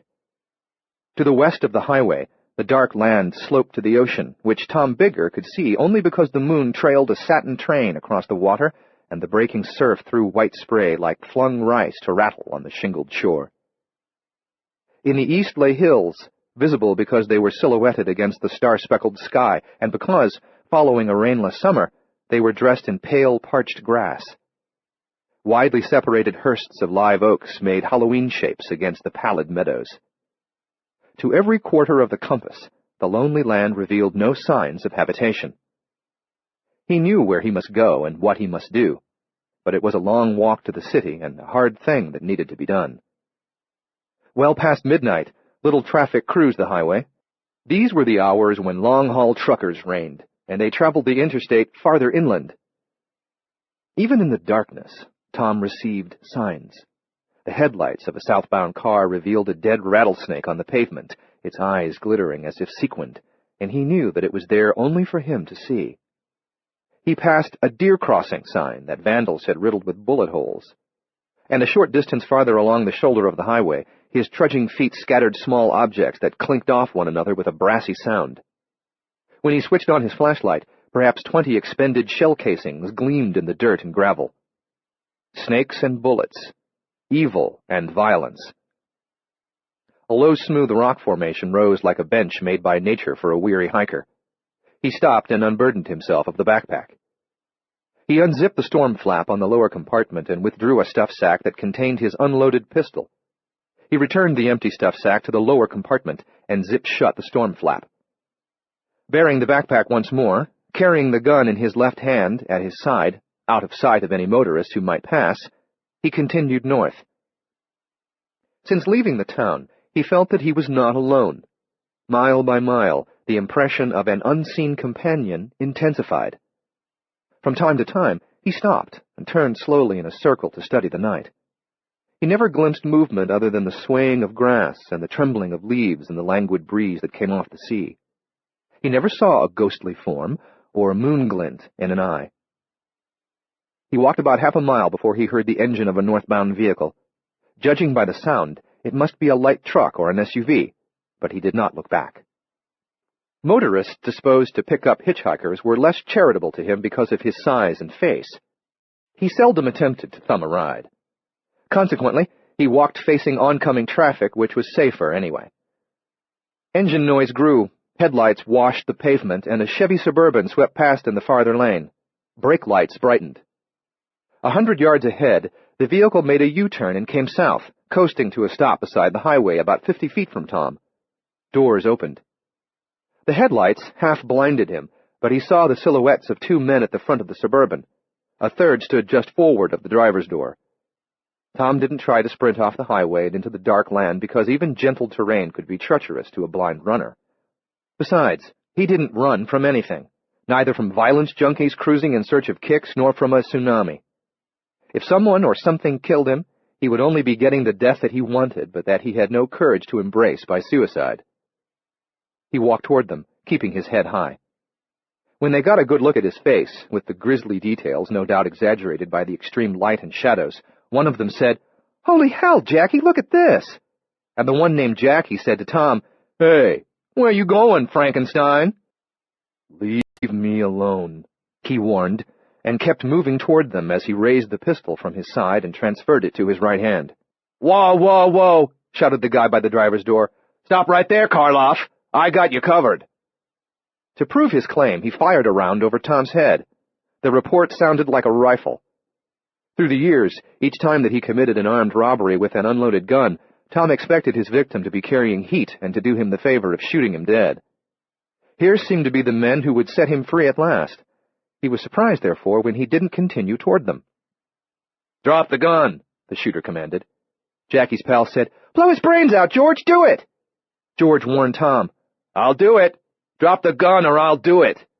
Instead of casting the pistol aside, Tom tucked it under his belt against his abdomen. Less than 20 feet separated him from the two men in front of the Suburban. Wary, they moved toward him, careful to remain out of their armed companions' line of fire. "I'm not alone," Tom said. Jackie laughed, and the guy beside him said, "Problem is, that's an imaginary friend you've been talking to, Rummy. What have you got in that backpack? Take it off and give us a look." Out of the night to Tom's left, from the long slope that led down to the sea, came a low and sinister form, its eyes radiant with the reflected beams of the headlights. A lean coyote with its sharp teeth bared. The beast didn't even glance at Tom Bigger. With boldness not characteristic of the species, it moved menacingly toward those who were threatening him. "Is that a dog?" Jackie asked, and his pal said, "Shit, no!" As if conjured with invocations and pentagrams, another coyote slunk out of the darkness, close behind the first, and then a third.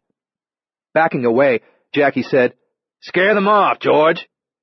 The shooter fired a round in the air, but the animals weren't frightened. From the deep dark and the tall grass, a fourth coyote, a fifth, a sixth, a seventh materialized. The rifleman, who was the driver, got behind the wheel of the Suburban, and the slam of his door triggered the retreat of the other men to the safety of the vehicle. Now that he was the only prey remaining, Tom Bigger expected the pack to turn on him, but their attention remained fixed on the 3 occupants of the SUV. For a minute or two, the driver waited, surely expecting the coyotes to roam away into the night. But the 7 maintained their vigil, eerily still. Through the windshield, Tom could see the 2 men in the front seat, the third leaning forward from behind them. They appeared to be arguing. The driver released the emergency brake, put the Suburban in gear, and pulled onto the highway. He drove south, back the way he had come. Tom watched until the taillights dwindled from view. He took the unloaded pistol from under his waistband, held it at his side, and walked north. The coyotes accompanied him through the moonlight, 3 ahead of him, 1 on each side, and 2 behind. So high that the sound of its engines didn't reach the earth, a jet transited the sky from west to east, and for Tom, its lights signified that his journey, too, would continue, must continue. After a quarter of a mile, the coyotes moved away from him in single file, diagonally across the blacktop. He stopped to watch them leave.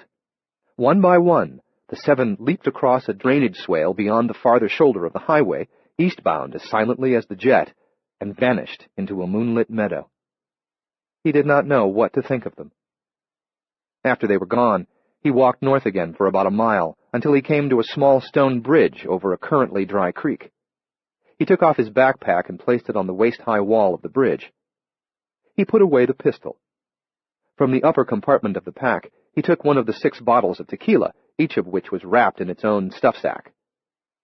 2 cars appeared in the south, but the thugs were not returning with reinforcements. A sedan and a pickup swept past without slowing. Tom twisted the cap, broke the tax stamp, opened the pint. He brought it to his nose and inhaled.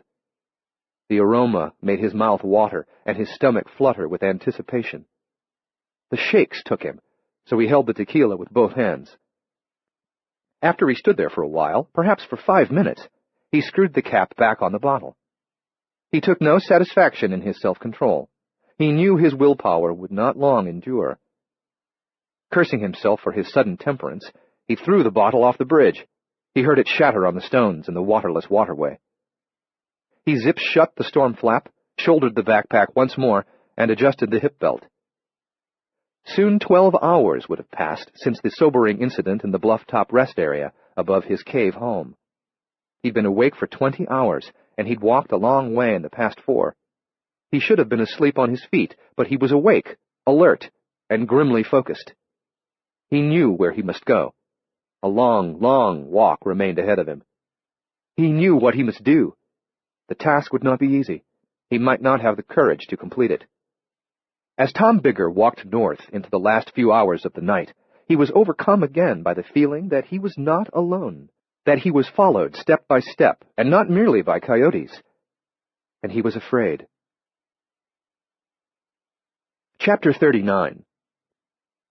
For a walk in the suburban Seattle woods, Liddon Wallace wore Brioni loafers protected by rubber overshoes, gray wool slacks by Ermenegilda Zegna, a Mark Cross belt, a Jeffrey Bean shirt, an Armani sweater, a black leather jacket by Andrew Mark, and a Patek Philippe wristwatch. The hard-packed dirt footpath proved easy to follow in spite of the mottling shadows and the mist. Dawn had come nearly an hour earlier, but fog veiled the face of the sun and allowed only this indirect light. In the morning murk, the towering Douglas firs and hemlocks appeared to be black, and the ferns were more blue than green. Even the clusters of Pacific dogwoods, with their flurries of scarlet and gold leaves, blazed less than smoldered in the dripping gloom, and their enormous white flowers, which usually resembled clematis, now looked like dead birds in their branches. After little more than 300 yards, the footpath led out of the forest. Beyond lay the putting green at the 18th hole of the golf course. An electric cart, used by groundskeepers, stood on the green. Even as Liddon Wallace came out of the trees, Rudy Neems, chief of the landscape maintenance crew, took the 18th hole flag from the cart and stood it in the cup. Half surrounding the green and beyond it were 3 sand traps and then a fairway that sloped down to a water hazard. The first half of the fairway, beyond the water, faded into the mist, and the tee was far beyond sight. A narrow rough lay along each flank of the fairway, and behind both roughs the forest continued. Rudy Neems stood by the grounds cart, watching Liddon approach. The landscaper was 38, stocky, with a blonde mustache and thick hair that grew naturally in ringlets. Ironically, as a boy, he was often picked to play an angel in Christmas pageants. "Well, this weather sucks," Liddon said. Neems was soft-spoken to such a degree that even in the morning stillness, his voice didn't carry far. Good for the skin. Indeed, the groundskeeper had a superb complexion. Liddon said, "So you reviewed the package?" "Yes." "Do you have any questions?" "No." "You see how it can be done?" "Yes." "Then you'll do it?" "The money?" Liddon handed him a manila envelope containing $40,000 in $100 bills. $40,000 more when it's done." Neems didn't bother to count the deposit. He dropped it in the cart and returned to Liddon another envelope that contained numerous photographs of his house in California, the floor plan, and detailed information about the security system. "Plus expenses," Neems reminded him. "Yes, of course. 40,000 more plus expenses. When are you flying there?" "This afternoon." "As I told you, I'm only in Seattle on business until Wednesday noon. When will you do the job?" "Tomorrow night." "Tuesday evening?" "Yes." "Good. Excellent. I'll be having drinks and dinner with a client from 6 o'clock till 11 or later." "Your wife looks nice," Neems said. "Yeah, she does. She's a beautiful woman, but I should never have married. I'm not the marrying kind." "I want her." "You want her? No, not a good idea, Rudy. You were acquitted, but your DNA is still on file from the court-ordered blood sample. It's still in the system. You don't dare leave semen behind." "I won't." 4 years earlier, in California, Rudy stood trial for the murder of a 14-year-old girl. Liddon was his defense attorney. "It's too risky," Liddon reasoned. Because I got you off in the Hardy case. They find your DNA, they'll know I hired this done. He had not merely won a not guilty verdict for Nemes, but he had also made 2 straight-arrow police detectives appear so corrupt that they were ultimately fired from the force. A network TV news magazine did a 2-hour feature on the case that brought Liddon millions in business. The camera loved him. He was a natural. Now and then he watched a DVD of the program just to remind himself of how good he looked. Judy didn't have any. Judy was Judith Hardy, the 14-year-old girl who was kidnapped and raped. Liddon said, "Didn't have any what?" "Any of my DNA." "She was largely dissolved by acid in a pit on the beach. The best forensic team wasn't going to get anything from that body." "So I burned Kirsten." Kirsten was Liddon's wife. "Filled the bathtub with gasoline," said Nemes. Looking past Rudy Nemes, Liddon surveyed the foggy fairway. No one was in sight. The course didn't open for at least another hour. Nevertheless, this was taking too long. To minimize the chance of their being seen together, they needed to meet in places as discreet as this and keep the meetings brief. "Bathtub of gasoline?" Liddon said, boggled by the flamboyance. "Sinker, burner," said Nemes. "I've got a lot of expensive art, antiques, and a fire sprinkler system. Still, a bathtub of gasoline." "Studied it," Nemes said. Liddon looked at the manila envelope full of photos and details about the house, which Nemes had returned to him. "You'll lose the bathroom," Nemes said. "Obviously." "Master bedroom, some attic." "What about water damage?" "Sprinklers only go off in rooms with heat." "Ah, so there's no widespread water damage." "Smoke?" "I'll close the bathroom and bedroom doors behind me." Nemes was as dependable as he was soft-spoken. He thought things through, cared about details. "I guess the alarm system will get the fire department there in a hurry," Liddon said. "Probably under 4 minutes. They're nearby." Because the apron of the putting green sloped up slightly to the surrounding fairway, the contours of the land pulled faint currents of morning air into the depressed green, where they circled, drawing in a thicker knee-high scrim of fog that moved around Liddon and Nemes, a slow-motion whirlpool, around and around. "You really want Kirsten that much?" Liddon asked. Nemes nodded. "I gotta have her." "How long will you take with her?" 2 hours. 3. "You're confident about this?" "Absolutely." "It's kind of wild," Liddon said. "So wild, it's not the way hired killings are done." "Good point. Well, okay then." Nemes' smile was so sweet, he would still be good for Christmas pageants. 2 things. First, you sure about Benny? Benny was Benjamin Wallace, Liddon's 3-year-old son. "I'm no better at parenting than marriage," Liddon said. "There's nannies." "I'd either end up with some harridan who ruins the mood of the house or some young thing who files a phony civil suit against me for sexual harassment. Is Benny a problem for you?" "Why would he be a problem? He's 3 years old." "I didn't mean a physical problem." "I'm fine with it," Nemes said. "All right, then it's set." "I just wanted to be sure you were okay with it." "It is what it is," Liddon said. "What's the second thing?" "Just my curiosity." "I've got to get going." "You come to me for this. You had to know I did Judy Hardy." "Obviously." "When did you figure it out?" "Before I took your case," Liddon said. "You did my case pro bono." "You didn't have any money." "Thought you defended me because you believed." "In your innocence? No, never." "So you did it pro bono because—" "What do you think, Rudy?" "In case one day you needed someone like me." "There you go." "Were you married when you took my case?" "Only a few months." "Did you know then that maybe—" No. I loved her then." "That's sad." Liddon shrugged. "Life." "You do a lot of pro bono work." "I try to give what time I can."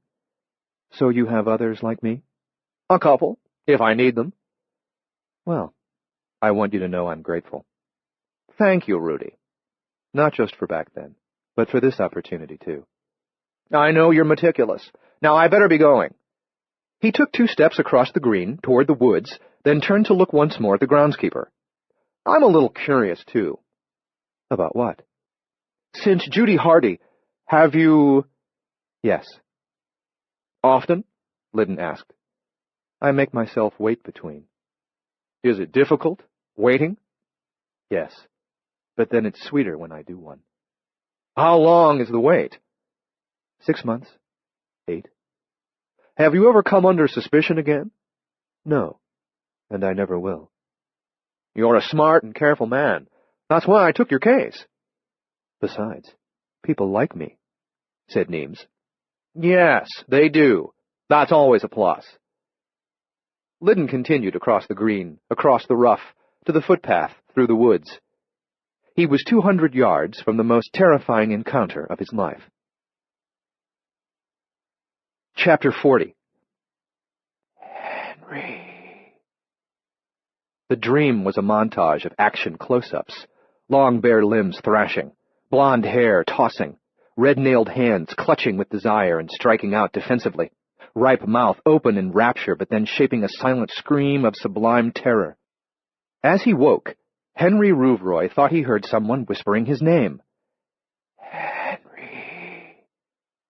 In sleep, he had slid onto his side. Now he sat up, his back against the closet wall. The shotgun. He had let go of it. He fumbled in the dark, found the 20-gauge. More likely than not, he dreamed the voice. He listened, but heard nothing. Beyond the open door, the bedroom was brighter than when he had taken up his post in the closet, but it wasn't as bright as it would have been with a lamp on. Dawn had come. Morning sun seeped around the edges of the closed draperies. Wincing, flexing his left foot to defeat a cramp, Henry rose and moved cautiously to the doorway. Again he listened. After a silence, he heard the thinnest of whistles, and his heart clenched for a moment until he realized that the sound was his own flatulence. Sausage, cheese, and a plebeian bread for dinner had been a mistake, a shock to the system. Less than a day on the farm, and already his standards and conduct had begun to deteriorate. One could not overestimate the dangerous effects that a rustic way of life could have on a man's personality and intellect, even after he had been prepared in the finest private schools and polished to a high finish at Harvard. Without the daily stimulation of life in a big city, without continuous wit-sharpening interaction with other well-educated and sophisticated people, he might become countrified, coarse, uncouth. The Times probably wasn't distributed in this benighted region's one-horse hamlets and jerkwaters, and the illiterate inbred clerk at the newsstand no doubt sold Vanity Fair in a plain brown wrapper. While Henry listened to his oscillating butt whistle as it diminished to a final peep, he realized that when he stocked the potato cellar and the converted horse stalls with women, he should attempt to find at least one who had gone away to the right schools and returned to this intellectual wasteland for whatever misguided reasons. If he couldn't find one who was witty and sexy, he might be wise to imprison a plain woman who was a good conversationalist with refined tastes, strictly for the purpose of honing his intellect and maintaining his clarified and supreme aesthetics. The unfortunate consequences of his rectal recital prevented Henry from remaining in the closet. In need of fresh air, he decided that if his name had been spoken, the whisperer had been a figure in his dream, and he moved into the bedroom. When he switched on the ceiling light, he focused at once on the bed. The covers seemed to drape exactly as he had arranged them, and the shape of the fake sleeper was as he designed it. If someone had taken the place of the dummy, Henry would have been murdered while he slept. His fear had been irrational. Nevertheless, he rounded the foot of the bed to stand over the blanketed form. Holding the shotgun in both hands, with a finger on the trigger, he used the barrel to hook the bedclothes and flip them back from whatever they concealed. Having been hostage to his absurd expectations, his breath blew free of him in a gust of relief. He pulled the draperies back from the windows and let the early light into the room. He would no longer cower in closets. With the new day, he would follow a fresh strategy. Instead of reacting, he would act and take the fight to his tormentor. The hallway light was on, as it should have been, and one lamp in the living room, but the kitchen was not dark, as he had left it. On the dinette table were the leather work gloves. When he found them on the bedspread the previous night, he had put them in a trash bag and had set the bag on the bedroom armchair, intending to dispose of them come morning. Now morning found them here. They appeared to be more saturated with blood than they had been before, much of it crusted and dry, but some still wet, gluey. Beside the gloves were a pencil and the notepad that earlier had been by the kitchen phone. The yellow paint on the pencil was mottled with dried blood. A few smears of blood also stained the top sheet of the notepad, but they did not obscure the message. The 3 handwritten lines were centered to one another. So suddenly did Henry's dread return, and with such force that at first he could make no more sense of the words than he would have if they had been from the lost language of an ancient civilization. Fear rendered him momentarily illiterate. When he could read, he saw that before him were 3 lines of verse. They didn't rhyme because they comprised a brief poem in that 17-syllable Japanese form called haiku. Of course, Henry knew about haiku because he had graduated from Harvard, but also because his brother Jim had written 52 of them that were published in a slender hardcover. Swooping harrier, calligraphy on the sky, talons, then the beak. Henry remembered the pair of harriers gliding in intersecting gyres as he had walked to the barn with his brother. Calligraphy, beautiful Japanese writing done with a brush. Henry was neither a poet nor much of a reader of poetry, but he supposed that to describe a swooping bird, a brush painting graceful strokes might be an acceptable metaphor. The last line disturbed him more than the others. The final 4 words made this poem about death, a poem less about the harrier than about the unmentioned mouse that would be pierced by the talons and torn by the beak. If Henry was the harrier, then his twin brother must be the mouse, and this poem was about Jim's murder in the barn. On the other hand, if Jim was the harrier, then his brother was the mouse, and the poem must be about the impending murder of Henry. He remembered Jim's words spoken just before they entered the barn. Predators and prey. The necessity of death, if life is to have meaning and proportion. Death as a part of life. I'm working on a series of poems with those themes. Infuriated more by the mockery than the threat, by being played for a fool, Henry Rouvroy wanted to rip the top page off the notepad, tear it in pieces, and flush it down the toilet, but the thought of touching it repulsed him. Talons, then the beak. Those cold words seemed to promise a cruel death by stabbing, slashing. Talons, then the beak. Jim had not been stabbed. He had been shot. The poem was not likely to be about Jim's death. Henry remembered the 5 knives that had been on the table when he first came into the kitchen with Jim and Nora. 5 knives with 4- and 5-inch blades, non-reflective finishes, assisted opening mechanisms for quick blade release. Before the 3 of them had coffee and sweet rolls, Jim moved the knives to the counter by the refrigerator. Henry turned away from the haiku and went to the counter. 3 knives lay there. 2 were missing. Chapter 41. The fragrance of fir, the wry significance of hemlock, and the irony of dogwood comforted Lyndon Wallace as he followed the footpath through the forest after arranging for the murders of his wife and child. The law was a magnificent thing. His legal career had brought him wealth, a measure of fame, powerful friends in high office, a young and stunningly beautiful wife, the means to resolve problems that would daunt or destroy other men, and the freedom to make even radical changes in his life to increase his happiness and to ensure that he was always as fulfilled as he had every right to be. His parents and most of his teachers over the years, from preschool through law school, had stressed that nothing was more important than self-esteem, that self-esteem was the ticket to a satisfying life journey. In Lyndon's case, they were wasting their time preaching to a true believer who from a tender age was well aware of his many superior qualities, not the least of which was decisiveness. When he saw what needed to be done, he did it, or hired someone like Rudy Neames to do it. Lyndon never dithered, and once he acted, he never had remorse. Sometimes, if he possessed the right information, he neither had to do the job himself nor pay to have it done. A lot of people lived with secrets that could destroy them, and if you knew their secrets, you could manipulate them to do things for you that reduced them to the condition of puppets. Because Lyndon had friends in high office with unlimited public funds to investigate any member of the public, he never had difficulty getting the dirt on those he targeted, assuming that they had secrets worth learning. As much as he loved the law and money and himself, he loved nothing more than pulling people's strings. He was born to be the master of his universe. Power was better than sex. Power was better than wealth. Power was better than anything. All of these thoughts, and a great many more of a diverse nature, were bursting through Lyndon Wallace's ever-busy mind as he walked through the woods toward the service road along which he had parked his rental car. Preoccupied with details of universe management and with thoughts related to the oncoming changes in his life, he was all but oblivious of the beauty of the forest. He was not enthralled by nature, as so many people seem to be these days. He liked grass that was mown, trees artfully shaped by a talented arborist, flowers in orderly rows in well-designed beds, water contained within pools and fountains. He didn't appreciate the riotous quality of the natural world, everything thrown together in a wild, sprawling mess, the fertility, the variety, the chaos.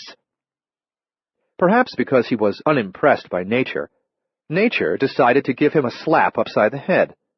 One second he was hurrying through the fog in a fog of his own, and the next second, wham! The thing happened so abruptly, he reeled from it with a cry of terror, but there was nowhere to reel to, because the thing happened all around him, so that he either had to surrender to it or resist and endure. Lyndon Wallace had never surrendered to anything in his life, never, and he refused to start capitulating now. If any strings were going to be pulled, he would do the pulling. He would not be pulled. He would never yield. Never. The energy of the event, the absolute power of the thing, took his breath away. Literally, he could not breathe. The air became as thick as water, compressed by an irresistible force of inconceivable might. And it seemed to him that the sunlight was being condensed as well, concentrated not into greater brightness, but into a rich golden densification, into a substance that he could feel and smell, into a shimmering coagulum that swelled, bent, buckled, and brought forth impossibilities. He sensed also that something had gone wrong with time. Wrong wasn't the correct word. Something about time had changed, the flow, the rules, the purpose of it.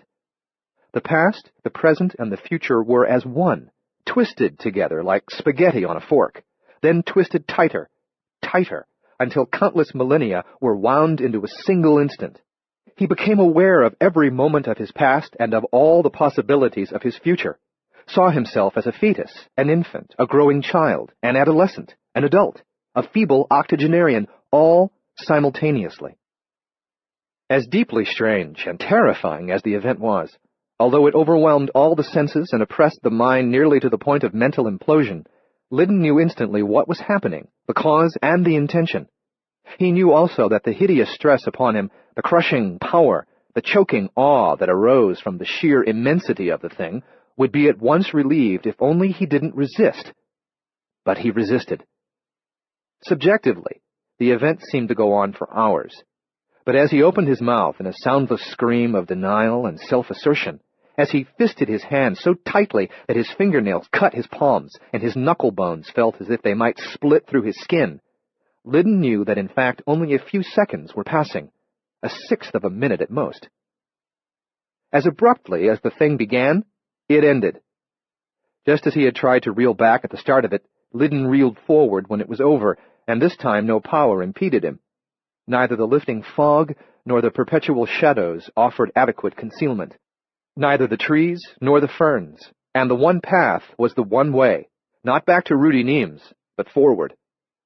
Lyndon lurched and staggered along the last 100 yards of the footpath, to the oiled dirt road that was used mostly by Forest Service personnel and primarily in times of fire. In the rental car, he locked the doors, threw the manila envelope on the passenger seat, and sat gasping, shuddering. He flipped down the sun visor to consult the mirror on the back. He expected his face to be scorched or in some other way branded by the encounter, but he bore no mark of his experience. When he peered into the reflection of his eyes, he immediately looked away. Only when his heart slowed a bit and his fear abated did he realize that he had lost one loafer and the rubber overshoe with it. No expensive Italian footwear could be expensive enough to motivate him to return to the woods. His gray wool slacks by Hermenegilda were shapeless, as if processed by an incompetent dry cleaner. Half of the top stitching in his mark-cross belt was unraveled, and the tongue of the buckle was bent. The Jeffrey Bean shirt, soaked with sour sweat, had shrunk in curious ways, binding at the underarms and pulling tight across the yoke. From the badly snagged Armani sweater dangled scores of yarn loops, and the black jacket by Andrew Mark stank as if the leather had begun to rot. When he consulted his Petit Philippe, the hour and the minute hand seemed to present the correct time, and the second hand swept smoothly around the face. But the watch indicated that the day of the week was Thursday, when in fact it was Monday, and that the month was December instead of September. Eventually, Liddon started the rental car and switched on the heater, for he felt cold to the bone. He was not yet ready to drive. He didn't look toward the forest. Nothing there interested him. Nothing ever would. He wouldn't be returning to those woods. Never again would he go into any forest, anywhere. Neither did he turn his eyes to anything else beyond the windows, nor even to the windows themselves. The thing happened. Liddon would never forget that it happened, but in the end it didn't matter. He would never mention the event to anyone. What would it profit him to do so? He opened the envelope that Rudy Neems had returned to him, and he took out the photographs. Pictures of the house and grounds were of no interest to him. He found photos of Kirsten and Benny, wife and son, woman and boy, other and other, unknown and unknowable. He returned the photos to the envelope. Later, when his tremors subsided, he made a U-turn on the narrow road and headed out of the forest. Chapter 42. At 6:35 a.m. Mountain Time, Dr. Eleanor Fortney phoned from Massachusetts, waking Cammy Rivers, who sat up in bed to take the call. Eleanor had a gift for small talk, but she didn't make use of it this time. "Knowing you, how responsible you are, this can't be a prank. Those aren't altered images." "No, they're real, Eleanor. They—" Interrupting, the zoologist said, "You've secured them?" "Secured them?" "The animals, in a cage, a dog crate, a padlocked crate. With those hands, they'll be clever about simple latches." "No, they're not in a crate. They're with Grady at his place." "Please call him now. Tell him to lock them in a closet or a room without windows. Windows have latches." "I don't think he'd do that." "Why? Why on earth wouldn't he?" "They're very appealing. They seem attracted to people the way dogs are. They're affectionate."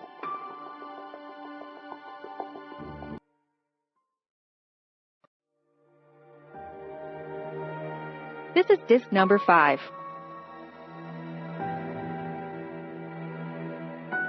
"Please call him now.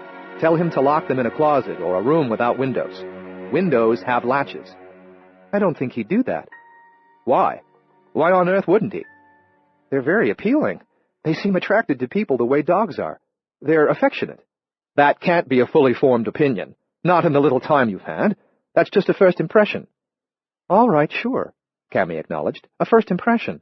But it feels right. Eleanor, you'd understand if you were here and could see them firsthand." "Maybe I would, but you can't let these creatures get away." "They don't want to get away. They want a home. They're cozy with Grady." "You're ascribing human motivations to them. You can't know what they want. Cammy, I know you must understand what they are." Unable easily to put into words the ineffable quality of puzzle and riddle, which suggested that they were something different from any of the easy explanations that came to mind, Cammy merely said, "We've been avoiding theories." "They are engineered," Eleanor declared. "Multiple species DNA." "It crossed my mind." Cammy tossed back the covers and sat on the edge of the bed. "But creatures this complex? Nobody's that far along yet." "These days, it's not just engineering new bacteria to make them into little factories producing insulin and interferon. It's not just modifying Thiobacillus ferrooxidans so it'll be a better uranium-mining bacteria. We're way beyond that." "Sure, I know. Some Chinese scientist imported a gene into pigs that makes them glow green in the dark. All kinds of crazy things are happening out there. But if puzzle and riddle were engineered, the science that made them would be magnitudes beyond the glowing green pig stunt." "Let me bring you up to date," Eleanor said. "Let's stay on pigs for a minute.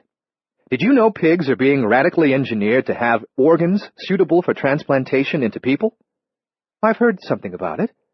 Pig organs that will be structurally, chemically, genetically so human that the recipient's body won't reject them.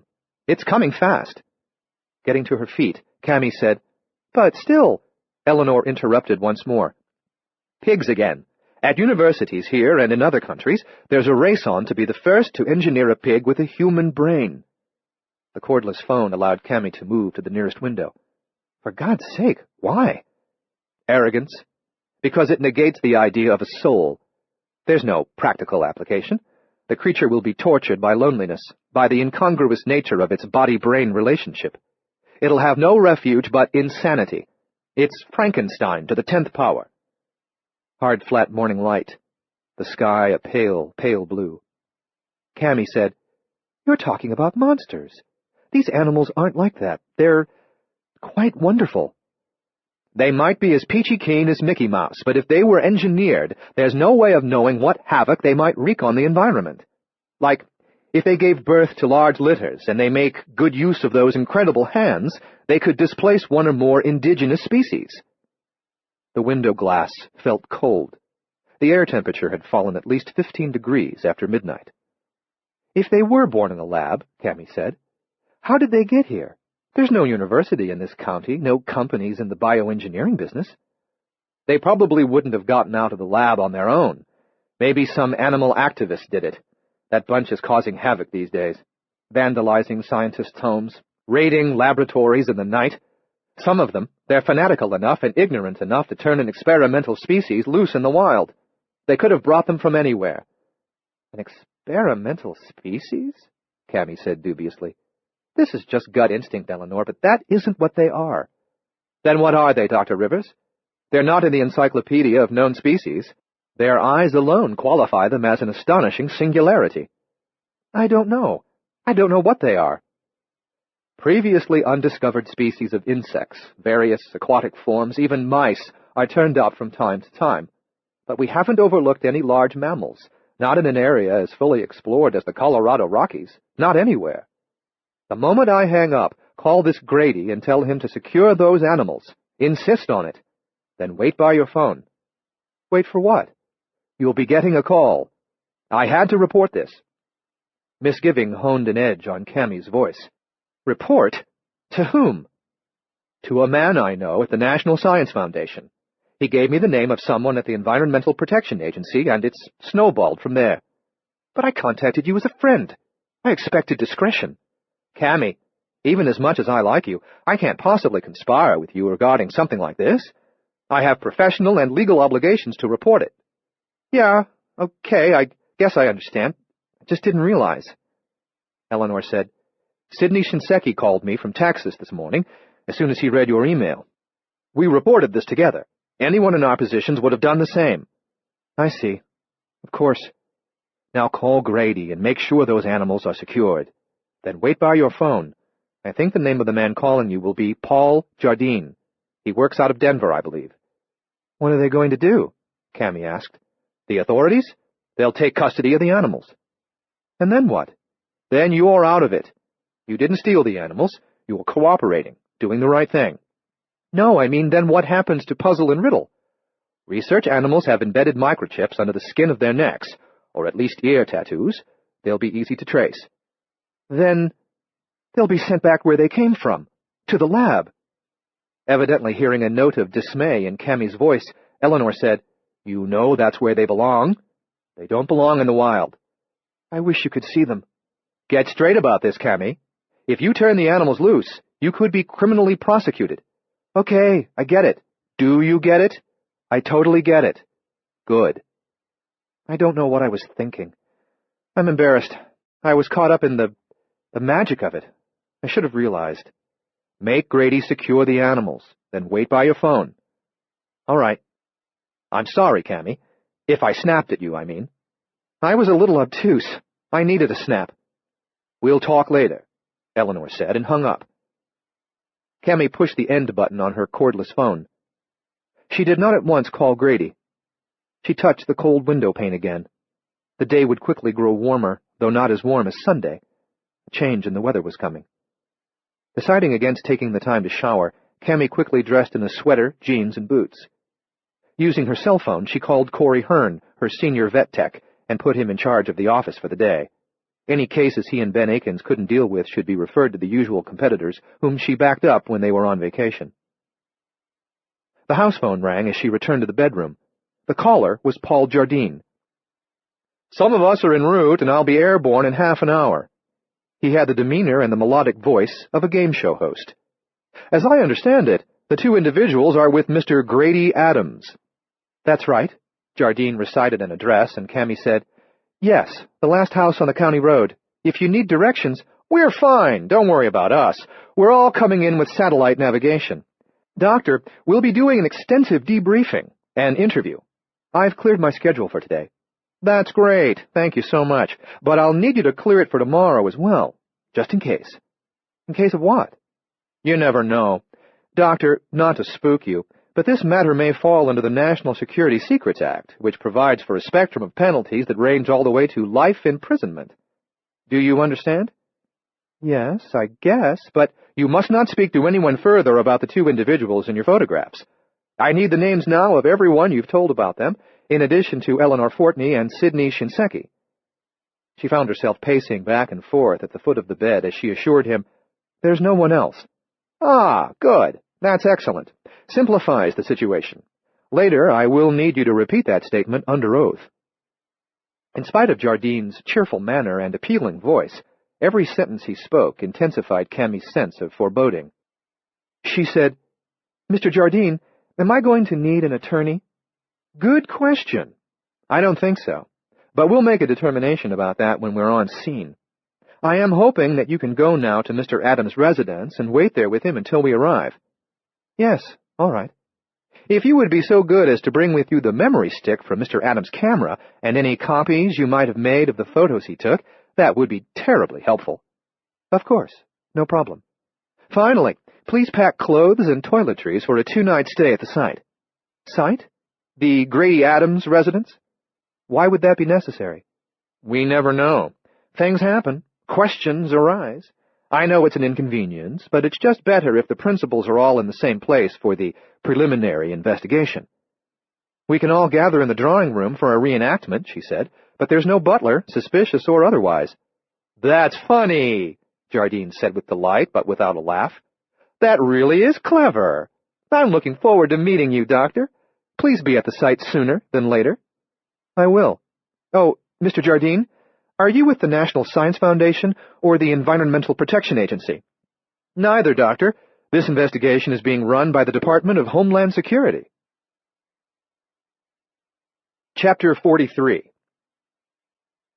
When Grady woke in the Stickley-style reclining chair shortly before 7:30 a.m., he switched on the nearby lamp and discovered that the three chums and co-conspirators were not on the bed where he had last seen them.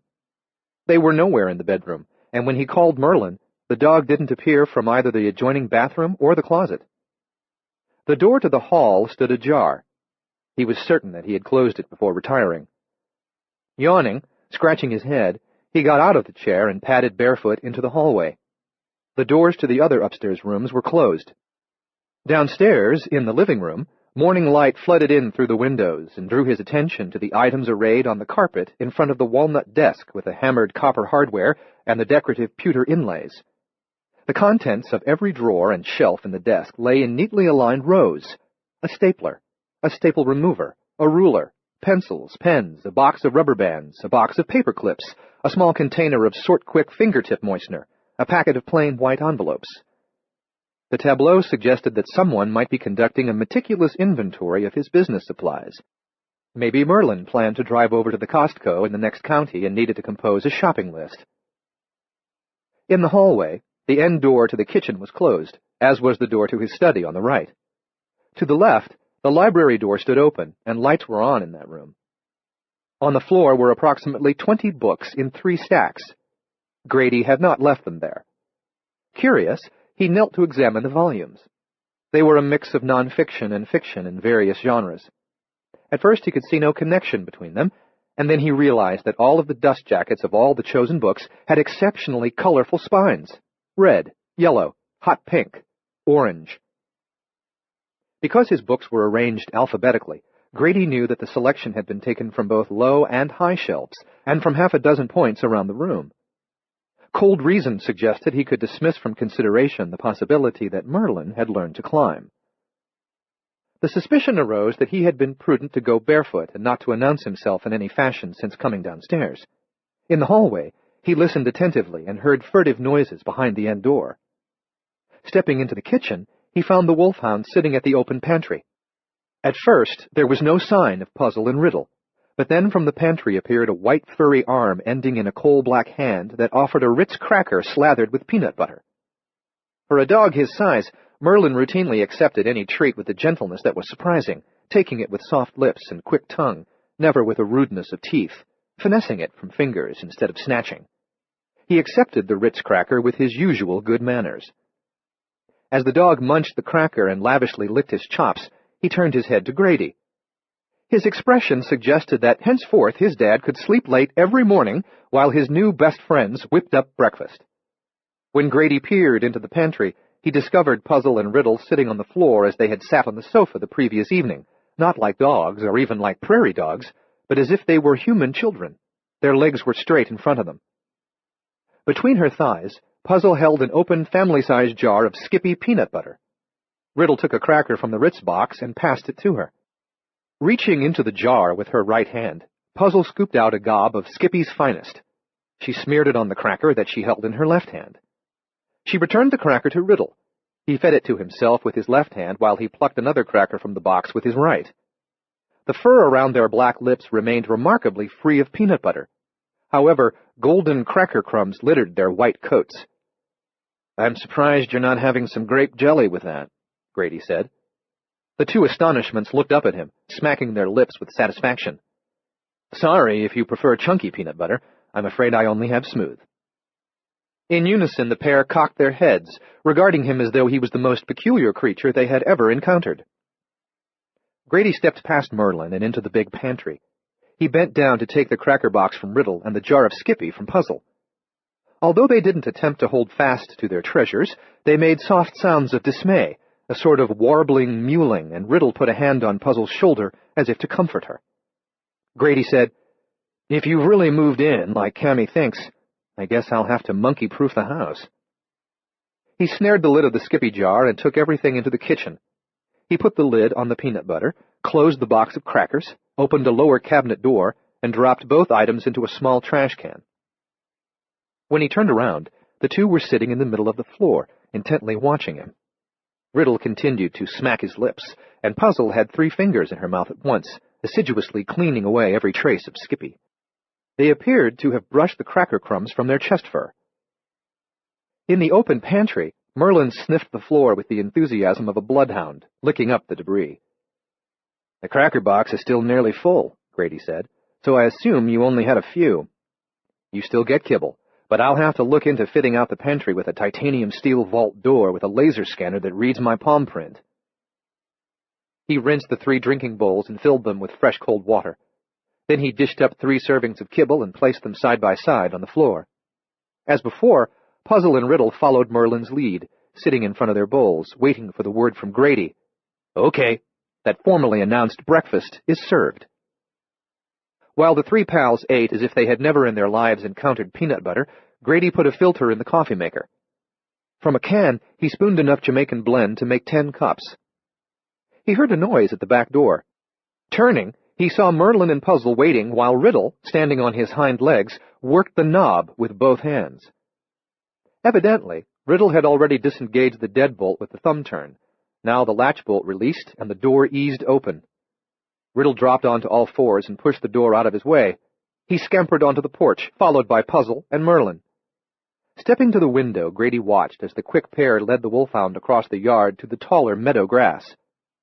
Only the night before, Merlin had shown them that the meadow, rather than the lawn, was an appropriate toilet. Grady went back to the open door and worked the thumb turn a few times, extending and retracting the deadbolt. The lock was simple to operate. No degree in engineering was required. He couldn't remember for sure, but they probably had seen him use the thumb turn.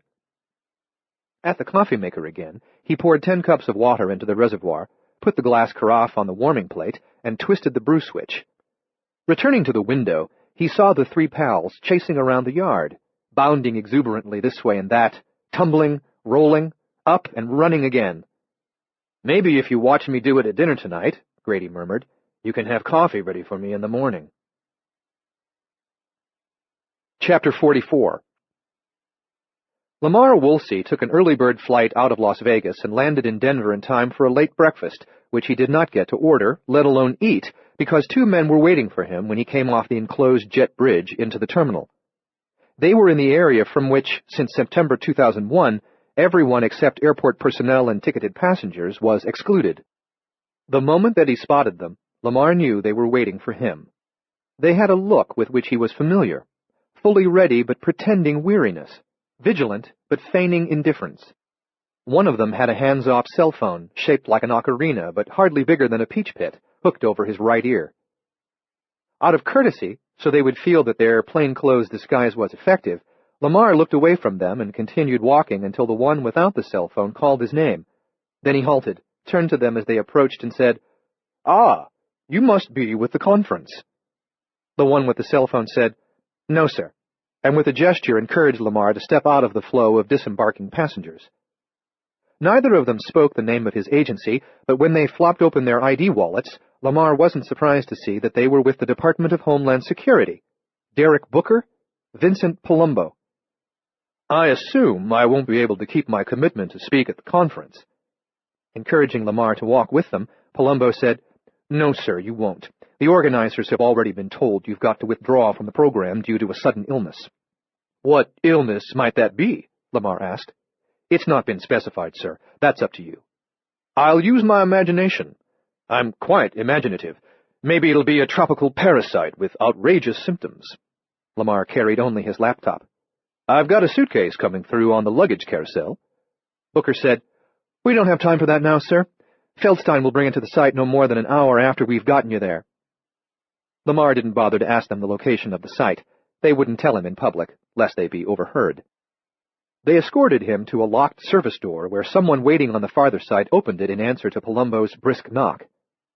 Corridor, stairs down, corridor, exit door. On the concrete apron, a sedan waited for them.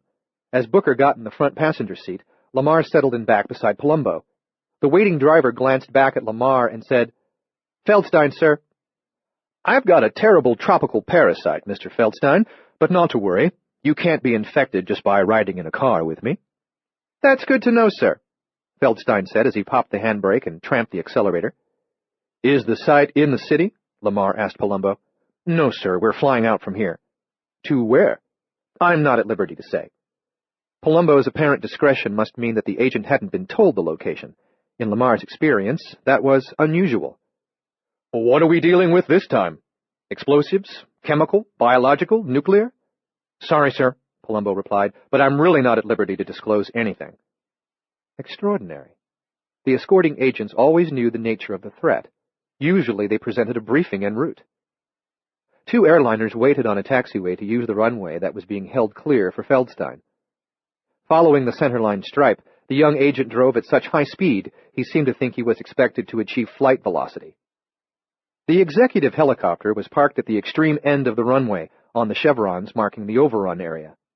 As Lamar Woolsey, Palumbo, and Booker got out of the sedan, the chopper's rotors began to slice the air, casting scimitar shadows on the concrete. The three men ducked under the blades, and the agents followed Lamar into the craft as Feldstein drove away.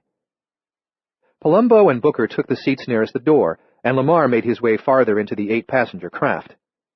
Another man was aboard, ensconced in one of the last two seats. Lamar sat across the narrow aisle from Dr. Simon Northcott.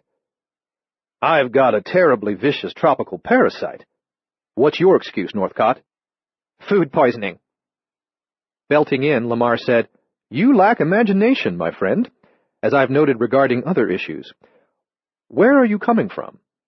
"We took off from my hotel parking lot just minutes ago. I was looking forward to this conference." "Well, you never know," said Lamar. "Maybe this time it's not just a plot to poison millions. Maybe this time it's the end of the world. And you wouldn't want to miss that, would you?" Northcott's smile was indistinguishable from any other man's grimace.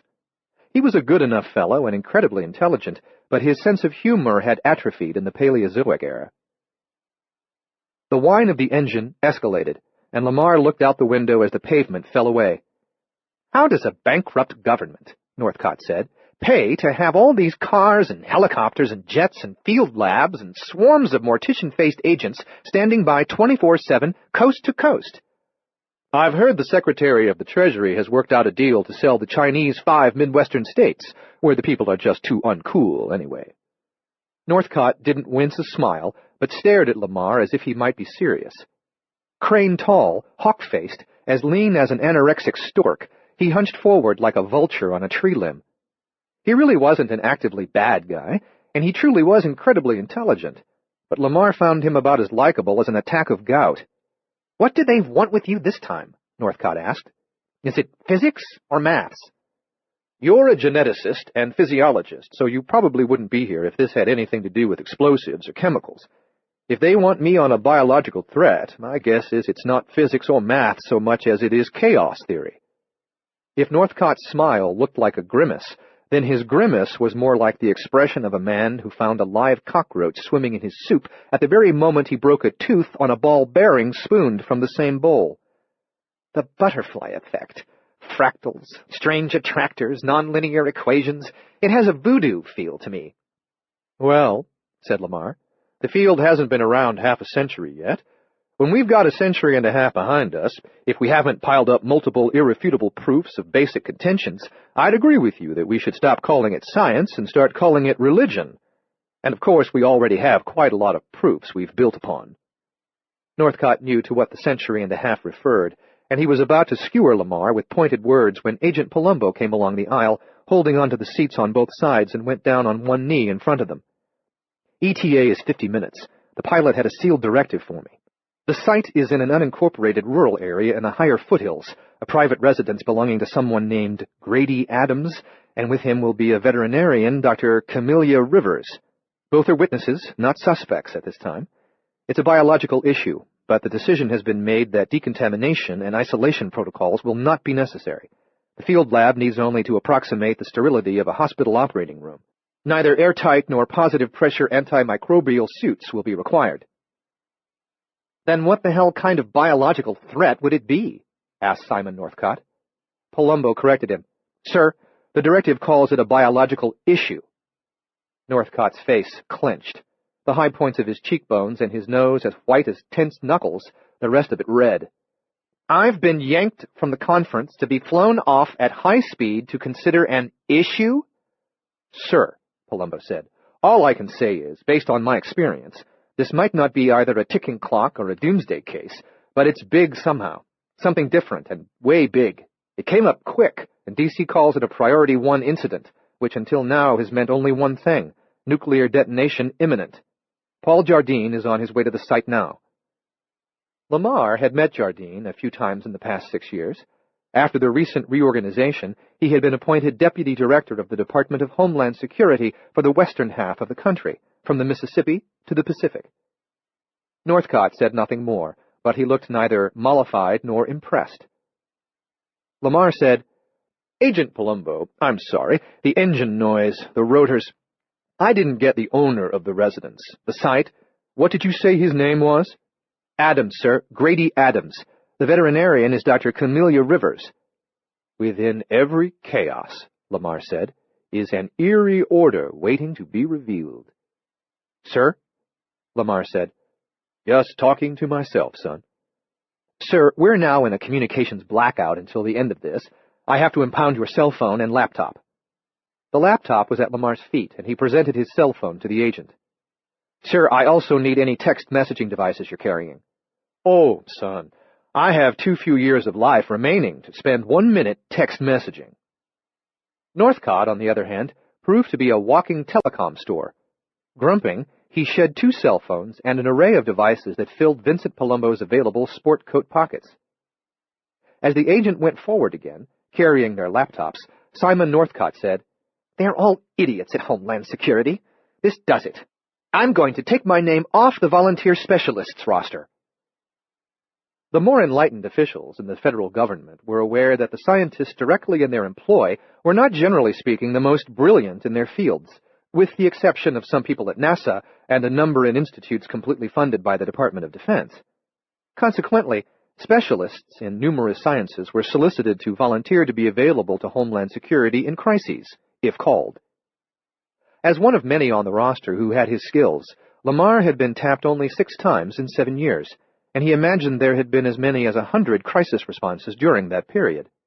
He doubted that Simon Northcott was drafted as often, because only a fraction of terrorist plots involved biological weapons, whereas a specialist in probability analysis and chaos would be a valuable team member regardless of the threat scenario. "Priority 1 incident," Northcott said with a sarcastic tone. "Yet it's not a threat, it's an issue. A priority 1 issue. Now there's an oxymoron if ever I heard one." Lamar put his forehead against his window, looking down at the shadow of the helicopter racing over the landscape below them. Grady Adams of Colorado. Marcus had no closer friend than Grady Adams, who had been with him when he died. Carl Jung, the psychologist and philosopher, had believed that coincidence, most of all that most extreme kind of coincidence called a synchronism, was an organizing principle of the universe as real as any of the laws of thermodynamics and of gravity. On issues such as culture and human exceptionalism, Lamar Woolsey had little in common with Jung, but there was certainly a place for the man in chaos theory, where hidden order could be found in even the most seemingly disordered and formless systems, like the actions of wildly tossing storm waves and the furies of tornado winds. Grady Adams. Lamar figured drawing this card at this time was like being dealt the most meaningful card from a 1,000-deck shoe. Chapter 45. Driving to Grady's place, Cammie's attention repeatedly strayed from the highway to her hands on the steering wheel. Having resisted embracing victim status for so long, and having lived with the scars for most of her life, she thought about this disfigurement hardly more often than she stopped to think that each of her hands had 5 fingers and 14 knuckles. The scars were a fact of her hands that embarrassed her no more than the fact that she had fingernails. A survivor could not be embarrassed by proof of her resolute spirit and endurance. She kept glancing at the scars now because she felt trapped for the first time since her 15th birthday. For the first time in more than 20 years. The trap from which she escaped on that long-ago birthday had been one that she endured from the age of 5. It began when her mother and her mother's boyfriend, Jake Horner, took Cammie across state lines to avoid abiding by a child custody decision handed down by the divorce court in Texas. The court gave both parents joint and equal custody. Cammie's mother, Zena, didn't like anyone telling her what to do. Jake Horner had inherited some money. He used part of it to buy a boat, a 56-foot coastal cruiser, which he named Therapy. Jake, Zena, and Cammie cruised ceaselessly, from Vancouver south to Puerto Vallarta, Mexico, and back again. They were never in port more than 2 weeks at a time. Mike Rivers, Cammie's dad, tracked them down at a marina in Northern California 8 months later. Because differences in the laws between California and Texas hampered him, he took matters into his own hands. When Mike Rivers appeared on the dock, he was talked aboard Therapy by Zena, who expressed remorse and fear of the authorities, and by Jake, who said he was unaware that Mike either wanted custody of his daughter or was granted any such arrangement by a judge. Jake was angry with Zena and assured Mike that they could settle the issue quickly and to everyone's satisfaction. The spacious main cabin included a galley with teak cabinets and a matching teak floor, a dining area, and a salon. There, Jake and Zena stabbed Mike Rivers to death. In the aft stateroom, beyond a closed door, 5-year-old Cammie heard the brutal assault. She didn't see the murder, except in her imagination. Her father took a while to die, but he did not beg for his life. She never forgot that he refused to beg. Jake and Zena wrapped the body in a tarp, then in chains. Later that day, more than 2 miles offshore, they added a spare anchor to the package and dropped it overboard. Cammie was on deck when the bundled body went over the side. Near twilight, the green and purple sea opened as if it were a great dark maw, hungrily swallowed her father in an instant, and licked the hull of the boat, wanting more. At the marina again, Jake found Mike's car, drove it elsewhere, and abandoned it. That night, he was in high spirits. In the morning, they cruised south toward Mexico. As if nothing had changed, nothing at all, the sea rolled vast and bright. The air smelled fresh. The sky was blue, and white gulls soared with a grace they did not possess when on land. Jake Horner loved books. He read fiction and nonfiction, but he especially liked volumes about therapeutic psychologies.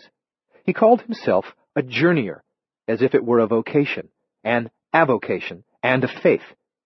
He said life was about one thing and one thing only, the next possibility. Because Cammy never went to school, Jake taught her to read. After that, being a dedicated autodidact, she taught herself what else she needed to know. Zena appreciated the mood-altering power of drugs, particularly ecstasy, and Jake liked to torment children and burn them. Their arrangement was beneficial for them. It was a living hell for Cammy. Her patient reading tutor, who cheered her on when she caught fish and who personally baked her birthday cake each year, was also her torturer. For 10 years they plied the sea, and Jake himself was a sea of contradictions. When Cammy sustained a cut or an abrasion, Jake dressed it tenderly and monitored her healing with concern. In less compassionate moods, he burned her with cigarettes, with objects like spoons and cast metal religious medallions that he first heated with a butane lighter, and with melted candle wax. Her mother, having dissolved moral conscience with the chemical bliss of ecstasy, told her to be grateful for the generosity with which Jake shared his wealth, and for his restraint. He hurt Cammy like that only twice a month, after all, always on the first and third Sundays, so she did not, Zena counseled, have to be afraid every day. Besides, he didn't mar her face or body, restricting his attention to her hands, her feet. And although the threat of sexual assault was present, he never touched her that way. Her obsequious obedience, her abject capitulation, even to torture, gave him a sense of power that he needed. Her pain was his ecstasy. The poor thing's had a hard life, Zena told young Cammy. His father was a psychiatrist. His mother was his father's patient. She suffered spells of ennui and psychosomatic rashes. Neither could heal the other. They conceived Jake as their cause, but he fulfilled them no more than did fundraising for the symphony and donating to the opera. At night he sometimes cries in my arms. He's so sweet. Cammy never knew the significance of first and third Sundays, or why burning mattered to him. He treated every burn with ointment, and when the wound healed, he kissed the scar and wept. When she was 11 and a half, she learned that he had a gun. He kept it always loaded in a locked metal box in a locked cabinet in the galley. The day after her 12th birthday, she discovered where he kept the keys to the cabinet and the box. Cammy didn't act for 3 years. Later, she was shamed by this failure to free herself when the means to do so existed. She could not reason her way to an explanation, or intuit one that satisfied and exculpated her. After 7 years of slavery, after being abused and humiliated and terrorized for so long, she had known no other way to live. All memories of her father had been washed away by time and by the tides of chaos on which therapy cruised. Despair was an emotion too intense to sustain for long. Somehow, she had allowed her despair to mutate into despondency instead of into desperation. Desperation was energized despair. It would have much sooner led to action, heedless of consequences. Despondency was the dismal incapacity to hope, and hopelessness fostered apathy. The cake he made for Cammy's 15th birthday, however, was one cake too many. Although she could not explain why despondence abruptly became desperation, she got the keys, opened the cabinet, opened the metal box, went topside, and shot Jake Horner to death as he stood at the stern railing, watching dolphins frolic in therapy's wake. She had learned how to drive the boat and navigate by watching Jake over the years. She needed 3 hours to make port. Throughout the journey, Zena lay on the deck, cradling Horner's body, alternately singing to him and laughing. She had no ability to weep because she was so high on ecstasy that neither grief nor fear could touch her. So confused had Cammy become by that decade of journeying from one possibility to the next, port to port, outrage to outrage, that she expected to be arrested and imprisoned for murder. For 3 years, she lived instead with her father's sister, Janice, who kept 3 dogs, 2 cats, and a horse, and thereafter she attended the university. Eventually Zena went to prison. So many years of taking ecstasy gravely and permanently diminished her body's ability to produce endorphins, those peptides that stimulated feelings of happiness and that raised the pain threshold in times of injury and illness. In fact, after 10 years of continuous chemical bliss, she could not feel unassisted happiness at all. And she was acutely sensitive to every smallest injury, so that to her a minor scratch felt like a saber slash, and every headache was a splitting migraine. She served 4 years of her sentence before finding a way to hang herself in her cell.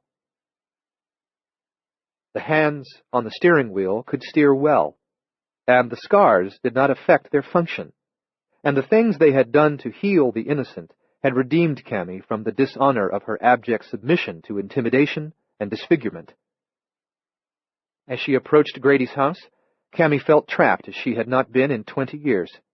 She feared that she might have no choice but to do something more terrible than she had ever done or had ever allowed to be done to her while aboard Jake Horner's therapy. If she cooperated with Paul Jardine and surrendered Puzzle and Riddle to him, she would have taken their freedom and consigned them to imprisonment, inevitably to anguish and possibly to torment that she couldn't know. She would have betrayed the innocent that she was sworn to serve. On the other hand, the laws that compelled her to cooperate with the authorities in a matter like this were reasonable laws. They were enacted to protect public health and ensure civil order. Thwarting those who enforced the statutes might land her in prison, might at least result in the revocation of her license to practice veterinary medicine. But insofar as these laws related to animals, they concerned laboratory subjects on which experiments had been performed. Animals that might have been intentionally infected with disease and needed to be contained for that reason, or animals whose release would put in jeopardy thousands of hours of important research that would have come to nothing without further analysis of the subjects. Yes, and the nub of it was there. Puzzle and Riddle were not lab animals. They weren't engineered. She couldn't prove that contention, but she knew in her mind and heart that it was true.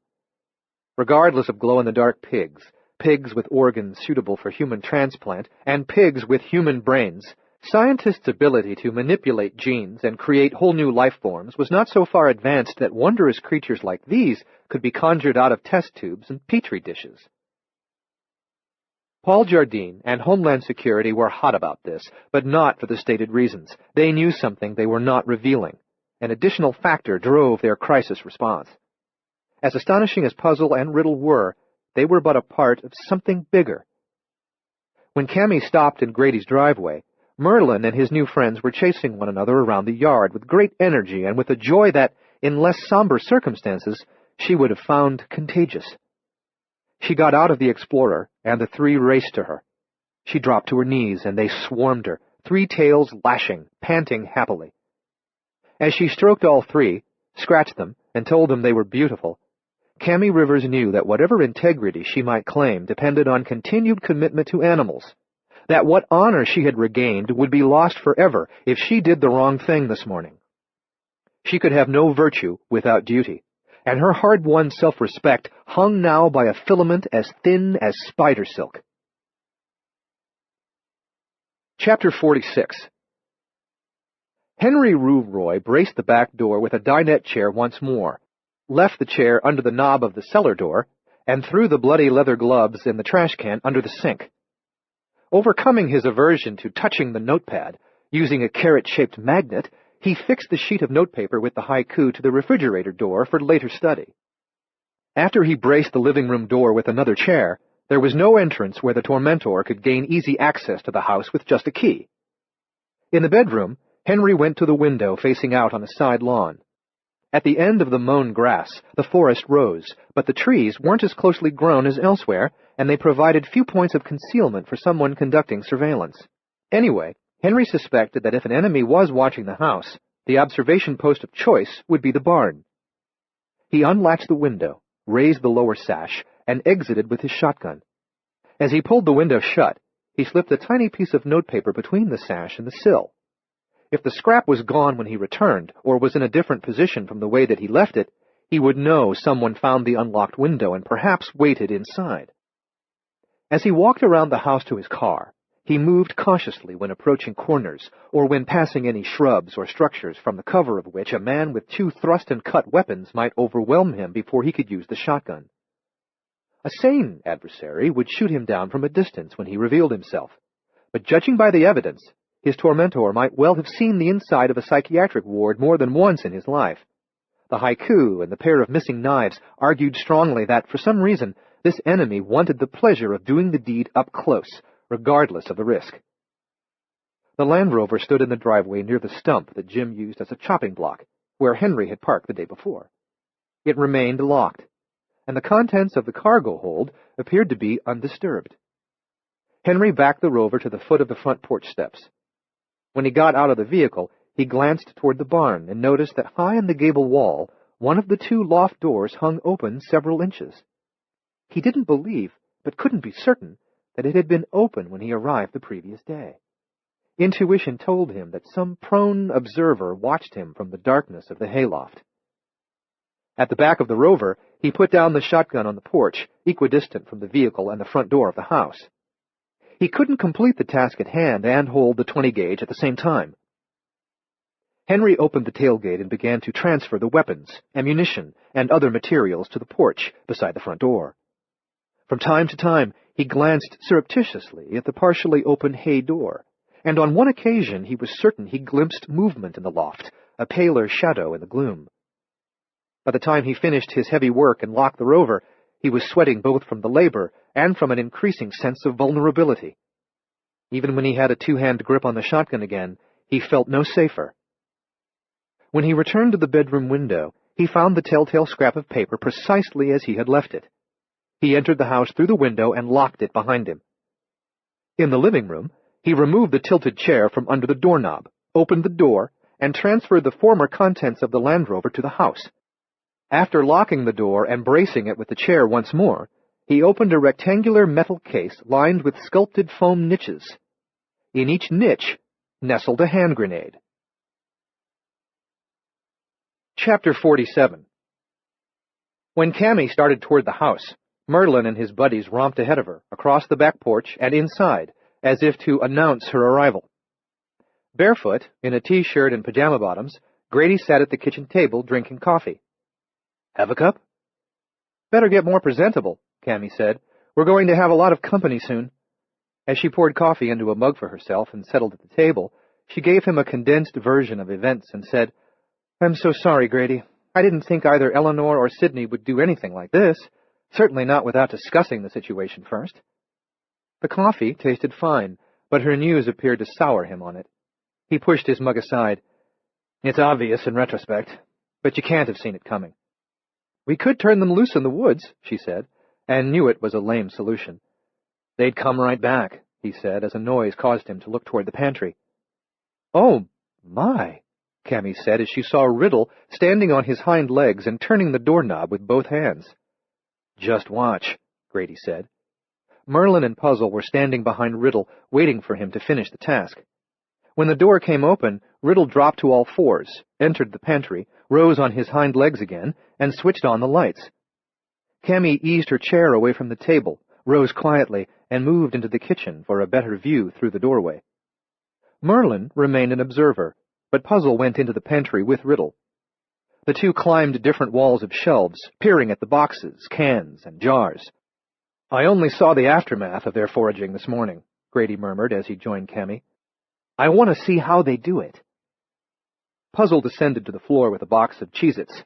She sat, turning the box this way and that, apparently intrigued by the bright colors and the picture of the tasty little crackers. When Riddle returned to the pantry floor, he had a small jar, the contents of which Grady couldn't identify. The creature studied the lid only a moment, then twisted it off. Cammy said, "Grady, he shouldn't have that." She started toward the pantry, but before she'd taken 2 steps, Riddle had put the jar aside and thrust a jalapeno into his mouth. He issued an ee of shock and spat out the pepper. Apparently, the remaining juice was none the less offensive, for he spat on the floor, spat on Puzzle, spat on himself, and made a repetitive sound of disgust. "Ick, ick, ick, ick." "I'll get a slice of bread," Grady said, hurrying to a loaf on the counter by the ovens. "It'll cool his tongue." Perhaps because the heat of the pepper lingered, Riddle became more alarmed. He raced out of the pantry and into the kitchen, wove past Merlin, and circled Cammy twice before dashing into the hallway. Grady started after him with the bread, but Riddle returned at top speed, dropped to his drinking bowl, and splashed his entire face in the water. "Bread is better, shortstuff," Grady said, and then looked at Cammy in shock. "What did I just see?" For a moment, she couldn't answer him. What they had both seen was Riddle running upright like a man, as no animal that sprinted as fast as a cat on all fours should be able to run erect. When he had wanted to run tall, something had happened to his hips, to his knees and hocks and stifles, as if the joints had the capacity to shift from one configuration to another as required. Riddle raised his dripping face out of the water dish, plopped backward onto his butt, and suffered a sneezing fit. Chapter 48. As in the night, Tom Bigger felt accompanied in the light. No one shadowed him on either the golden hills to the east or in the seaside fields to the west. No coyotes slunk, no great blue herons stalked. Yet he sensed that he was not alone. Traffic increased with sunrise, and some southbound cars slowed as the approaching drivers glimpsed his hulking form, his ravaged face. He was an also-ran elephant man, a walking third-rate sideshow worth a few minutes of dinner conversation, a self-made monster who hadn't needed nature's assistance to discover his inner horror and manifest it in his flesh. Having walked throughout the night, Tom could not walk all day. At 10 o'clock, he came to a motel where the vacancy sign, lit even in daylight to give it punch, was made a laughable understatement by the empty parking lot. This establishment was not a unit in a lodging chain, but a mom-and-pop operation, a little too cute in its details, but perfectly maintained. In times not too far in the past, he would have been turned away with minimal courtesy or none, not primarily because he was a fright to see, perhaps not even because his beard stubble and tequila eyes and backpack made him a hobo variant, but certainly because he had no credit card, no ID, and wanted to pay cash up front. Suppose that in a drunken fit he trashed the room. How would they track him down to make him pay? He had been turned away from places worse than this one. But these were harder times than people had known in a while. Cash ruled, and even more so in a downturn when few people were spending either greenbacks or plastic. He figured they would take his money, because if they were too picky about their clientele these days, they might as well burn the business down and collect the insurance. At the door to the motel office, he hesitated. He turned away, retreated a few steps, but halted and then faced the entrance again. For as long as he could remember, Tom disliked going inside places where he had never been before. Whether it was this place or any other, crossing a threshold for the first time made him nervous. In fact, at all times he preferred the outdoors, because if he crossed the path of the wrong person, he could simply walk away in any direction. Without walls and with sky above instead of ceiling, he had choices. Inside, obstacles to flight and limited exits were always a concern. The wrong person would not be one who merely giggled at him or made a rude remark about his looks or his condition. He feared a more profound encounter with someone who strongly affected him in ways for which he was not prepared. He didn't want to be affected. What had an effect caused an effect. Effect was another word for change, and Tom Bigger didn't want to change. He was what he was, and he didn't know how to be anything else. At 48, he'd been this way twice as long as he had not. In the motel office, behind the registration counter, a white-haired guy, maybe 70-something, was sitting at a desk, engrossed in a book. Wearing a gray cardigan over a white shirt, sporting a red bow tie with a pair of half-lens reading glasses halfway down his nose, he looked as if he had been born an old man. "Good morning, sir," he said, setting his book aside and rising. "What may I do for you this glorious morning?" "Need a room," Tom said. "Used to be bustling this time of the day, folks checking out, all in a hurry to settle up and hit the road. As you see, I'm not at risk of breaking a sweat this morning." "Walked all night," Tom explained. "That's the smart way, when it's cool and when traffic's light, so you aren't breathing exhaust fumes every step of the way." The old man put a pen and a registration form on the counter. "Don't have a credit card, don't have ID," Tom said. "Cash in advance is how I do it." "Saves us both some bother.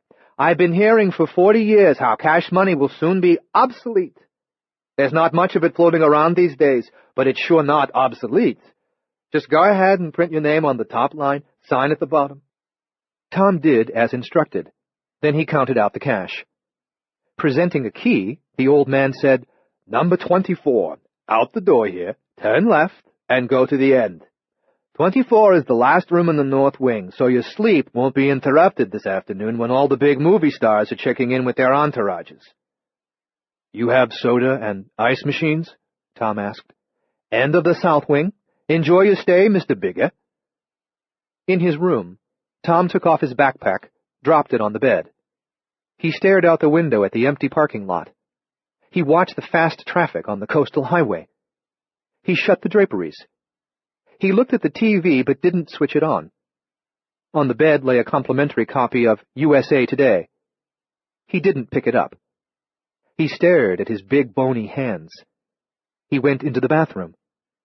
He looked at his face in the mirror. The old man in the cardigan had been reading a book, so he couldn't be blind. Chapter 49. For a preliminary interview with his potential client, Liddon Wallace wore a dark blue Ralph Lauren purple label suit, a shirt and tie from Costume National, shoes from Gucci, a Rolex watch, and just a touch of black by Kenneth Cole, a fragrance for men. Although his primary offices were in San Francisco and he lived in Marin County across the Golden Gate Bridge from the city, Liddon was also a member of the bar in 3 other states, including the state of Washington. The amount of wealth in Seattle and environs, crossed with the tendency of the high-tech rich in particular to think they were wizards of the web and above all laws, could from time to time lead to the kind of trouble that allowed a stylish lawyer to expand his closet space to infinity. The potential client lived in a 28,000-square-foot Georgian revival-style house on 6 walled acres. The guard at the gatehouse admitted Liddon to the property. A doorkeeper came outside to wait for him while he parked in the 2-lane driveway. Once inside, the doorkeeper took his Ralph Lauren topcoat and turned him over to a butler, who led him to a drawing room where the future defendant waited for him. If Liddon accepted the case, he would be compensated for his services by the client's father, Bob Marlowe. The 22-year-old son, Swithin, was still making his way through college at a measured pace that had brought him to his junior year, and of course he had no job. The young man waited alone in the drawing room because Liddon always conducted the initial interview one-on-one. Swithin was entirely outfitted by Costume National, head to foot, which suggested that he lacked the imagination to have an eclectic taste, or that he was supremely self-confident. He was a handsome lad with a slightly pouty face. His thick and naturally windswept hair would be the envy of any male model. During their initial chit-chat, it became clear that Swithin understood how exemplary manners could be useful for crafting a good first impression. Evident as well was that his careful deportment was based on no underlying philosophy, only on self-interest, and that in fact he had disdain for society's rules. Getting down to business, Liddon said, "So, the charge against you is assault with intent to kill. Tell me about this boy, Brandon Jones." "He's no boy, sir. We've been friends since we were both 6. He's a man like me." "Yes, of course. Why would anyone think you did this to him?" "Do you want to know if I did it?" "I believe you've told the police you didn't do it." "But as my defense attorney, sir, don't you want to know?" "It's immaterial to me whether you're innocent or guilty." "Really?" "The way I work, it would only complicate my job to know." Swithin visibly relaxed, slumping in his chair. "How long is this interview going to take?" "Usually an hour or 2. "Let's not dance. Let's be 2 guys here. It's all about a bit." "Excuse me?" "A bit. A piece." "Elucidate." "A piece, a bit, a bitch, this girl, Rain Fishman." "Her name is Rain, like the weather?" "Yes, so tight and right." "Tight and right?" "Rain. She's mine, and everyone knows it." "You're engaged to her?" "Who does marriage any more?" "What does Brandon have to do with Rain?" "He's a notorious poacher." "You mean he makes moves on other guys' women?" "He's poached more than the egg cook at a country club brunch." "Do you think he poached Rain?" "What do you think I think?" Swithin asked. "If he's gone after a lot of women, a lot of men must hate him." Oh, he's well and widely hated. So someone assaults him. Why did the police come to you? Brandon told them I did it. The victim says he saw your face? You'll demolish him in court. How will I do that? He's brain damaged. The brain damage came from the assault? Funny how a lug wrench can muddle your thinking. The weapon was a lug wrench? Swithin blinked slowly. Or maybe a fireplace poker. What do the police say the weapon was? They don't say. They don't have it. They'll have pictures and measurements of the victim's blunt trauma. The police are very professional here, Swithin agreed. They find the lug wrench, they'll match it to the wounds. And there's blood on it, too, Swithin said. Lug wrenches aren't porous. The assailant would wash it clean. What if it didn't belong to the assailant? Are we playing What If now? Liddon asked. Like on a TV mystery, said Swithin. What if this would-be killer used some poor innocent bastard's lug wrench? You mean, what if he took it from poor bastard's car trunk and put it back with blood on it? It could be like that. Poor bastard might be someone whose bit Brandon poached, and he even threatened Brandon publicly. What-ifs are tricky to think through, Liddon cautioned. Yeah, like then how does the real assailant get the police interested in poor bastard? Especially if he's already a suspect himself. Right. They have to think he might have set up poor bastard. The tip on poor bastard has to come to the cops from a third party who's paid a bundle to do it, but has no connection whatsoever to the real assailant. What-ifs are tricky, though, Swithin said. If the real assailant tries to pay somebody to blow the whistle on poor bastard, he's asking to be blackmailed. There are safe ways to do it, Liddon said. Several ways. Neither of them spoke for a while. Then Liddon said, In court, are you sure you'd never use a word like bit, piece, or bitch? Sure, I'm sure. This was two guys talking. Court is serious. Liddon nodded. You've hired yourself a defense attorney. You're pretty much my ideal client. Sitting up straighter in his chair, grinning, Swithin said, I can't wait to see justice done. Even as imperfect as justice often is. Neither of them moved to shake the other's hand. My dad's waiting to see you. I'll take you to him. They crossed the drawing room, but before Swithin could open the door, Liddon said, Wait, I have a what-if of my own. I'm getting good at this. Liddon said, What if you experienced something so astounding that it could turn your concept of life upside down, blow apart your idea of how the world works? Astounding? How? What? Doesn't matter. Just say there was something that happened, something so difficult to get your head around, you needed to think hard about it. You have a close encounter of the third kind or something? No, something more astounding. Just say it's something, once you experience it, you need to think hard about it. But suppose you saw that chances were, if you thought about it enough, you would have to change almost everything about yourself. What's everything? With a sweep of his hand, Liddon indicated the elegant room with its priceless antiques, and by extension the house and the inheritance. With a wry contempt for the very concept of being astounded by anything, Swithin said, And if I don't think hard about this experience? If I just say, Screw it, I don't care what it means, and instead I just keep on keeping on? Then nothing changes for you. You lead the life you always wanted to live. Then why is this even a what-if? I'm not that big a fool, and for sure you're not. Liddon didn't reply. Frowning as though having doubts about his defense counsel, Swithin said, What does this have to do with me, you, and staying out of jail? Nothing, Liddon said. If I hadn't already decided to say screw it, I wouldn't have come here. We both know what we want, and there's no reason we can't have it. Clearly puzzled by this entire exchange, Swithin said, You sure you're all right? I'm more than all right, Liddon assured him.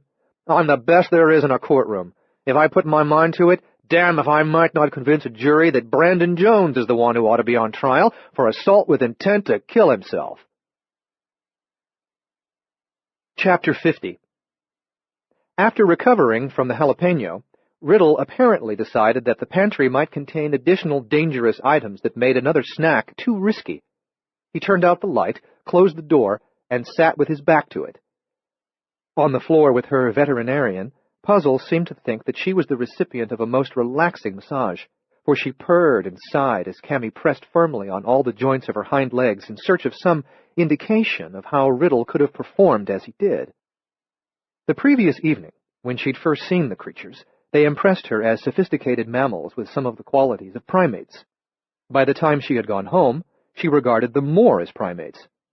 The complex and sustained curiosity they displayed by so methodically examining the contents of the living room desk, the reasoning they revealed in their raid on the pantry, and the upright running posture that Riddle exhibited in his reaction to the hot pepper argued that they were hominids. But the only hominids on Earth were human beings, and the extinct races of ape-men from which it was thought they had evolved. Except for their well-articulated hands, Puzzle and Riddle did not look much like hominids. In truth, she didn't know enough about evolutionary biology and anthropology to adequately classify any unfamiliar species or to properly compare this one to human beings. While Cammy was still on the kitchen floor with Puzzle, Merlin padded in from the hallway. Grady followed him, having quickly showered and dressed in expectation of the authorities. "While I was out of the room, did they suddenly reveal they can fly?" "No wings yet, and I can't find anything odd about their joints by palpating them. I'd love to get x-rays. But what would they show anyway? It's just not possible what happened. Pretty much a dog-form leg, straightening into a leg with an entirely vertical, human-like line of extension, and then back again. Not simply a matter of two different structures for each ankle, knee, and hip joint. Muscles and tendons serving one kind of joint wouldn't likely stretch or torque perfectly to serve another kind. You ever see one of those crazy movies about cars and trucks that turn into robots? Transformers. The science, technology, and mechanics of those things are ridiculous, just fantasy. They'd never work in the real world. What Riddle did shouldn't work in the real world either, but we saw it happen. Maybe we're not in the real world. It seems more unreal by the hour, she agreed. Pointing to the memory stick from his camera, which Cammy had put on the table, Grady said, "I've thought about it, and I'm with you on the photos." Before leaving the clinic, she had loaded the photographs from the memory stick into her office computer and then had copied them onto 3 diskettes. 2 of the diskettes were well hidden at the clinic, and the third was tucked under the cargo hold mat in her Explorer.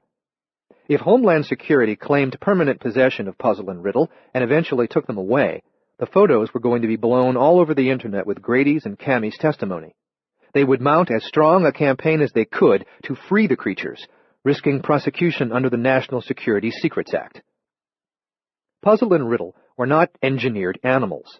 No scientist on the planet possessed the knowledge or the technology to create them.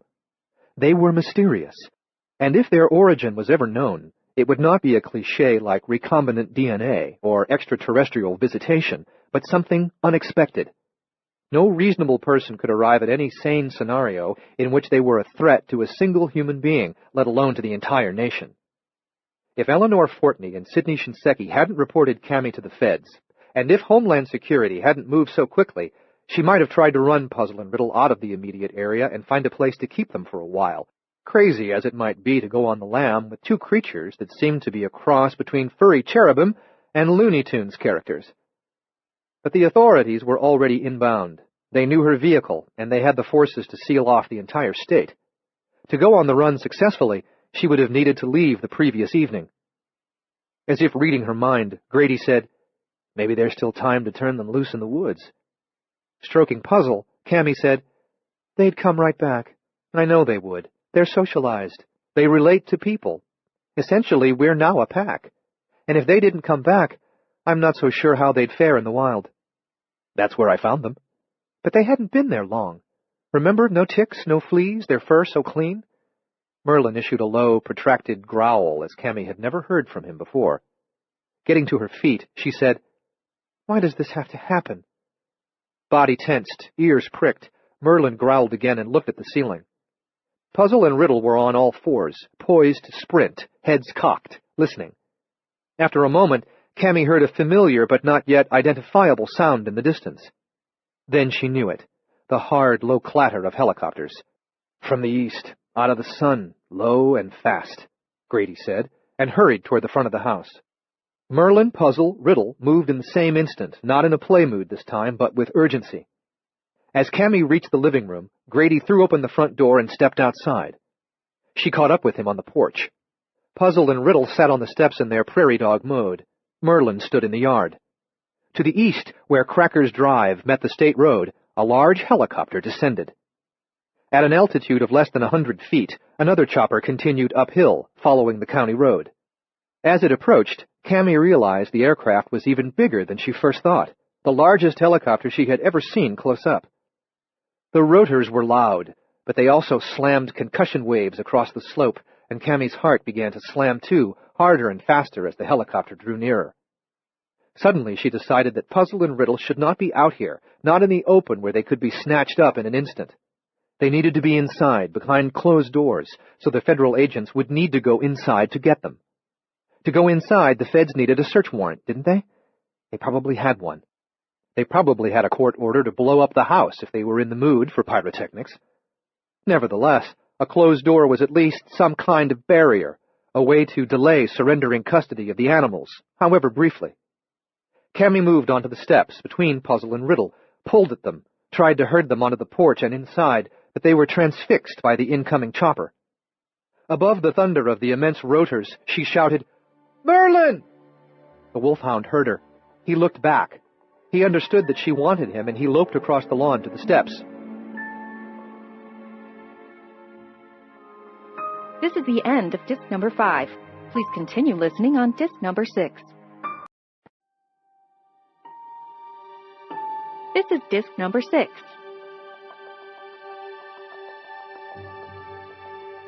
Above the thunder of the immense rotors, she shouted, "Merlin!" The wolfhound heard her. He looked back. He understood that she wanted him, and he loped across the lawn to the steps. "Let's go!" she shouted. "House!" which was one of his commands. He bounded up the steps ahead of her. Although Puzzle and Riddle had not been interested in following her, they at once followed the dog, as she had hoped they would. The three scrambled into the house. Cammy pulled the front door shut and returned to Grady's side. East of the house, the helicopter touched down in the meadow just past the end of the deep front yard. The rotor-slashed air shook the big paper birch at the northeast corner of the house. Cascades of golden leaves fluttered down upon the porch, the yard. At the back of the enormous chopper's main body, a bay door dropped, forming a ramp. Heavily armed, uniformed men hurried down the ramp under the tail section.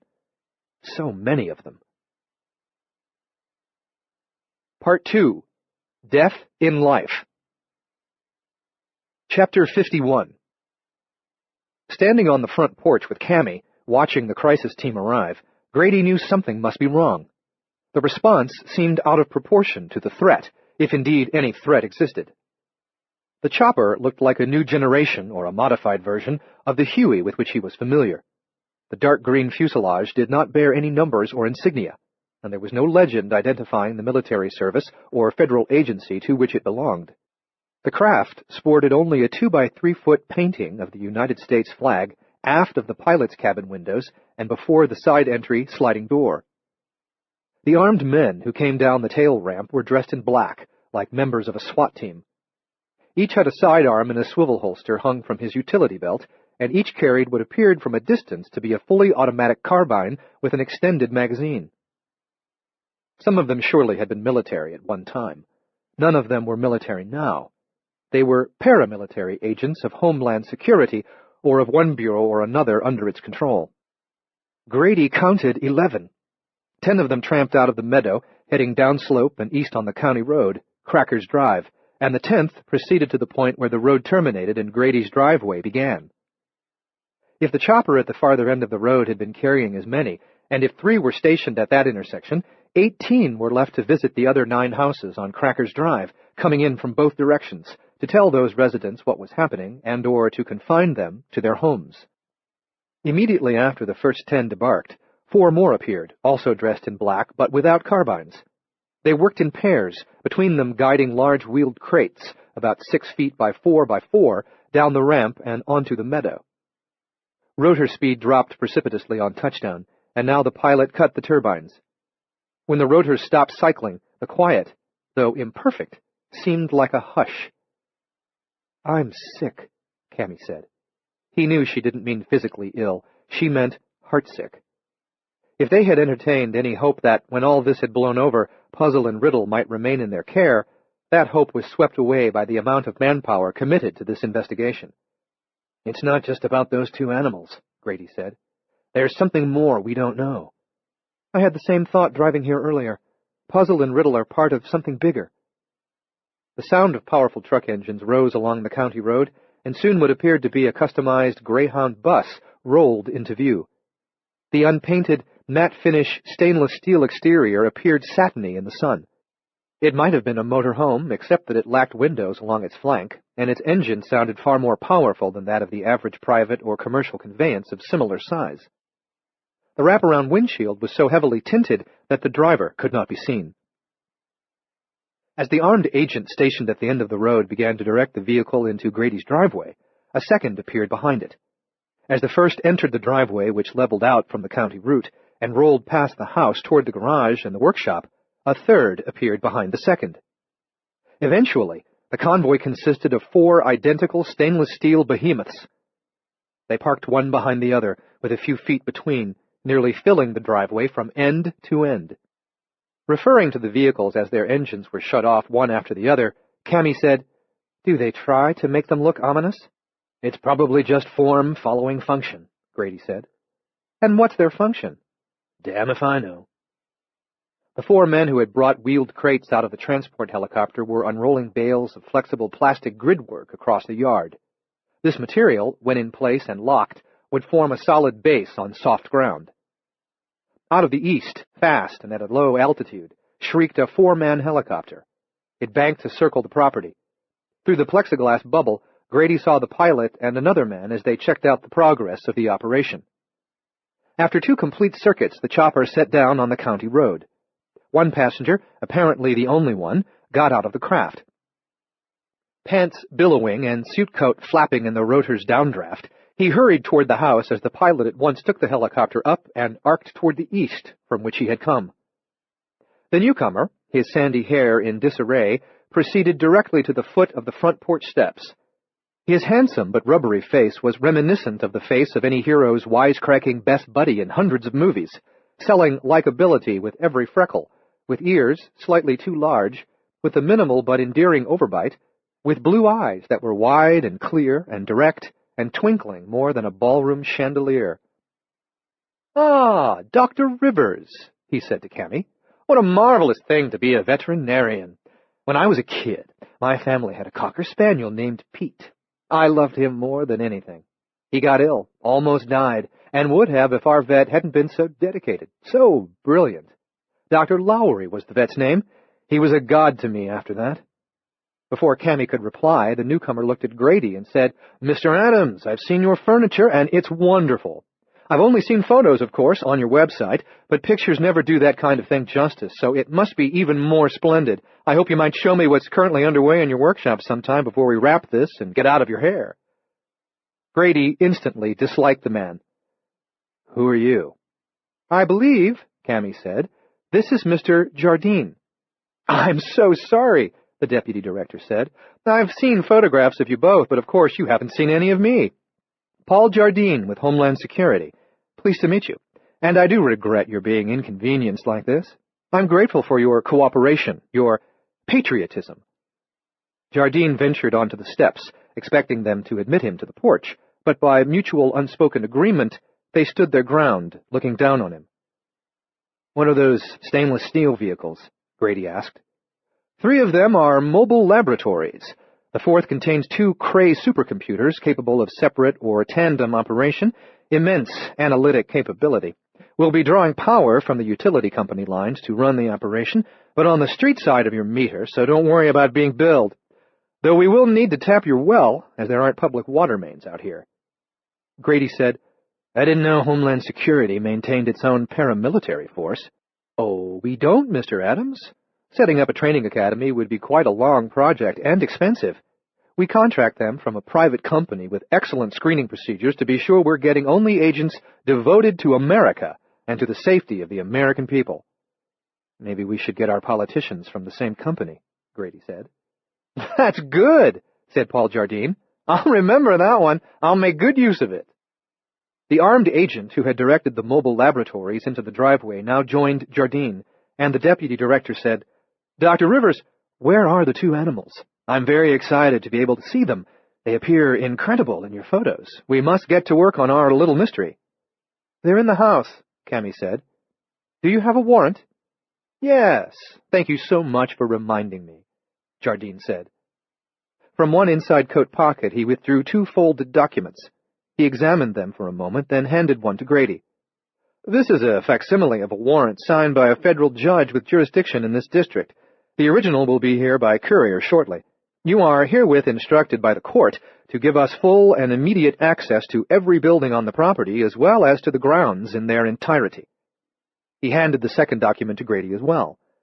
"The original warrant also gives us the right to impound any property we find that might be related to the commission of a crime or to a threat to the security of the American people. The second document I've just given you is a further and specific instruction from the court requiring you to relinquish custody of the two animals to us upon request, a request that I am at this time making. Mr. Adams, Dr. Rivers, will you please show me to these amazing creatures?" Chapter 52. Cammy half hoped that Puzzle and Riddle had slipped out the back door and hightailed it into the mountains, regardless of their chances of survival in the wilds. They were, however, in the kitchen.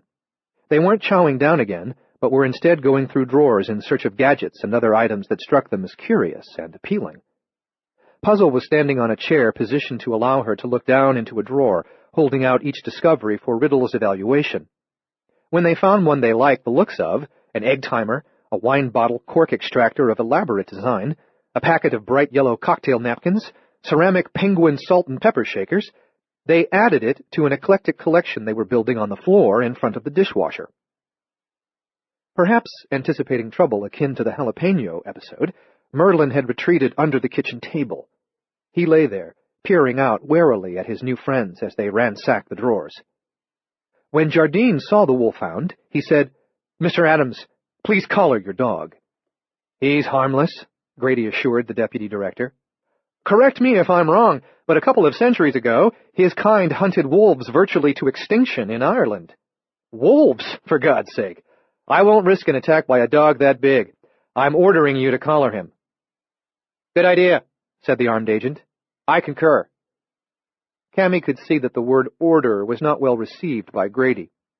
Always surprised that the rough quality about him pleased her, she took particular pleasure from the menace and the glare that he directed at Jardine. "You won't find a more peaceable breed or one with a gentler disposition," Grady said. "But I'll collar him to spare you the need to change your underwear." "Very nice," Cammy thought approvingly, and almost said it aloud. Grady took a collar and leash from a pegboard, and Merlin crawled on his belly from under the table to submit to restraint. Uninvited, another and particularly hulking black-uniformed agent appeared from the hallway, carrying two pet crates. He put them on the floor and opened them. "That one seems to be the male," Jardine said. "He might be agitated if you grab the female, so cage him first, Carter." To this point, the golden-eyed individuals remained obsessed with exploring the kitchen drawers.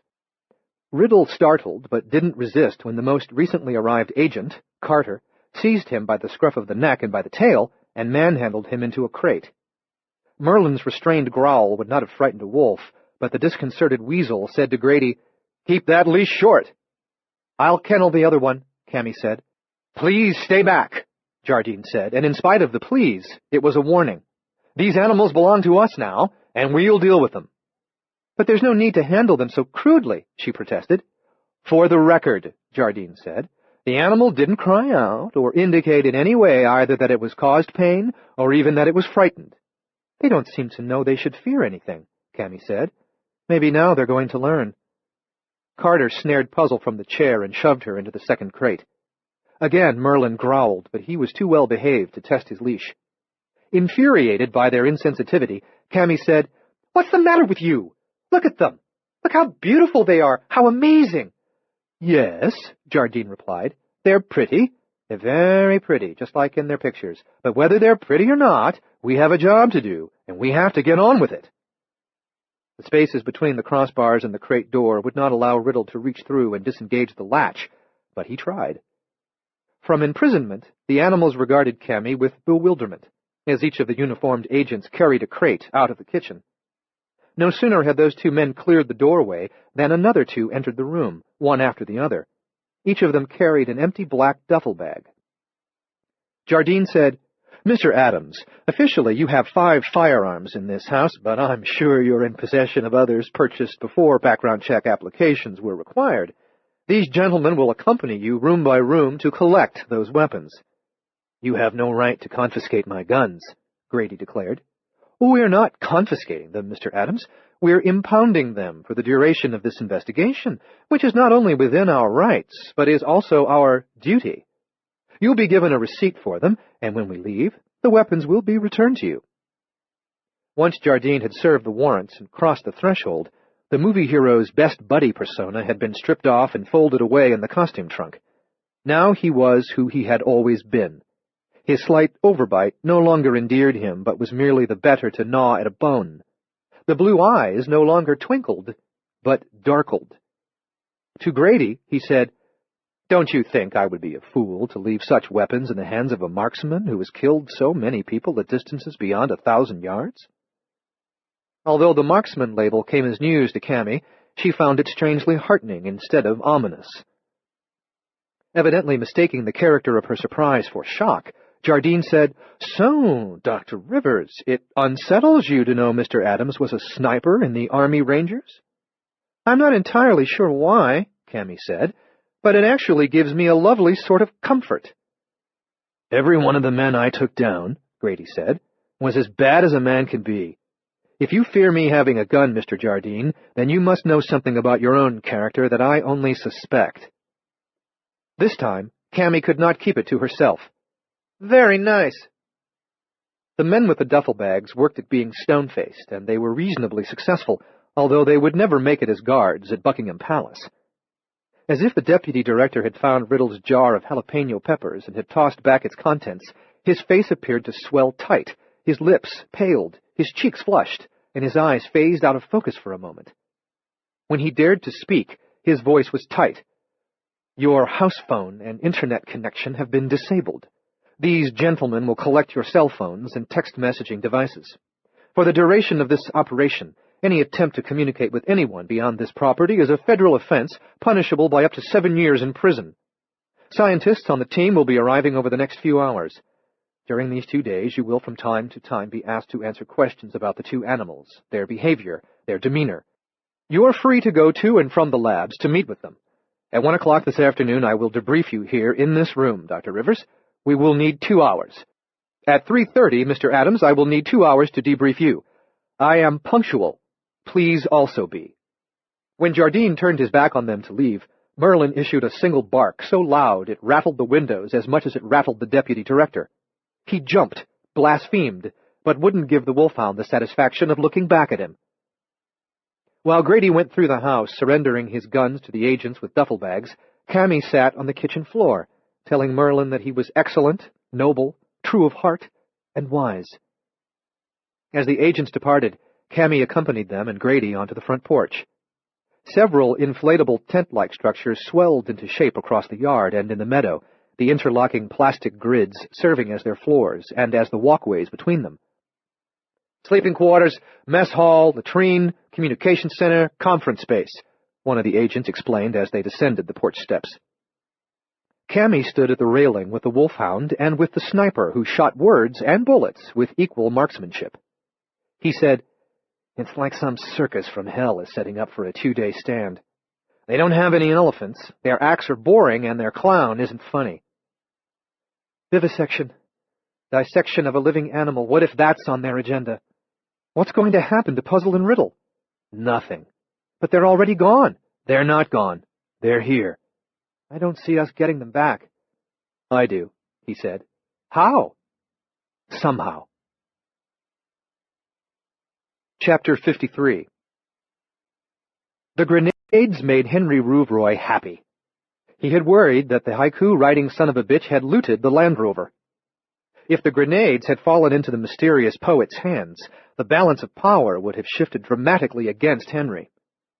He enjoyed sitting on the living room floor, staring at the grenades, handling the grenades, and even kissing them. The casing of a hand grenade was actually a steel waffle of shrapnel waiting to be blown apart and rip savagely through the bodies of everyone within range. It was a beautiful thing. The senator, whom Henry had served as chief aide and political strategist, had acquired considerably more ordnance than Henry could have dreamed of getting his hands on, but right now the grenades and his cache of firearms were enough. When civil order collapsed, the senator would be at a specially prepared retreat, one of many that were well concealed and protected for the highest of high government officials. He expected Henry to come with him and his family to ride out the half-year or year of blood in the streets, but Henry knew in his bones that the social tension in a remote and fortified compound with a slew of politicians and their kin could lead only to paranoid suspicion, ferocious infighting, and eventually cannibalism. While allowing the senator to think he was in for the plan, he made plans of his own. Henry didn't want to be eaten alive. Now he began to distribute the grenades throughout the house, hiding them under cushions, in drawers, under chairs. If his enemy launched an assault on the place, Henry wanted to have a grenade always within arm's reach, so he could open a window and surprise the hell out of the bastard, blow his booty off, and put an end to this game. He hid 29 grenades and decided to carry the last one with him everywhere he went until he killed his tormentor. When he finished, he noticed the disgusting filth under his fingernails. He didn't know how he could have gotten so grimy just unloading the rover. Manual labor was such dirty work, it was amazing that the blue-collar class didn't lose millions a year to pestilence and disease. He returned to the bathroom, drew a sinkful of hot water, and set to work with cheaply scented soap and with the clever brush that he had discovered the previous night. He scrubbed diligently for 40 minutes before his hands were clean enough to satisfy him. His nails were white and shiny. As he dried his hands, he wondered if something more than a desire for cleanliness drove him to wash his hands until they were fiery red from hot water and bristle abrasion. Having graduated from Harvard, he knew quite a lot about psychology. Excessive washing of the hands could be a subconscious acknowledgement of guilt. Perhaps murdering his brother had affected him more deeply than he thought. Well, what was done could not be undone. One thing you learned from a good education was to face the reality of existence and not live with the illusion that wrong was always wrong and right was always right. Sometimes wrong was right, and sometimes right was wrong, and most of the time neither word applied. Think, do, accept, move on. In the kitchen, as he was preparing an inadequate lunch from the pathetic provisions left to him by his departed kin, he heard noises in the attic. Someone was crawling around up there. Chapter 54. Monday morning, less than 2 hours after his meeting with Lyndon Wallace on the 18th green, Rudy Neames flew out of Seattle to San Francisco. He had told the attorney that he would make the trip that afternoon. He also promised to kill the wife and son Tuesday night. In both instances, Rudy lied. He didn't trust Lyndon Wallace. A guy who hired you to kill his family couldn't be relied on to treat you with fairness and respect. Wallace admitted having other guys like Rudy on tap. Say one of them was named Bert. Say Bert's job was to be waiting in Rudy's hotel room when Rudy got back from killing Kirsten and her little boy. Say Bert killed Rudy and made it look like suicide. The suicide note, composed by Bert in a perfect imitation of Rudy's handwriting, might say Rudy killed a lot of girls over the years and hated himself and hated Lyndon Wallace for getting him acquitted in the Hardy case, when what he really wanted was for someone to stop him before he killed again. Alive, Rudy was a loose end. Dead, he couldn't rat on Wallace. With Rudy dead, you wouldn't want to be Bert. Say one of Lyndon Wallace's other guys was named Ralph, or it could be Kenny or anything. When Bert returned to his own room in the hotel, maybe Ralph would be waiting for him. Ralph would know that Bert just killed Rudy, so when Bert was dead, no one survived who could link the attorney with the murders of his wife and child. No more loose ends.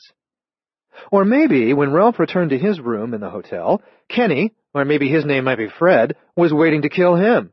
Maybe it just went on until the hotel filled up with dead people. Rudy Neames possessed sufficient self-awareness to know he was paranoid. That was one of the reasons why he killed people. Although not the primary one, of course, because if it had been the primary reason, he would have been insane. Rudy was as sane as anyone. He did not kill in mad rages. He knew exactly why he killed. His motivation was complex and arrived at by reason. Masterless freedom. So he lied to Lyndon Wallace. He flew out of Seattle 8 hours before he said he would. And Rudy intended to kill Kirsten and Benny that same night, rather than on the following night, when Bert would be waiting to kill Rudy. The flight from Seattle could not have been more pleasant. They encountered no turbulence, and they didn't crash. Rudy chatted all the way with Pauline, an elderly woman en route to San Francisco for the birth of her great-great-grandson. She carried a little album of snapshots of her family. She had pictures of her 2 cats as well. They were cuter than her family. Rudy had no desire to kill Pauline. Because he didn't have sex with elderly women, he never killed elderly women. At the baggage carousel, Pauline's daughter and son-in-law were waiting for her. Their names were Don and Jennifer. Pauline introduced Rudy as the angel who made me forget all about my fear of flying. In fact, Rudy chatted with seatmates on airplanes because he, too, feared flying. He needed to distract himself from thinking about all the things that could go wrong in the air, like, say, an engine might fall off, probably because a mechanic sabotaged it. At the airport, he picked up a rental SUV and headed for the Golden Gate Bridge and Marin County. Rudy disliked cities. They were chaotic. Being a golf course groundskeeper might be the best job in the world.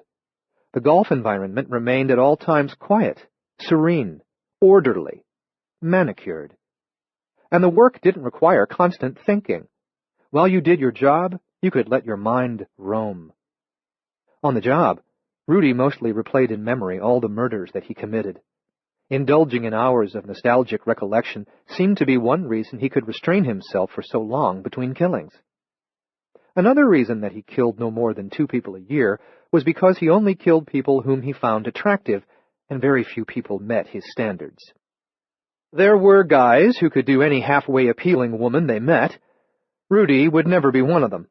They were transgressing on the installment plan, rebelling against moral order in a tedious series of minor skirmishes. By contrast, Rudy launched only powerful and profound attacks. Chapter 55. After arriving by executive helicopter at the site, logging in and signing non-disclosure agreements customized to the unusual nature of this incident, Lamar Woolsey and Simon Northcott were presented with laminated holographic photo ID cards on lengths of cord, which they had to wear around their necks at all times. Following an in-depth background presentation on the situation, they were told where to find Specimen 1 and Specimen 2. Already, the names given to them by the veterinarian, Camellia Rivers, were being used by both the uniformed security agents and the Homeland Security bureaucrats. Puzzle and Riddle. The animals were confined in an inflatable tent in the backyard, only steps from the line of 4 mobile laboratories. Blood, urine, and other tissue samples would be collected here and taken to the labs. When needed for an MRI or other test, the animals would be conveyed to the laboratory containing that specific equipment. By keeping Puzzle and Riddle primarily in a structure accessible to the personnel in all 4 labs, several scientists could observe and examine them at the same time. The 20-foot square tent had been anchored to 40 pitons. Each 18-inch long piton measured an inch in diameter and had been driven into the earth with a pneumatic hammer. Access to the tent was through an uninflated flap, next to which stood an armed agent. They flashed their photo ID and went inside. Interlocking panels of tight plastic grid made a stable floor. 4 freestanding racks of adjustable lamps provided illumination.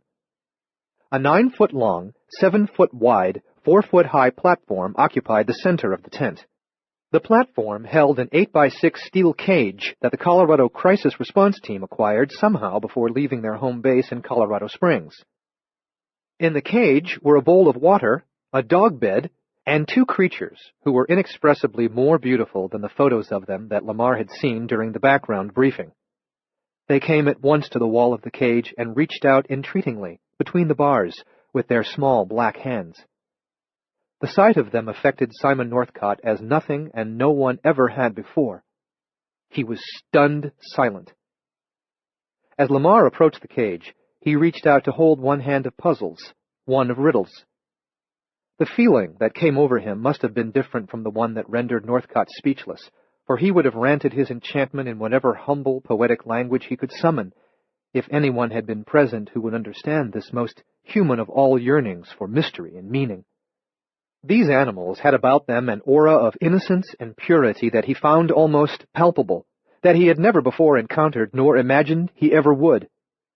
He approached them rapt with wonder, but then found himself surrendering to an unexpected veneration for which he had no explanation. He came to tears. Moving slowly around the cage, intently studying the animals and oblivious to Lamar's emotion, Northcott broke his uncharacteristic silence and spoke of things that didn't matter, of things that Lamar could not compute. When at last Lamar could speak, he said, "Their eyes. Isn't it ironic, Northcott, that perhaps the principal challenge they offer you is the impossible nature of their eyes?" Northcott understood his reference and was not pleased. Chapter 56. On the kitchen table stood a 2-foot square, multi-layered pane of sandwich glass, held in a steel frame between two 3-inch diameter steel cylinders. Red light shone within a penny-sized hole near the top of each cylinder. The device plugged into a wall outlet, but also into Paul Jardine's laptop.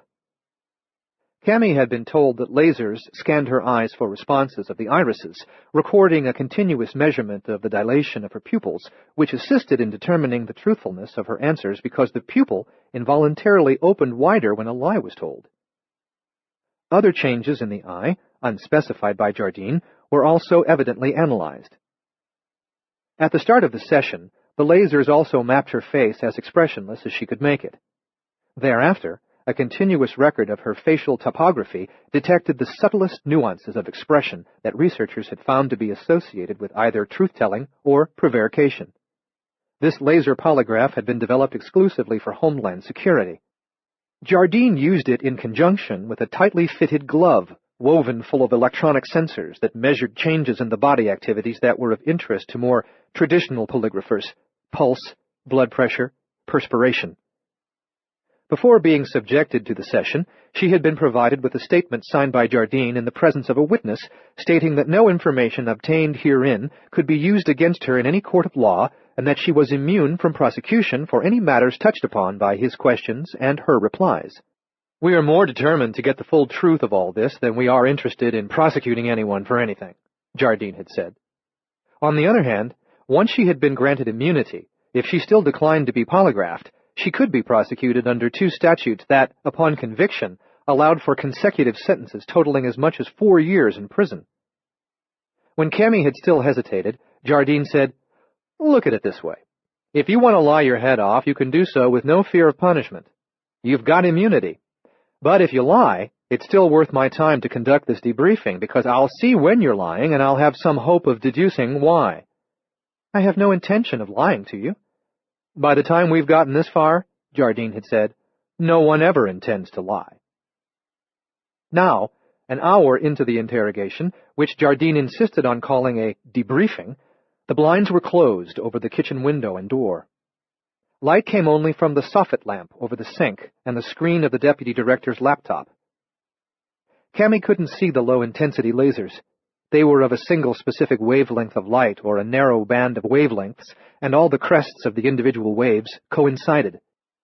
Although the beams were invisible to her, she sometimes thought she saw shadows tremble or leap in her peripheral vision, where in fact nothing moved. She had not once lied to him. His questioning was meticulous but unimaginative, therefore tedious. Then one of 2 moments came that were different from all the rest of the session. He looked up from his laptop and regarded her through the pane of sandwiched glass. "Dr. Rivers, have you been to the state of Michigan in the past 2 years?" "No." He returned his attention to the laptop. "Have you ever been to the state of Michigan?" "No." "Have you ever heard of Cross Village, Michigan?" "No, never." "Have you ever heard of Petoskey, Michigan?" "No." "Have you ever known anyone from Michigan?" She thought for a moment. "In college, veterinary college, there was this woman from Michigan." "Where in Michigan was she from?" I don't remember. We weren't close friends or anything. What was her name? Allison Givens. We called her Allie. Is she in veterinary practice in Michigan? I assume so. I don't know. I didn't stay in touch with her. Have you stayed in touch with anyone from vet school? Yes, a few. Have any of them stayed in touch with Allie Givens? I don't know. I don't think so. They've never said anything. What's all this about Michigan? Please remember, as we discussed, I ask the questions, you answer them, not the other way around. Either he had come to the end of that subject, or he did not want to pursue it with her curiosity raised. He moved on to her experiences with puzzle and riddle.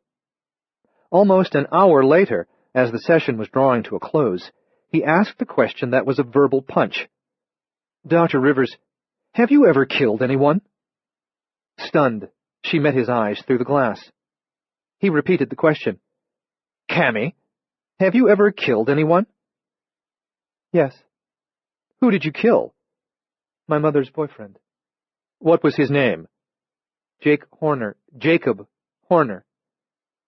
Jardine didn't bother consulting the graphics on his laptop screen. He knew that she was telling the truth. That was on your 15th birthday, wasn't it? Those police records, the court hearing, that's all sealed. That was on your 15th birthday, wasn't it? Sealed. It's all sealed. I was a juvenile. Nobody has the right to know about that. Jardine's eyes gave out no light in the gloom, but in the glow of the computer screen, Cammy could see them well enough to recognize his contempt. He said, Was it 10 years aboard therapy? 10 years? Was it 10 years, Cammy? In addition to his contempt, she saw his rich satisfaction in her reaction, her distress. He had the power to reveal her 10-year ordeal, and thereby to ensure that, ever after, when people looked at her, they would see her past in her present, and would disdain her, or worse, pity her. This was his way of guaranteeing her perpetual silence about puzzle and riddle, and her meek cooperation. She stripped off the glove woven full of electronic sensors and threw it on the table. That's it, she said. I'm finished. Yes, Jardine said. I believe you are completely finished. Chapter 57. The noise in the attic came and went. Sometimes it was a crawling sound, like someone shuffling from eave to eave on hands and knees. At other times, someone softly rapped out rhythms on a ceiling beam. Henry walked through the house, back and forth, gazing at the ceiling, tracking the sounds, wondering. Standing in the bedroom closet, staring at the attic trapdoor, listening to the rapping on the back of that panel, which was bolted from below, he began to think of the sound as being more precise than mere rhythm. This was measured rhythm, divided into stanzas. This was meter, as if some poet living in the garret above was composing new lines and rapping out the meter as he wrote. When this thought fully flowered in his mind, Henry decided not to listen to the rapping anymore. He returned to the kitchen to continue preparing his lunch. Later, as he ate, he wondered what the secret retreats were like where the senator and the other power elites would hide out when the social order had been purposefully pushed into collapse. He supposed they would be far more comfortable and better provisioned quarters than any Henry could arrange for himself.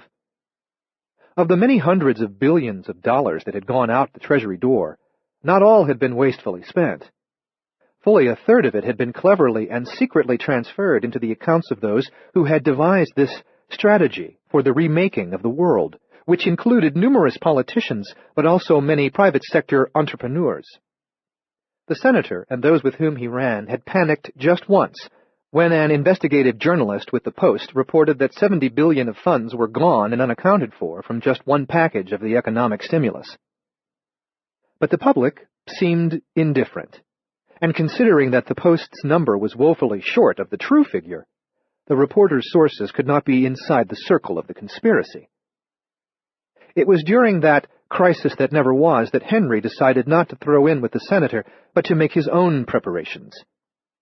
Now, as he listened to the rapping in the attic, to the rapping that he was not listening to, he wondered if he had made a serious mistake when he had come west to become his brother. Chapter 58.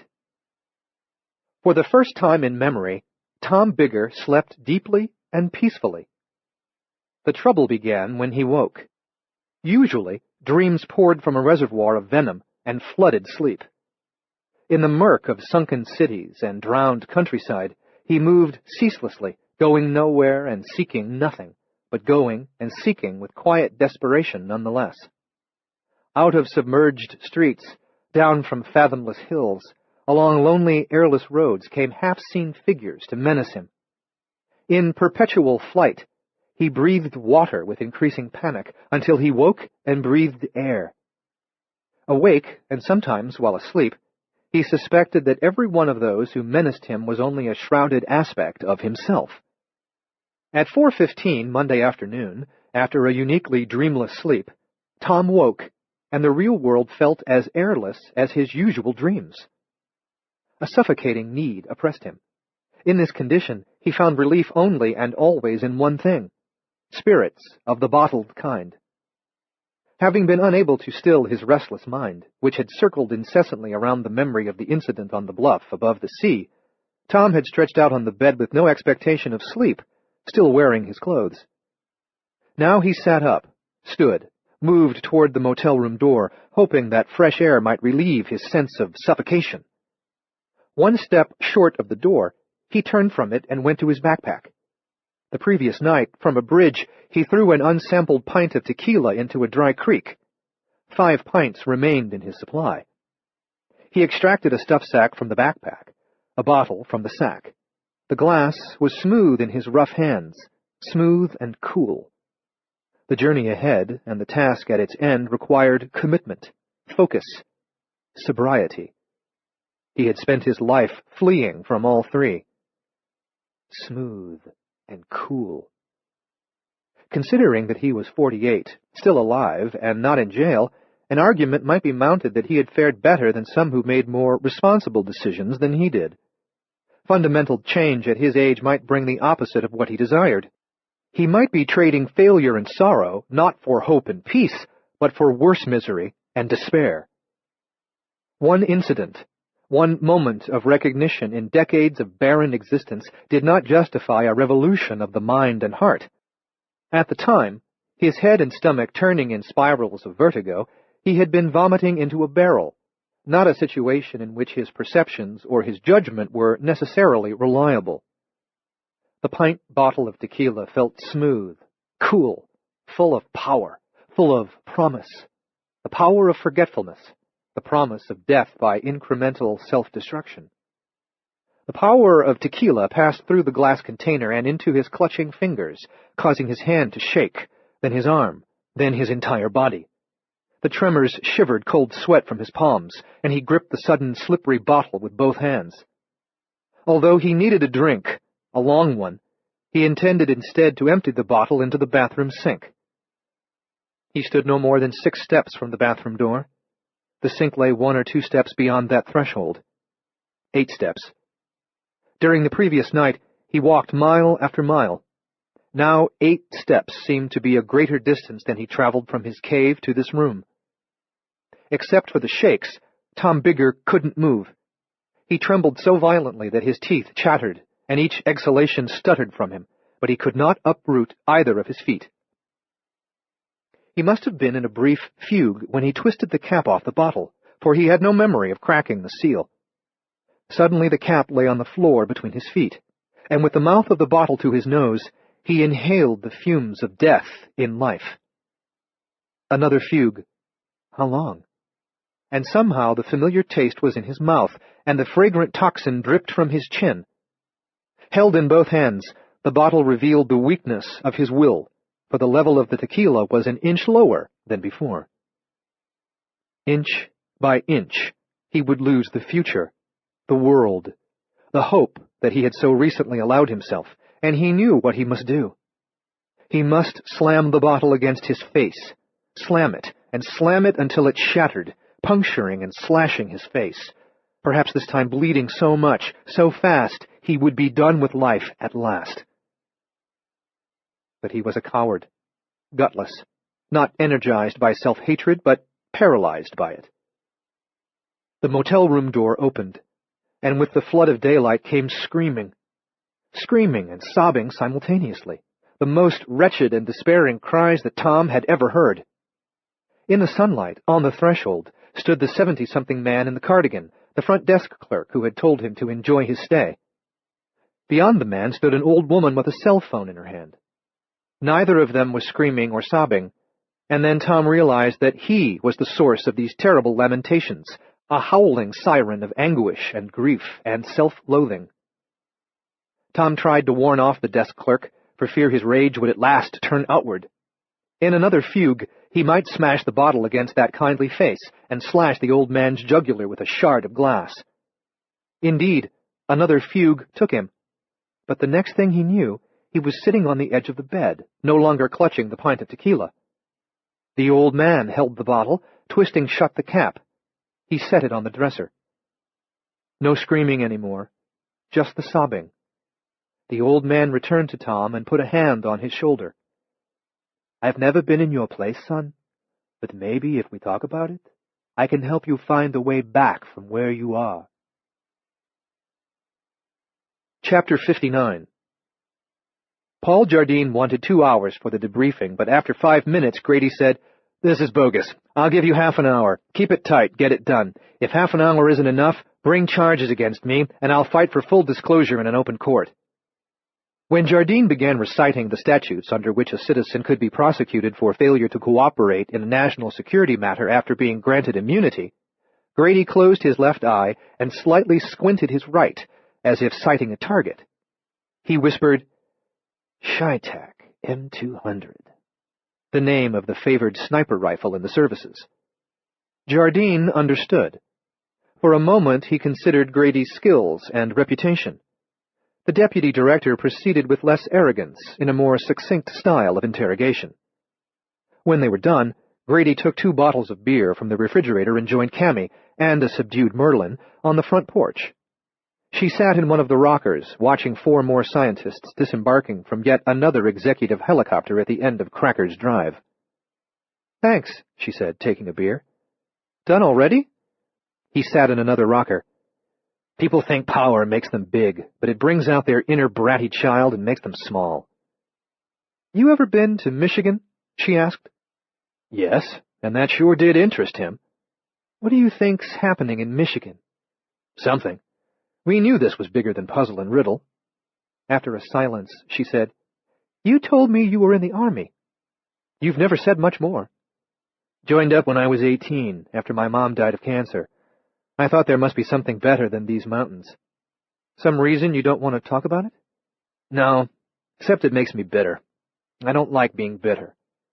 "Can you really target someone at 1,000 yards, like Jardine said?" "Much farther. All the way out to 2,500 yards. The rifle comes with various sighting aids. With the Shytac, you use a .408 caliber, .419 or .305 grain round. One of those tends to do the job." "Where was this?" "Mostly Afghanistan. Some Iraq. Terrorists, mass murderers. They don't even know they're spotted. Scope them out, take them down. As far as war goes, it's about as humane as it gets. Snipers don't cause collateral damage among civilians." "It's a long way from that to making furniture," she said. "It's a long way from that to anything." "Where's the bitterness come in?" "My best friend, Marcus Pip. He was on my sniper team. The other side has snipers, too. They look for us looking for them. Marcus took one in the neck. It didn't need to happen." "Then why did it?" "This grandstanding senator back home holds up a photo of dead women and children in an Afghan village. Marcus, he's in the picture with his rifle. Senator is so sure we kill for the thrill of it, he doesn't even try to get his facts straight. He names Marcus for the press, demands a court-martial. The Taliban killed those people, and all we did was find the bodies." "Surely Marcus wasn't court-martialed?" "No. Army set the senator straight, though he never apologized. Marcus saw his photo on the internet, newspaper stories with captions all but calling him a baby killer. It upset him." "But it wasn't true." "You had to know Marcus. Sounds funny. He was like my mom in some ways. It wasn't he never lied. He couldn't lie. And the Army mattered to him. He believed in the use of righteous force. He knew what the world would be like without it. The lie wasn't just about him. It was about the army, about this country and its people. The injustice ate at him, distracted him. You can't be distracted on a sniper team. Your focus is your fate. I saw how he was. I thought he'd get over it. I should have done a lot more to get him centered again. I didn't. He was careless, and he died 2 feet from me. You can't blame yourself. If we aren't here for one another, why are we here? Beyond the porch, the bureaucrats and the armed agents of the Department of High Anxiety bustled this way and that through their inflated settlement, saving the nation from the threat of wonder and joy. Lying beside Grady's chair, the wolfhound raised his noble head occasionally to watch one passing individual or another. None of them inspired him to wag his tail. After a while, Cammy said, "What are we going to do about Puzzle and Riddle?" "Stay focused. Be ready to act when the opportunity arises." "What if the opportunity doesn't arise?" "It always does, if you stay focused." Chapter 60. Having changed from shoes to slippers, but still in cardigan and red bow tie, Joseph Yerushalmi shuffled around the table, finishing the place settings with white linen napkins precisely folded to display the single, small, embroidered bouquet of colorful flowers on each. Hannah, Joseph's wife, was busy testing the tenderness of the vegetables in a soup pot on the stove. Tom had first seen her outside his motel room holding a cell phone, on which she had been ready to call an ambulance or the police. The couple owned the motel and lived in a tidy apartment that constituted the small second floor above the office. There was a dining room, but Joseph said, "The older I get, and nobody's getting older faster than me, the more I prefer cozy. The kitchen table is cozier."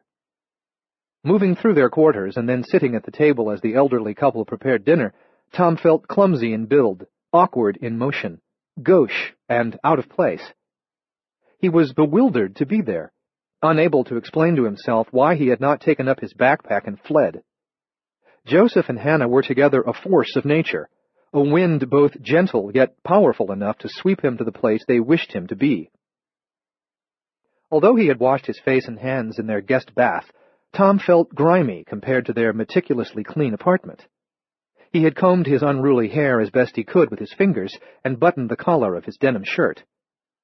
Hannah filled bowls with beef noodle soup, and Joseph put them on the table. Potatoes, carrots, and lima beans enriched the soup. Tom had eaten nothing as tasty as this in many years. The second course was a slice of a molded gelatin salad full of finely chopped carrots and celery. Tom expected not to like it, but he did. Fried fish patties followed, made from flaked halibut, mashed potatoes, eggs, and minced onions. On the side were succotash and sweet-and-sour beets. Tom Bigger had not eaten home cooking like this in longer than 30 years. Considering that he drank more calories than he ate every day, he was surprised that his shrunken stomach suddenly had the capacity for everything that was put before him. Joseph and Hannah did most of the talking, or so it seemed to Tom, yet more surprising than the capacity of his stomach was the fact that he told them where he was going and what he hoped to do when he got there. He never revealed himself to people, until now. He didn't tell them about the incident on the bluff above the sea or about the coyotes. Those things were his to keep until he proved that he could make the journey and complete the task. Over dessert, lemon cream pie, Joseph offered to drive Tom to his destination after dinner. Tom gratefully declined 6 different ways. In spite of his failure to accept the favor of a ride, his hosts began to talk about the best route and estimated driving time, 2 hours, as though Joseph and Tom would be leaving shortly. When Tom expressed concern about Hannah being alone, the couple explained that the evening shift clerk, Francisco, now manned the front desk downstairs. And in an emergency, Rebecca, their daughter, and her family lived only 15 minutes away. Tom found a 7th reason why he must politely decline, and he insisted that their offer was too generous. But at the conclusion of dessert, Hannah encouraged Joseph to say bention and hit the road. Bention proved to be a benediction, a grace said following dinner, after which Joseph went to the master bathroom to say hello to Mother Nature, and Tom used the guest bath. Hannah waited at the apartment door and hugged each of them, and Tom followed Joseph down the stairs, through the motel office, outside to a 30-year-old Mercedes sedan idling in front, where it had been brought by Francisco. The evening clerk also fetched Tom's backpack from his room, put it in the trunk, provided 4 bottles of cold water in an insulated carrier in case they got thirsty during the trip, and stood waving at them as they drove out of the motel parking lot and north on the highway.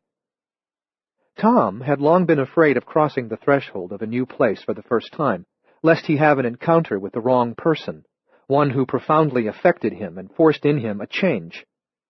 In his gray cardigan and bow tie, still wearing slippers because they're comfier than shoes to drive, and when you get to be my age, which is a number Methuselah would envy, comfy matters more than style.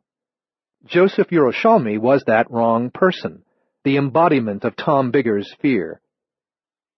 Although Tom had long been all but humorless, the realization that the dreaded agent of apocalypse turned out to be this sweet old man might have inspired a laugh under other circumstances, but he was no longer a 10-day walk from the task that he must perform. Only 2 hours would bring him to it. He lived for decades as a coward, and now, with an onerous confrontation rapidly approaching, he had no well of courage to tap. Chapter 61. In the room, all day the people come and go, excitement high, but voices often low. The light is bright, but not as bright as the light of their becoming. Still, the night would be nicer, the big full moon and all the shining stars. Men and women come and go, and some return, and later yet return again, and always they appear and disappear through the same drapery, which falls shut behind them. Directly opposite that entrance in the western wall is another entrance in the east. There the drapery is fixed, zippered shut, and no one comes and no one goes by that portal. Some people stand close and stare, and accept an offered hand, while others sit in chairs to watch, record their notes, or take them down by hand. Sometimes they confer with one another, usually in murmurs and hushed voices. Now and then they speak louder and with passionate intent, but it is always an angerless argument. In their cage, Puzzle and Riddle listen with interest to the voices of their visitors, to the music of the voices, to the rhythm of the voices, voices, voices. They have water, and food is given twice. All is well, and all will be well, as it has been well since their becoming. This is a time of waiting, and the two wait well, for waiting is only an acceptance of the ways of time. Occasionally slow, and on other occasions faster, yet in truth always at the same pace. Time flows forward toward one shining moment or another, toward the place where they will fully belong then, as they fully belong in this place now. In the room, the people come and go, and in time they only go until dust motes float in the bright light, in the stilled air. In the night, beyond the drapery waits the one who admits all the others. His scent is a scent of weariness, loneliness, and yearning. Quietly in the quietness, Puzzle works the zipper on the cover of the mattress, and the divider softly clicks as it makes the teeth unclench. Inside the cover, under the mattress, her probing hand locates what earlier she had hidden. The blade is short, not sharp, rounded without a point. When she saw it while standing on a chair and searching kitchen drawers for new treasures, her eyes were drawn not to the plain blade, but to the pretty handle. It was shiny, full of color, and its contours pleasing. She plucked it from among other items of interest at the moment that she was lifted from the chair and pressed into the dog crate. When a thing is provided, the provision is for a reason. This she knows. After their transferal to the large cage here in the room, as they explore their new quarters, the reason for the thing with the pretty handle becomes clear. The reason is not the handle, but the blade. The ceiling and the floor of the cage are large pans. The bars of the cage are in framed panels. The panels are bolted to the walls of the floor pan and the ceiling pan. Each panel is held by 2 bolts at the top, 2 at the bottom. Now Puzzle looks at Riddle, and Riddle looks at Puzzle, and by unspoken agreement, they choose a panel and begin. Holding the tool, she reaches between the bars and bends her wrist severely, inserting the curved head of the blade into the slot in the round head of the bolt. Between thumb and forefinger, Riddle pinches the square nut in which the bolt is seated, inside the pan of the cage. His small black hands are strong, and strong they need to be as Puzzle begins to turn the bolt. The revolving bolt, the stable nut, the threads unthreading now and then produce a scraping, a brief squeak, but the soft sounds are only a whisper short of silence, and the man on guard outside will never hear. After setting the blade aside, Puzzle turns the bolt the last few times with her fingers, the better to capture it when it comes loose, so that it will not fall and clatter against the platform on which the cage stands. The nut releases the bolt, and freedom is a quarter won. Hurriedly, but without any concern, they engage the second bolt, which begins to turn. Puzzle's calm and Riddle's is a grace of their condition, their unique position.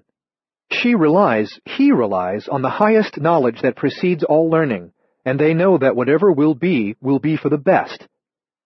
And now their freedom is half won. Chapter 62. Shortly after 7 o'clock, Grady and Cammy were reviewing the contents of the refrigerator and freezer, deciding what to have for dinner.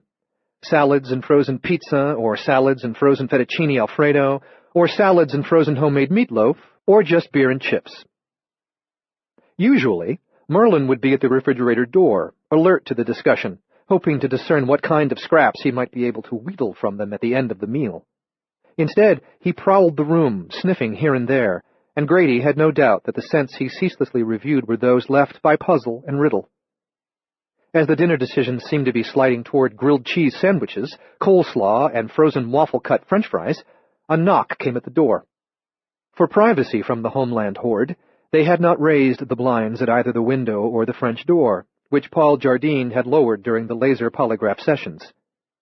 When he answered the knock, Grady expected to find someone with an agenda that would make him want to throw a punch, but the identity of the visitor surprised him. "Dr. Woolsey! Come in, come in. What brings you here?" "The fate of the nation," said Lamar Woolsey with a sly smile. He closed the door behind him and nodded to Cammy. "Dr. Rivers, I have the advantage. I'm Lamar Woolsey, but please call me Lamar." Grady said, "He's Marcus Pip's father." "Stepfather," Lamar corrected. "Mr. Pip died when Marcus was 3. I married Estelle, his mother, when he was 7, raised him from then." "I'm pleased to meet you, Lamar. Grady speaks so highly of your son." "He had a great heart," Lamar said, "and a mind to match it. I don't go a day without thinking of him." Abruptly tumbling to the truth, Grady said, "You're part of the crisis team." "Now, don't hold that against me, son. Often, Homeland Security does good and necessary work. This just isn't one of those times." Merlin came to stand before Lamar, gazing up at him solemnly before breaking into a grin and wagging his tail. Pulling a chair from the table and sitting down, the better to rub the dog's head, Lamar said, "This one could eat the Hound of the Baskervilles in a single bite." Grady had met Lamar only once, 11 years before, between overseas tours of duty when he had gone home with Marcus for a week while on leave. "What do they have you doing in something like this?" Grady asked. "There's never been something like this. Previously, in a crisis response, I've had 2 roles: probability analysis, such as reviewing a planned response to a terrorist event that's still underway and developing a best-guess report on the likelihood that the proposed response would work as intended, work at all, or exacerbate the crisis, and pattern recognition in apparent chaos." Cammy swung a chair away from the table, positioned it behind Merlin, and sat facing the mathematician with the dog between them. "You said there's never been something like this. That's been obvious to Grady and me since we first saw Puzzle and Riddle. But what is it, Lamar? What's happening?" "The end of one thing and the beginning of another." "Lamar is a mathematician and a physicist, but he can go mystical on you," Grady warned. "When a scientist tells you that the science is settled in regard to any subject," Lamar said, "he's ceased to be a scientist, and he's become an evangelist for one cult or another. The entire history of science is that nothing in science is ever settled. New discoveries are continuously made, and they upend old certainties." "Isn't that obvious?" Cammy asked. "Most people tend to believe that the scientific theories of their time are the right ones, and that what remains for scientists to do is find ways to develop wondrous new technologies from their absolute understanding of nature's laws, structures, and mechanisms. Even many scientists succumb to the illusion that they live in the age of ultimate enlightenment. They become so committed to a theory that they spend entire careers ever more desperately defending it as new discoveries ever more rapidly undermine it. Receiving the attentions of both Lamar and Cammy, the wolfhound sighed with contentment, but in the context of their conversation, he seemed to be expressing exasperation with the scientists of whom Lamar spoke. Aristotle's theory that the universe was not created in a singular event, that it had eternally existed, was the unanimous scientific view for 2,300 years. Then in the early 1950s, we discovered the universe is expanding, driven ever outward by the force of the Big Bang that created it. What was known for 2,300 years was wrong. Even in the latter part of the 19th century, it was believed that living organisms could spontaneously generate from inert matter, insects from rotting vegetables or dung, for example. How ludicrous that sounds now. And much of what we believe we know now will appear equally ludicrous in 100 or 200 years. If puzzle and riddle signify the end of one thing and the beginning of another, Grady said, what's ending? Darwinian evolution. But that's been proven. The fossil record. There isn't one, Lamar said. Darwin knew it. He accounted for it by saying paleontologists hadn't yet looked in the right places. He predicted that in 100 years they would have found thousands of the dead-end versions of species against which nature selected. More than 150 years later, not one has been found. As Grady pulled up a chair to a third side of Merlin and got in the game, stroking the wolfhound's broad back, Cammy said, "But evolution itself, a species adapting to its environment, changing over time. There's a fossil record in a couple of cases, at least with the horse, the whale." Lamar shook his head. "They say, here are fossils showing the horse in stages of its evolution, but they're only assuming the fossils are related. These fossils may more likely be of different species instead of stages of the same one. They prove nothing. The other species became extinct. The horse didn't. And the assumption that those fossils are arranged in correct order, showing progression in certain features, can't be supported with evidence. Neither carbon dating nor any method of fixing the period of a fossil is precise enough to support that arranged order. Again, they've been assumed to belong in that order, but mere assumptions do not qualify as science. Understand, I'm not making a case for God." "Then what are you making a case for?" Grady asked. "I believe what I believe about God," Lamar said, "but that has nothing to do with my opinion here. Darwinian evolution offends me simply as a mathematician, as it does virtually every mathematician who has ever seriously thought about it." "Just remember," Grady said, "we're not mathematicians." "I'll keep it simple. The tiniest measure of time isn't the seconds shown on a clock face. The smallest measure of time is how long a ray of light takes, traveling at the speed of light, to cross the smallest distance on the molecular level of the universe. For argument's sake, let's just say it's a millionth of a second. The Earth is 4 billion years old. If you multiply 4 billion by the number of millionths of a second in a single year, you get a staggeringly large figure, arguably greater than the number of grains of sand on all the beaches around the Pacific Ocean. "With you so far," Grady said. "Now, think about the complexity of a single gene. It contains so many features, or bits of data, information, that the tiniest worm on Earth, which has at least 256 genes, couldn't have evolved from a one-cell organism in 4 billion years, even if there had been a mutation in every one of those millionths of a second." Playing devil's advocate, Cammy said, "Maybe Earth is older than we think." "It isn't older by much. By observing and measuring the rate of the universe's expansion and calculating backward to the Big Bang, we can date Earth's creation in the process. The entire universe is only 20 billion years old. So let's be irrational and say Earth was formed an instant after the Big Bang, though it couldn't have been. That doesn't help our little worm. There still wouldn't be enough time in 20 billion years for him to evolve from a single-cell organism at the rate of one mutation per millionth of a second." Amazed, Grady said, "So it's not exactly a closed case." "Not exactly a closed case. It's why evolutionists hate mathematicians. Here's another thing to think about. The minimal number of genes required to support cell function and reproduction in the simplest form of life is 256. Our little worm may have a couple of thousand. It's estimated that the human genome contains anywhere from 30,000 to 150,000 genes. If the worm couldn't have evolved during the entire existence of the universe, how many hundreds of billions of more years would have been required for us to evolve? Cammy said, "Puzzle and riddle. They weren't made in some lab." "No," Lamar agreed. "Humankind has never created a new life form and will never have the knowledge to do so. We can selectively breed, modify, but not create. And your puzzle and riddle, they're new." Perhaps sensing that he was no longer the wonder at the center of their attention, Merlin wandered off, sniffing the floor for the scents of his missing pals. "Then where did they come from?" Cammy pressed. Lamar shrugged. "Taking a strictly materialist point of view, their sudden appearance suggests some mechanism entirely different from evolution through natural selection. In the Cambrian period, at some point during a 5-million-year window, which is as close as we can calculate it, 100 new phyla appeared, thousands of species. They could have appeared steadily throughout that period, or in an instant, for all we know. No phyla have appeared since. No new phyla have evolved. Today, only 30 phyla remain, the rest having become extinct. Now maybe we have 31. "So what are you saying?" Cammy asked. "That 1 minute puzzle and riddle didn't exist, and the next minute they did?"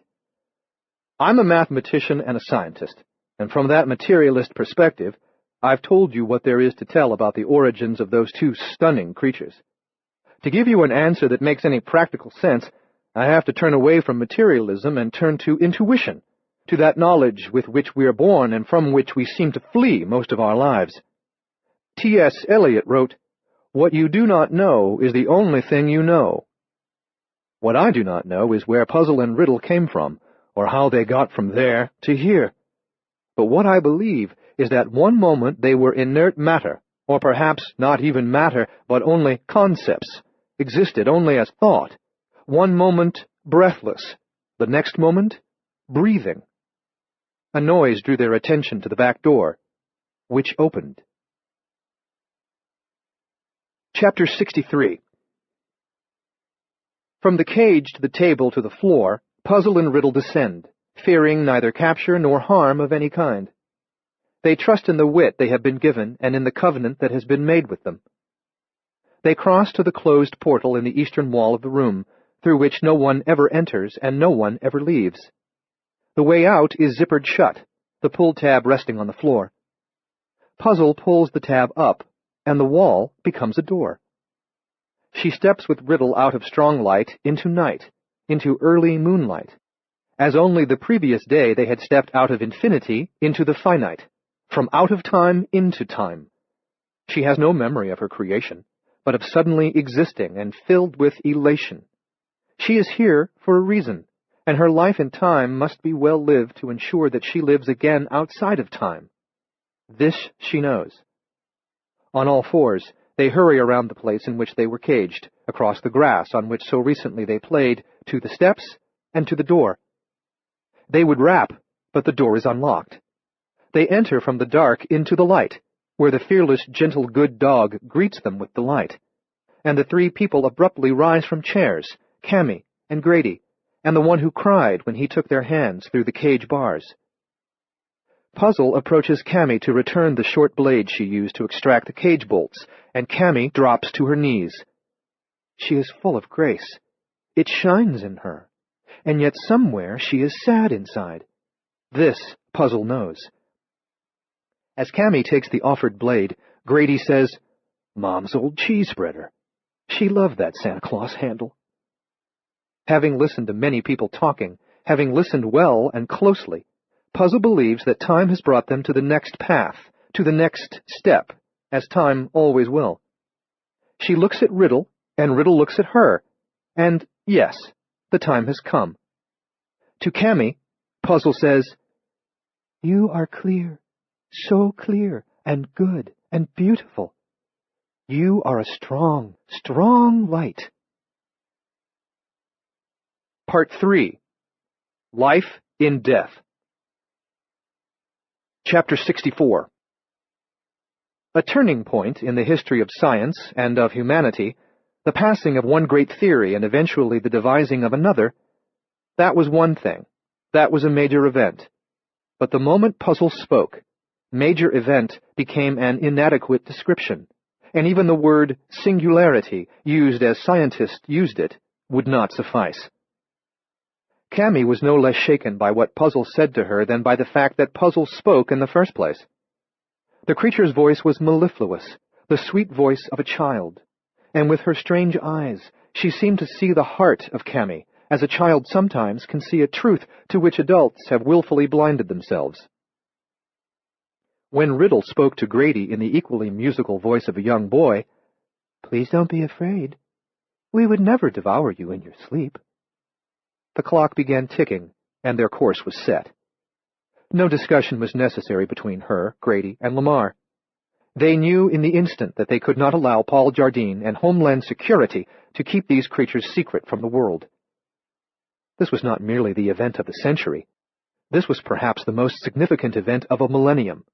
The future of humanity, the paths that mankind followed and the choices it made would be affected by this event in more ways than she could imagine. No one, no bureaucrat or king, no institution, no government had the right to deny this news to the world. They couldn't hide the two anywhere here and hope to ride out the search, for the search would not end until Puzzle and Riddle were found. Jardine had considerable manpower at his disposal, and he had as well the laser polygraph. "The scientific team's at dinner in the mess tent," Lamar said. "Then they're scheduled to stay there for at least an hour to blue-sky this as a group. As long as the guard at the tent doesn't glance inside and see the cage empty, we've got a couple hours before the alarm bells." "We can't drive out, no way," Grady said. "2 guards at every house on Crackers Drive to see us going past. And then an entire contingent, a roadblock most likely, at the intersection with the state route. If we didn't stop, if we tried to run it, I think they'd shoot the tires out. At least the tires. If we use 4-wheel drive, go overland, they'll hear us, even see us in this moon, and cut us off." No phones, no text messaging devices, no computers with internet access were available to get a message out. Besides, there was no way to describe Puzzle and Riddle that would convince and energize anyone who hadn't seen them. "Going overland in any direction. I mean on foot," Cammy said. "Where's the nearest house? The McDermotts?" Grady shook his head. "That's over 2 miles through some rough territory, ravines and rock slides." Sitting prairie dog style, Puzzle and Riddle flanked Merlin, each with an arm across his back. The 3 of them listened to the big furless folks, heads cocked one way and then the other. Grady said, "The Carlisle place is 1.5 miles, and that way is all deer paths through easy woods and a meadow or two before you come to their open fields." "Jim and Nora Carlisle? I take care of their horses. They're good people, and they're smart. When they see Puzzle and Riddle, they'll understand what's at stake. They'll let us use one of their vehicles. Then we drive out from there, and we're past all the guards, the roadblocks." Lamar said, "I should stay here. Do what I can to delay them from discovering you've gone, then confuse and misdirect them. Chaos is what I do." "No," Grady said. "Jardine knows about me in the Army. He knows about me and Marcus, so by now he probably knows about the connection between you and me. You'll grow old and die in the slammer. Your best hope is to stay with us all the way until we can present Puzzle and Riddle to the TV cameras, when and wherever we're able to do that." "What about these shoes? Will I make it in these shoes, maybe slow you down?" "Aren't those Rockports? Sure, you'll be fine. We aren't rock climbing, just walking in the woods." "I've never been a walking-in-the-woods kind of guy, but I'll do my best. I'll keep up with you." "Will there be guards between us and the woods?" "Yes," said Lamar. "Definitely." "We'll know where they are," Puzzle said. "We see everything in the dark, all the way to the bottom of the night." To Cammy, Grady said, "I'll grab a jacket. Collar Merlin for me. We can use flashlights when we're so far into the woods no one here can see them, but for some distance, when the branches are too thick to let the moonlight in, we might need Merlin on a leash to lead us. He knows the paths that way. It's one of our favorite walks." Cammy slipped into her jacket, collared Merlin, and clipped the leash to the collar. Standing at the door, ready to open it, Lamar Woolsey said, Too bad I don't have time to run a probability analysis on this plan of yours. I have a nasty feeling there's chaos brewing in it. Puzzle said, What is leads to what will be, and all will be well if we do what is right. Lamar nodded. If you say so. She did, Riddle told him. She said so, and she's right. Never fear the future. Whatever happens, the future is the only way back. The novelty of hearing them talk was probably years away from wearing off, and Cammy listened, rapt. The only way back to what?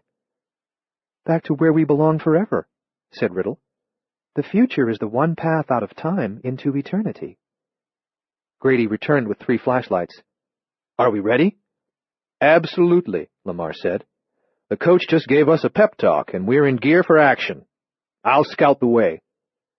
Lamar stepped onto the back porch, leaving the door open, and after a moment motioned for them to follow him. Chapter 65.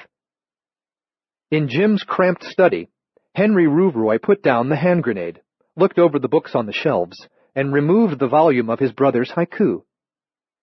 The noise in the attic faded away. He took no comfort in the silence. He knew the rapping out of meter on a ceiling beam would soon resume. Or the torment would take another form. His tormentor had not finished with him yet, and would not be finished until he thrust in the knives, thrust again and again. Restless, Henry walked the house, back and forth, around and around, carrying the hand grenade in one hand and the book in the other, reading haiku, thumbing pages. He didn't know why he felt compelled to read Jim's haiku, but intuition told him that he might be rewarded for doing so. When he found the Harrier poem, his breath caught in his throat. Swooping Harrier, calligraphy on the sky, talons, then the beak. Henry's keen intuition served him well, and his classes in logic at Harvard prepared him to reason his way quickly to the meaning of this discovery. The poem left on the kitchen notepad was not a new composition. Jim had written it long before Henry's arrival, not just hours ago. Therefore, the poem could not possibly refer to the Harriers in the sky moments before Henry murdered Jim. The poem had nothing to do with Jim's murder, and nothing to do with Henry's either. Not that he had believed for a minute that Jim had returned from the dead to compose verse and threaten him with it. Henry was not a superstitious person, and even immersion in the primitive culture of these rural hills could not so quickly wash away the education and, indeed, enlightenment that he received in those hallowed halls in Cambridge. But at least finding the haiku in this book confirmed his certainty that his tormentor must be someone pretending to be Jim. Or did it? Jim didn't need to copy a haiku out of a book.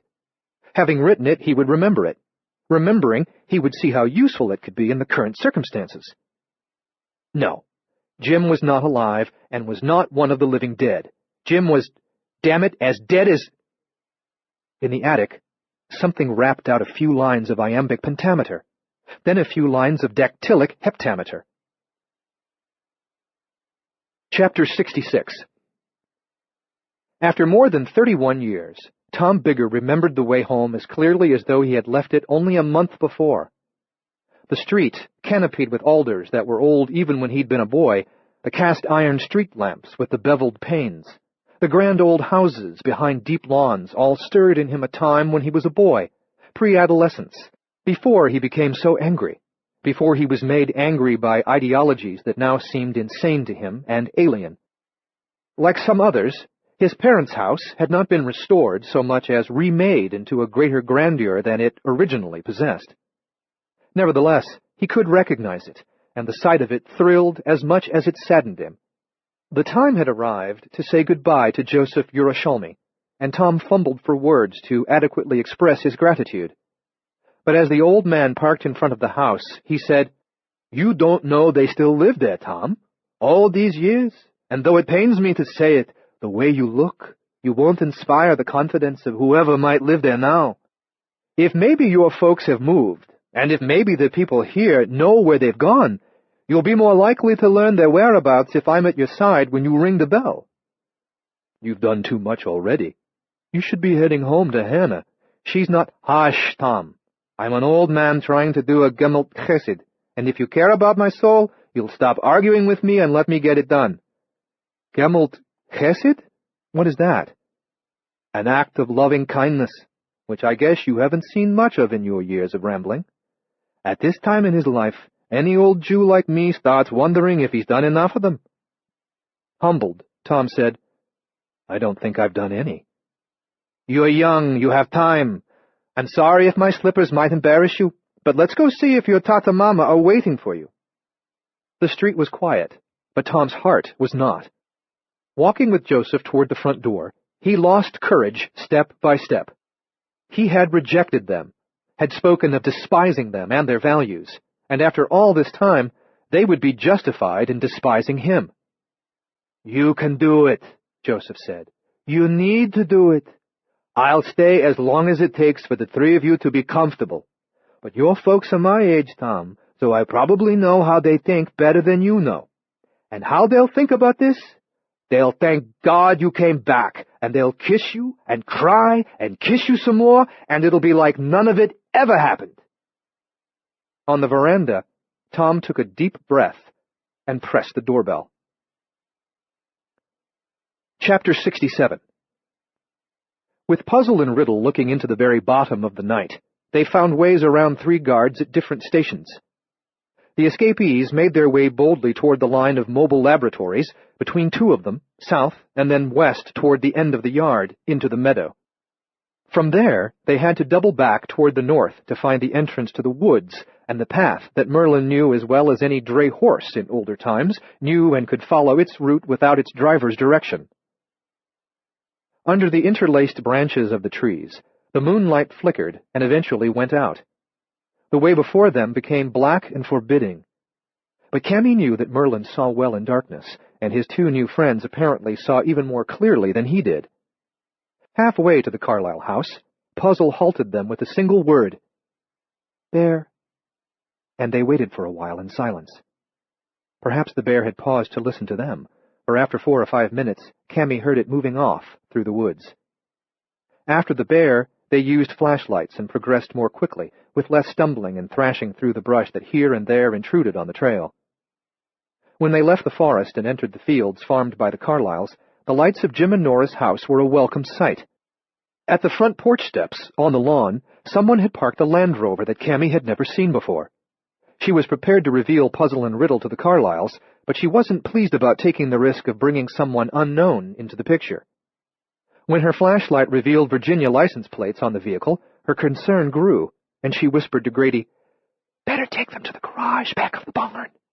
Jim's mountaineer is there, and I think he keeps the keys under the floor mat on the driver's side. Load everybody and drift down here as quiet as you can." "Come with us," Grady urged. "Tell you what, I'll wait on the porch until I see you coasting down this way. Then I'll knock on the door. If I get Jim and Nora's okay, we'll be able to go legally, and that's a lot better, nobody looking for a stolen mountaineer. But if something's wrong here, we'll go any way we can." Chapter 68. Earlier, in the late afternoon, Rudy Neems parked the rented SUV a block from Lyndon Wallace's house. In the cargo hold stood 10 2-gallon cans that he bought at a Pep Boys and filled at a mobile station. Because the cans featured safety vents, the interior of the vehicle smelled of gasoline, but there weren't sufficient fumes to cause an explosion. When he had finished with Kirsten Wallace and the boy, he would return for the SUV, drive it into their garage, and prepare for the burning. He approached the house openly, carrying a clipboard and a small toolbox that he also bought at Pep Boys, as bold as anyone would be who belonged there. He might have been a meter reader or a repairman of some kind. No one saw him. No one crossed his path, and he used a key that the attorney had provided to let himself into the side garage door. During the day, the alarm system was not engaged. When Kirsten Wallace switched on the system later, Rudy would already be inside and comfortable in his hidey hole, contemplating his enjoyment of her. Because 2 housekeepers were in the residence, one until 6 o'clock and the other until 9, Rudy was cautious when he entered from the garage and through the laundry room. He was prepared to kill the housekeepers if he encountered them, even if he was not attracted to them. So much did he want Kirsten. But if Kirsten came home shortly before 6, as per her schedule, she would know something was wrong when she found the housekeepers gone. Rudy would have lost the advantage of surprise, and he would have to take her the moment that she came through the door, before her suspicion was aroused. Happily, he found the mechanical room across the hall from the laundry. Here were water heaters, one of the furnaces, the water softener, and other equipment. According to Wallace, the two maids cleaned the mechanical room on the first Friday of the month and otherwise never entered it. Nevertheless, Rudy crawled into a space behind the furnace and sat there in the dark, where he would not be seen even if someone turned on a light and came in here for some reason. In his mind, he rehearsed all the things he intended to do to Kirsten. The afternoon and early evening passed so quickly that he was surprised when the authoritative digital voice of the security system announced, "Alarmed to night mode," so loud that he could hear it clearly through the closed door from the speaker in the hallway. Just before the second housekeeper left at 9, she brought dinner to the table. At that point, the boy, Benny, was in bed and asleep, and Kirsten could enjoy her meal uninterrupted. Except that Rudy Neems would interrupt her tonight as she had never in her life been interrupted. He waited 5 minutes before easing open the hallway door, just to be sure she would be sitting at dinner in the dining room. Even dining alone, she preferred to eat there, where she could spread out her newspaper on the big table. Rudy Neems intended to spread out her newspaper as she had never had it spread out in her life. Between the butler's pantry and the dining room, one of the two swinging doors stood open. Kirsten sat at the table, her back to him. She wore her blonde hair short. So elegant was her neck that it entranced him. When he had done her as much as he wanted, then part of the way he would kill her would be by strangulation. That neck. He watched her turn a page of the newspaper. Her hands were slender, long-fingered, beautifully shaped. Before strangling her, he could break her fingers one by one. As he crossed the threshold of the butler's pantry, a floorboard creaked underfoot. She turned her head, more gorgeous than her photos suggested, and she screamed. Rudy rushed her as she came up from her chair. She had a fork in her hand, raising it like a dagger, but he didn't care about that. She was fast, but Rudy was immeasurably faster. He seized her wrist and almost broke it. She cried out in pain. The fork fell. He pushed the chair out of the way. He shoved her back onto the table, onto her dinner, and... He heard the window shattering an instant before the alarm went off. Startled, Rudy relented from his assault just enough to allow Kirsten to get her breath. She screamed again. She threw a wine glass at his face. Rudy dodged it. As the glass shattered on the floor, this guy appeared in an archway on the right. This big, strange guy coming in from the hall, his face a ruin. A guy so bizarre that Rudy was for a fatal moment paralyzed. When he subdued a woman, Rudy liked to force her into submission with nothing more than his hands, his body. He didn't use a gun, a knife, a sap. He was a solid block, and he liked to start their time together with a fun demonstration of his great strength and his delight in using it. The sight of this charging fury, this Frankenstein thing, shocked Kirsten's screams out of her. Gasping, she backed away from both of them. Rudy snared her knife off the table, but it was not a steak knife, just a regular dinner knife, and he didn't get to slash with it anyway, because this giant hand closed around his wrist the way his hand had closed around Kirsten's wrist. The biggest damn hand in the universe. In the broken face were the most terrifying eyes Rudy had ever seen either in a horror movie or in a mirror, eyes full of wrath. Now the broken-faced man had Rudy in a two-hand grip, twisting Rudy's wrist, bending his hand backward. Everything had happened so fast that maybe 6 seconds after this thing burst into the room, Rudy was screaming instead of Kirsten, and when his wrist snapped like the wrist of a little girl, the pain was a white flash, as sharp and bright as lightning behind his eyes, and the monster threw him down out of the blinding white light into blackness and silence. Rudy Neems was unconscious only a couple of minutes. When he came around, his assailant loomed over him, stared down at him, and he didn't want to meet those eyes. He looked away from those eyes for the same reason he would have looked away from the challenging stare of a rabid wolf.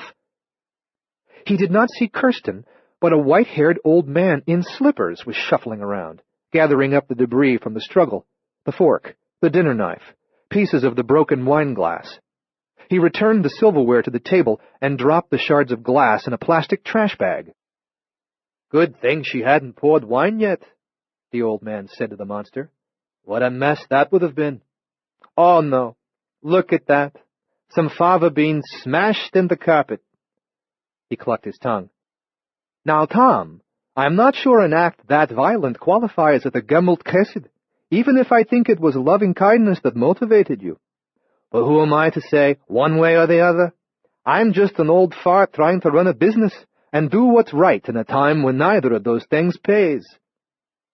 The pain in the shattered wrist was so bad, and the old man was so blurred through his tears, that Rudy wondered if he might be hallucinating. Sirens rose in the distance. Chapter 69. Henry Rouvroy could do nothing to keep Jim out of the house, because the poet would come in through the attic if he wasn't able to enter through a door, because next he would walk through a wall, with no regard for the opinions of the enlightened professors and elite power brokers who would dismiss the idea of ghosts with a sneer or a laugh. He was in control now, the dead brother, and there was nothing to be done about it. Consequently, because a grenade would be useless against a man who was already dead, Henry put it in the refrigerator. The choice of the refrigerator puzzled him for a moment, but then he decided he must be reacting to a subconscious awareness that the hand grenade resembled a pineapple. In a despairing mood of resignation, he removed all the bracing chairs from the doors and returned them to the dinette table. When he opened the cellar door, he stood at the head of the stairs, peering down into the lower room, where the lights had been on for more than 24 hours. He heard nothing down there, but he said, "Jim?" When he received no reply, he said, "I shouldn't have killed you myself, not my own brother. I should have hired someone to kill you, and then killed him." He went from window to window, opening the draperies and raising the blinds. He was finished hiding. He couldn't endure another night of waiting for retribution. At one of the front windows, he saw a woman on the porch. At first he assumed that she must be Nora, joining Jim for the next phase of the haunting. But when she became aware of him and turned, she proved to be a stranger, and an attractive one. If an attractive woman came to him, rather than Henry having to go stalk and capture her, perhaps his fate wasn't sealed, after all. Perhaps this was a sign that the hour of dead Jim was over, that the worst of the haunting lay behind him, that he had passed this initiation rite into the pagan reality of rural life, had won the approval of the earth spirits and fertility gods that ruled this world of farms and logging operations. If so, he could now establish his retreat and dig in to ride out the chaos that the senator and his friends were engineering. He opened the door to her and smiled. She frowned and said, "Jim?" "I've tried to be," he said. "What did you say?" "A little joke. It's been a long day." Evidently she knew the Carlyles, which encouraged him to step back from the threshold and say, "Nora and I were just going to start dinner. Can you join us?" After a hesitation, she stepped inside. "I can't, Jim. The most incredible, wonderful thing has happened." Closing the door, he said, "I sure could use a wonderful thing. A day like this, I need a lift. Come tell me and Nora about it." "It's going to be better to show than tell," she said, following him toward the kitchen. "Nora's in the potato cellar. I'm supposed to go down and help her carry up some spuds." The door stood open. The light glowed below. He was pleased at how plausible the story sounded. "The thing is, Jim, I really need to borrow your mountaineer." "Sure, no problem. How about helping Nora bring up some baskets of potatoes, and I'll get my car insurance card for you just in case there might be an accident or something." "I don't need the card," she said. "Oh, I know, but the law does say you have to carry proof of insurance, and you know how I am, living by the law." In fact, Jim had written a poem titled Living by the Law, about the beauty of law, though it was about natural law, not the laws written by men. The reference to the poem worked. The woman bought it and smiled. "All right, sure. Get the insurance card. Straight arrow, Jim. I'll help Nora." He watched her descend the stairs, and when she reached the bottom, he called out, "I just had a senior moment way before my time." He hurried down after her, adding, "Forgot the insurance card right here in my wallet." As Henry reached the lower room, the woman arrived at the potato cellar door, which stood ajar. The light was on in there. A pang of terror pierced Henry, and for a moment he did not know why, and then he knew. The woman opened the door and stepped inside, and on the floor lay Nora, the first woman in his planned harem. "I was being Jim, after all," Henry said. In his mind's eye, he saw himself wearing Jim's gloves, moving Nora from the barn in the wheelbarrow. After dinner the previous night, being Jim, really into the role. Well, he had taken some drama classes at Harvard. His visitor, the nameless woman, turned to stare at him from the trap of the potato cellar, her eyes wide. As he moved to the doorway, Henry said, "And Jim's in the chicken house, stripped and thrown in the chicken house. I didn't have time to feed them, let them peck the meat off his bones. A smaller grave to dig." "Jim, what's the matter with you?" He looked at his hands, at his clean nails, remembering the grime, the filth, the gummy blood under his fingernails from wearing the gloves and being Jim. "Henry," came the dreaded whisper. "Henry, Henry." And he dared not look to see what stood behind him. The woman, who could see what stood behind him, only said, "Who is Henry?" "Henry," Henry said, and knew chicken-pecked Jim did not stand behind him, after all. "Jim," the woman said, "back away from the door. I'm coming out of here, Jim." He had worn the gloves to copy the poem from the book, and then had to wash his hands again.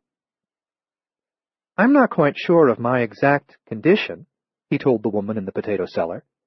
"I never had the time to take as many psychology courses as I wanted to." She came to the doorway, but he did not back off. He said, "Do you hear that? Do you hear iambic pentameter? The rapping, rapping, rap, rap, rapping?" "No," she said. "Oh, I do. I hear it all the time. This is so sad. You would have been such an exciting woman to keep in the potato cellar. Then I could have had it all. But look what this rustic world has made of me in just one day. This isn't who I am, or want to be, and clearly there can be no going back for me in any sense." "Move, Jim," she said, and tried to push him backward. "I've got to go upstairs now," he said, "and get the hand grenade from the refrigerator." He went to the stairs. After ascending 3, he glanced back at her. "Do you want to come with me to get the hand grenade?" "No, Jim. I'll wait here." "Okay. Thank you for waiting. I'll bring a grenade for you, and we'll pull the pins in the potato cellar." He continued up the stairs. He was sorry to hear the outside cellar door open and the rain doors over the stairs. He really didn't want to die alone in the potato cellar. Oh, right. Not alone. There was Nora. Chapter 70. The mountaineer coasted through the moonlight. Not daring to look back, Cammy ran around the front of it as Grady pulled to a stop. She yanked open the passenger door, clambered into the SUV, and couldn't find her voice. Lamar was in the back seat, in the cargo area with Merlin. Puzzle and Riddle were giggling. Cammy never heard them giggle before. Under the circumstances, their sweet childlike voices sounded sinister. Her cry at last broke free of her throat. "Move, move, move!" Grady accelerated away from the house before he asked, "What? What's wrong?" "Hell if I know. Jim, I don't know. I think he killed Nora. She's dead in the potato cellar." This announcement put the damper on whatever fun the 3 pals were having, and left Grady gaping. After a moment, she turned to Lamar and said, "You predicted chaos, and you were right. Was that it? What's ahead of us?" "Just the future," Puzzle said from behind Lamar. "Just where we're meant to be." Henry Rouvroy, alias Jim Carlyle, descended the cellar stairs, a grenade in each hand. Nora remained on the floor, eyes open, in the potato cellar. He sat on the floor beside his sister-in-law, his wife. He pulled the ring from the first grenade, but kept the safety lever depressed. For reasons he could not imagine, in his mind's eye he saw not Jim's naked corpse in the chicken house, among the cackling hens, but instead the senator at a press conference, waving the photo of Marcus Pip and demanding a court-martial. Henry had advised him on that strategy, but he'd done so based on misinformation, and it had not gone well. The senator didn't fire him because the senator thought the episode achieved exactly what he wanted it to achieve. The senator was an idiot. Henry couldn't get Marcus Pip's face out of his mind. He didn't want to die while thinking about Marcus Pip. That's how he died anyway. Grady drove as fast as the winding road would allow, heading south out of the county into a somewhat more settled area where the dark hills were speckled with house lights. They were a long way still from a small city with its own TV station, but if their escape had not yet been noticed, the odds were in their favor. They passed a roadhouse where the parking lot was packed with pickups and the marquee advertised a country band. A quarter of a mile later, when they topped a hill and saw the roadblock at the intersection below, Grady braked and slid into a turn, and Cammy said, "The roadhouse! All those people! It's some kind of chance!" As he crested the hill he had topped from the other direction a moment earlier, Grady glanced at the rearview mirror and saw that the pursuit was already underway. Bailing from the mountaineer in the roadhouse parking lot, Cammy sprinted to the back, opened the tailgate. "Out! Out! Hurry!" Merlin leaped from the vehicle, and the lantern-eyed duo sprang after him. As the six of them ran toward the roadhouse entrance, Lamar said, "Where's the music? Never heard a country crowd this quiet." Inside, the joint was packed, as the herd of pickups indicated that it ought to be. But the band played no music, no dancers danced, and people were gathered in peculiar configurations at the bar, at an area to the left of the stage, and in a separate raised lounge area near the restrooms. "Must be 100 people here," Cammy said. "Maybe 150. Homeland Security can't arrest them all, can't shut up all these people. Come on, it's time. Come on, Puzzle, Riddle, it's time for your debut." "The stage," Grady suggested. "The microphone." Behind them, Lamar said, "Oh, my God." But Cammy didn't look back, just kept on moving through the mostly abandoned tables, with the wolfhound and the two amazements rushing ahead of her. She mounted the stage, took the microphone from the stand, and said, "Please, may I have your attention?" Joining her, Grady said, "It's not turned on." She fumbled for a switch, found one, and her voice boomed out, "Folks, everyone, hey, I've got an announcement." And as she spoke, the black-clad legions, carrying fully automatic carbines at the ready, burst through the front doors, an instant later through a back entrance. The patrons turned toward her, but half the armed agents spread through the room, intimidating the crowd, while the other half came toward the stage. Clambering onto the stage, one of them said, "You're under arrest." And she heard another one telling Grady that he had the right to remain silent, and she said, "But you have no right to make us be silent." In the chaos, she heard Lamar shouting at her from among the tables, and just as she was about to start clubbing one of the agents with the microphone, she understood what he was saying. "Cammy, Grady, look at the TVs." In the distant lounge was a big flat screen, a smaller screen behind the bar, another to one side of the stage. The music had stopped, the dancing, the drinking, because people had been drawn to something on television. On the screens were Puzzle and Riddle. Cammy stared, uncomprehending. Someone cranked up the sound on the flat screen as an anchorman appeared in place of Puzzle and Riddle. "We've got breaking news now. Something big is happening out there tonight. Whatever this event in Michigan means, and the pair in western Pennsylvania, apparently they aren't alone." He spoke to someone off-screen, off-mic, and turned again to the camera. "I'm being told we've got a live report coming right now from an affiliate in Marietta, Georgia, and 3 more to follow.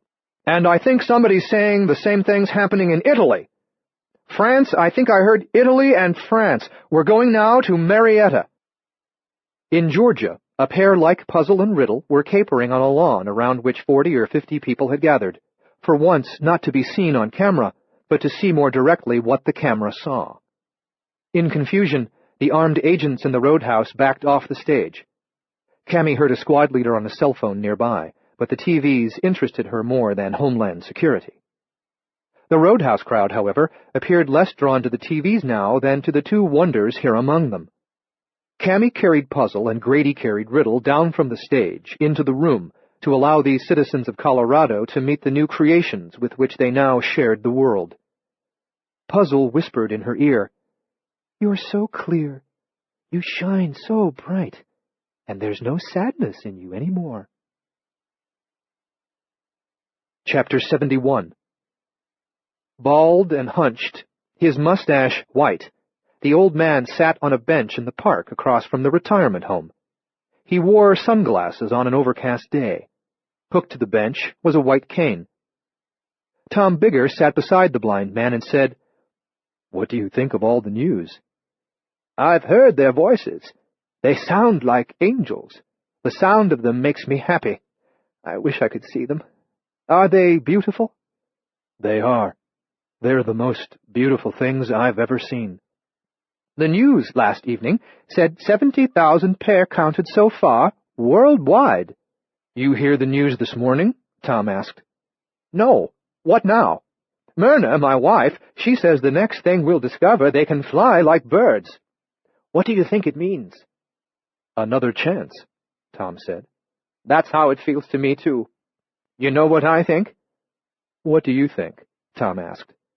"One of us ever kills one of them, then that's the end for us, for all of us. That's the end, right there." "You could be right," Tom said.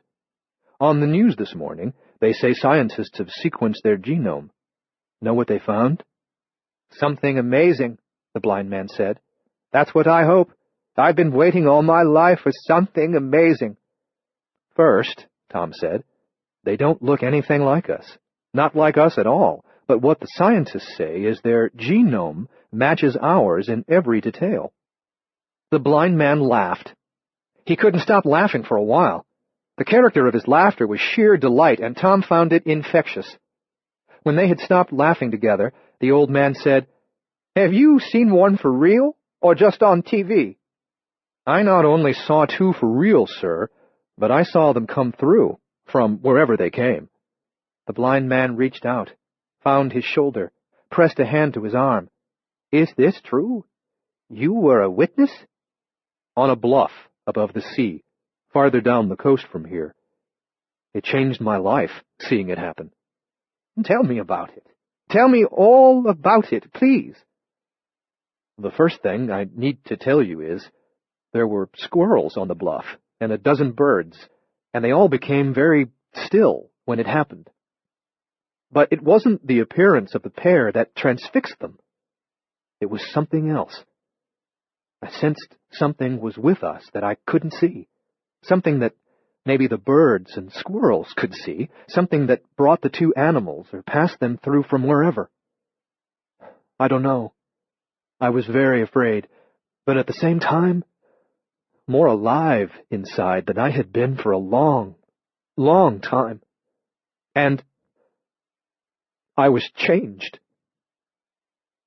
The blind man considered this in silence for a while, and then he said, "Are you my Tom?" "Yes, Dad. I'm your Tom." "Oh, I want to touch your face." "It's not a good face, Dad. I'm afraid for Mom to see it." From behind the bench, a woman said, "I've seen it, my love. You passed me on the way to sit with your father. You didn't know me, but I knew you." Tom allowed his father to touch his face, and his father wept, not only at his son's suffering, but also with joy. When Tom rose and turned to see his mother, she said, "You are so beautiful, Tom. No, look at me. You are beautiful. Your face is a face of transcendence." Chapter 72. Cammy watched them from the kitchen window as they frolicked in the new snow with Merlin. But for their black hands, black feet, and black noses, they might have been invisible. The coffee maker began to gurgle, and the sudden aroma of fresh Jamaica blend flooded the kitchen.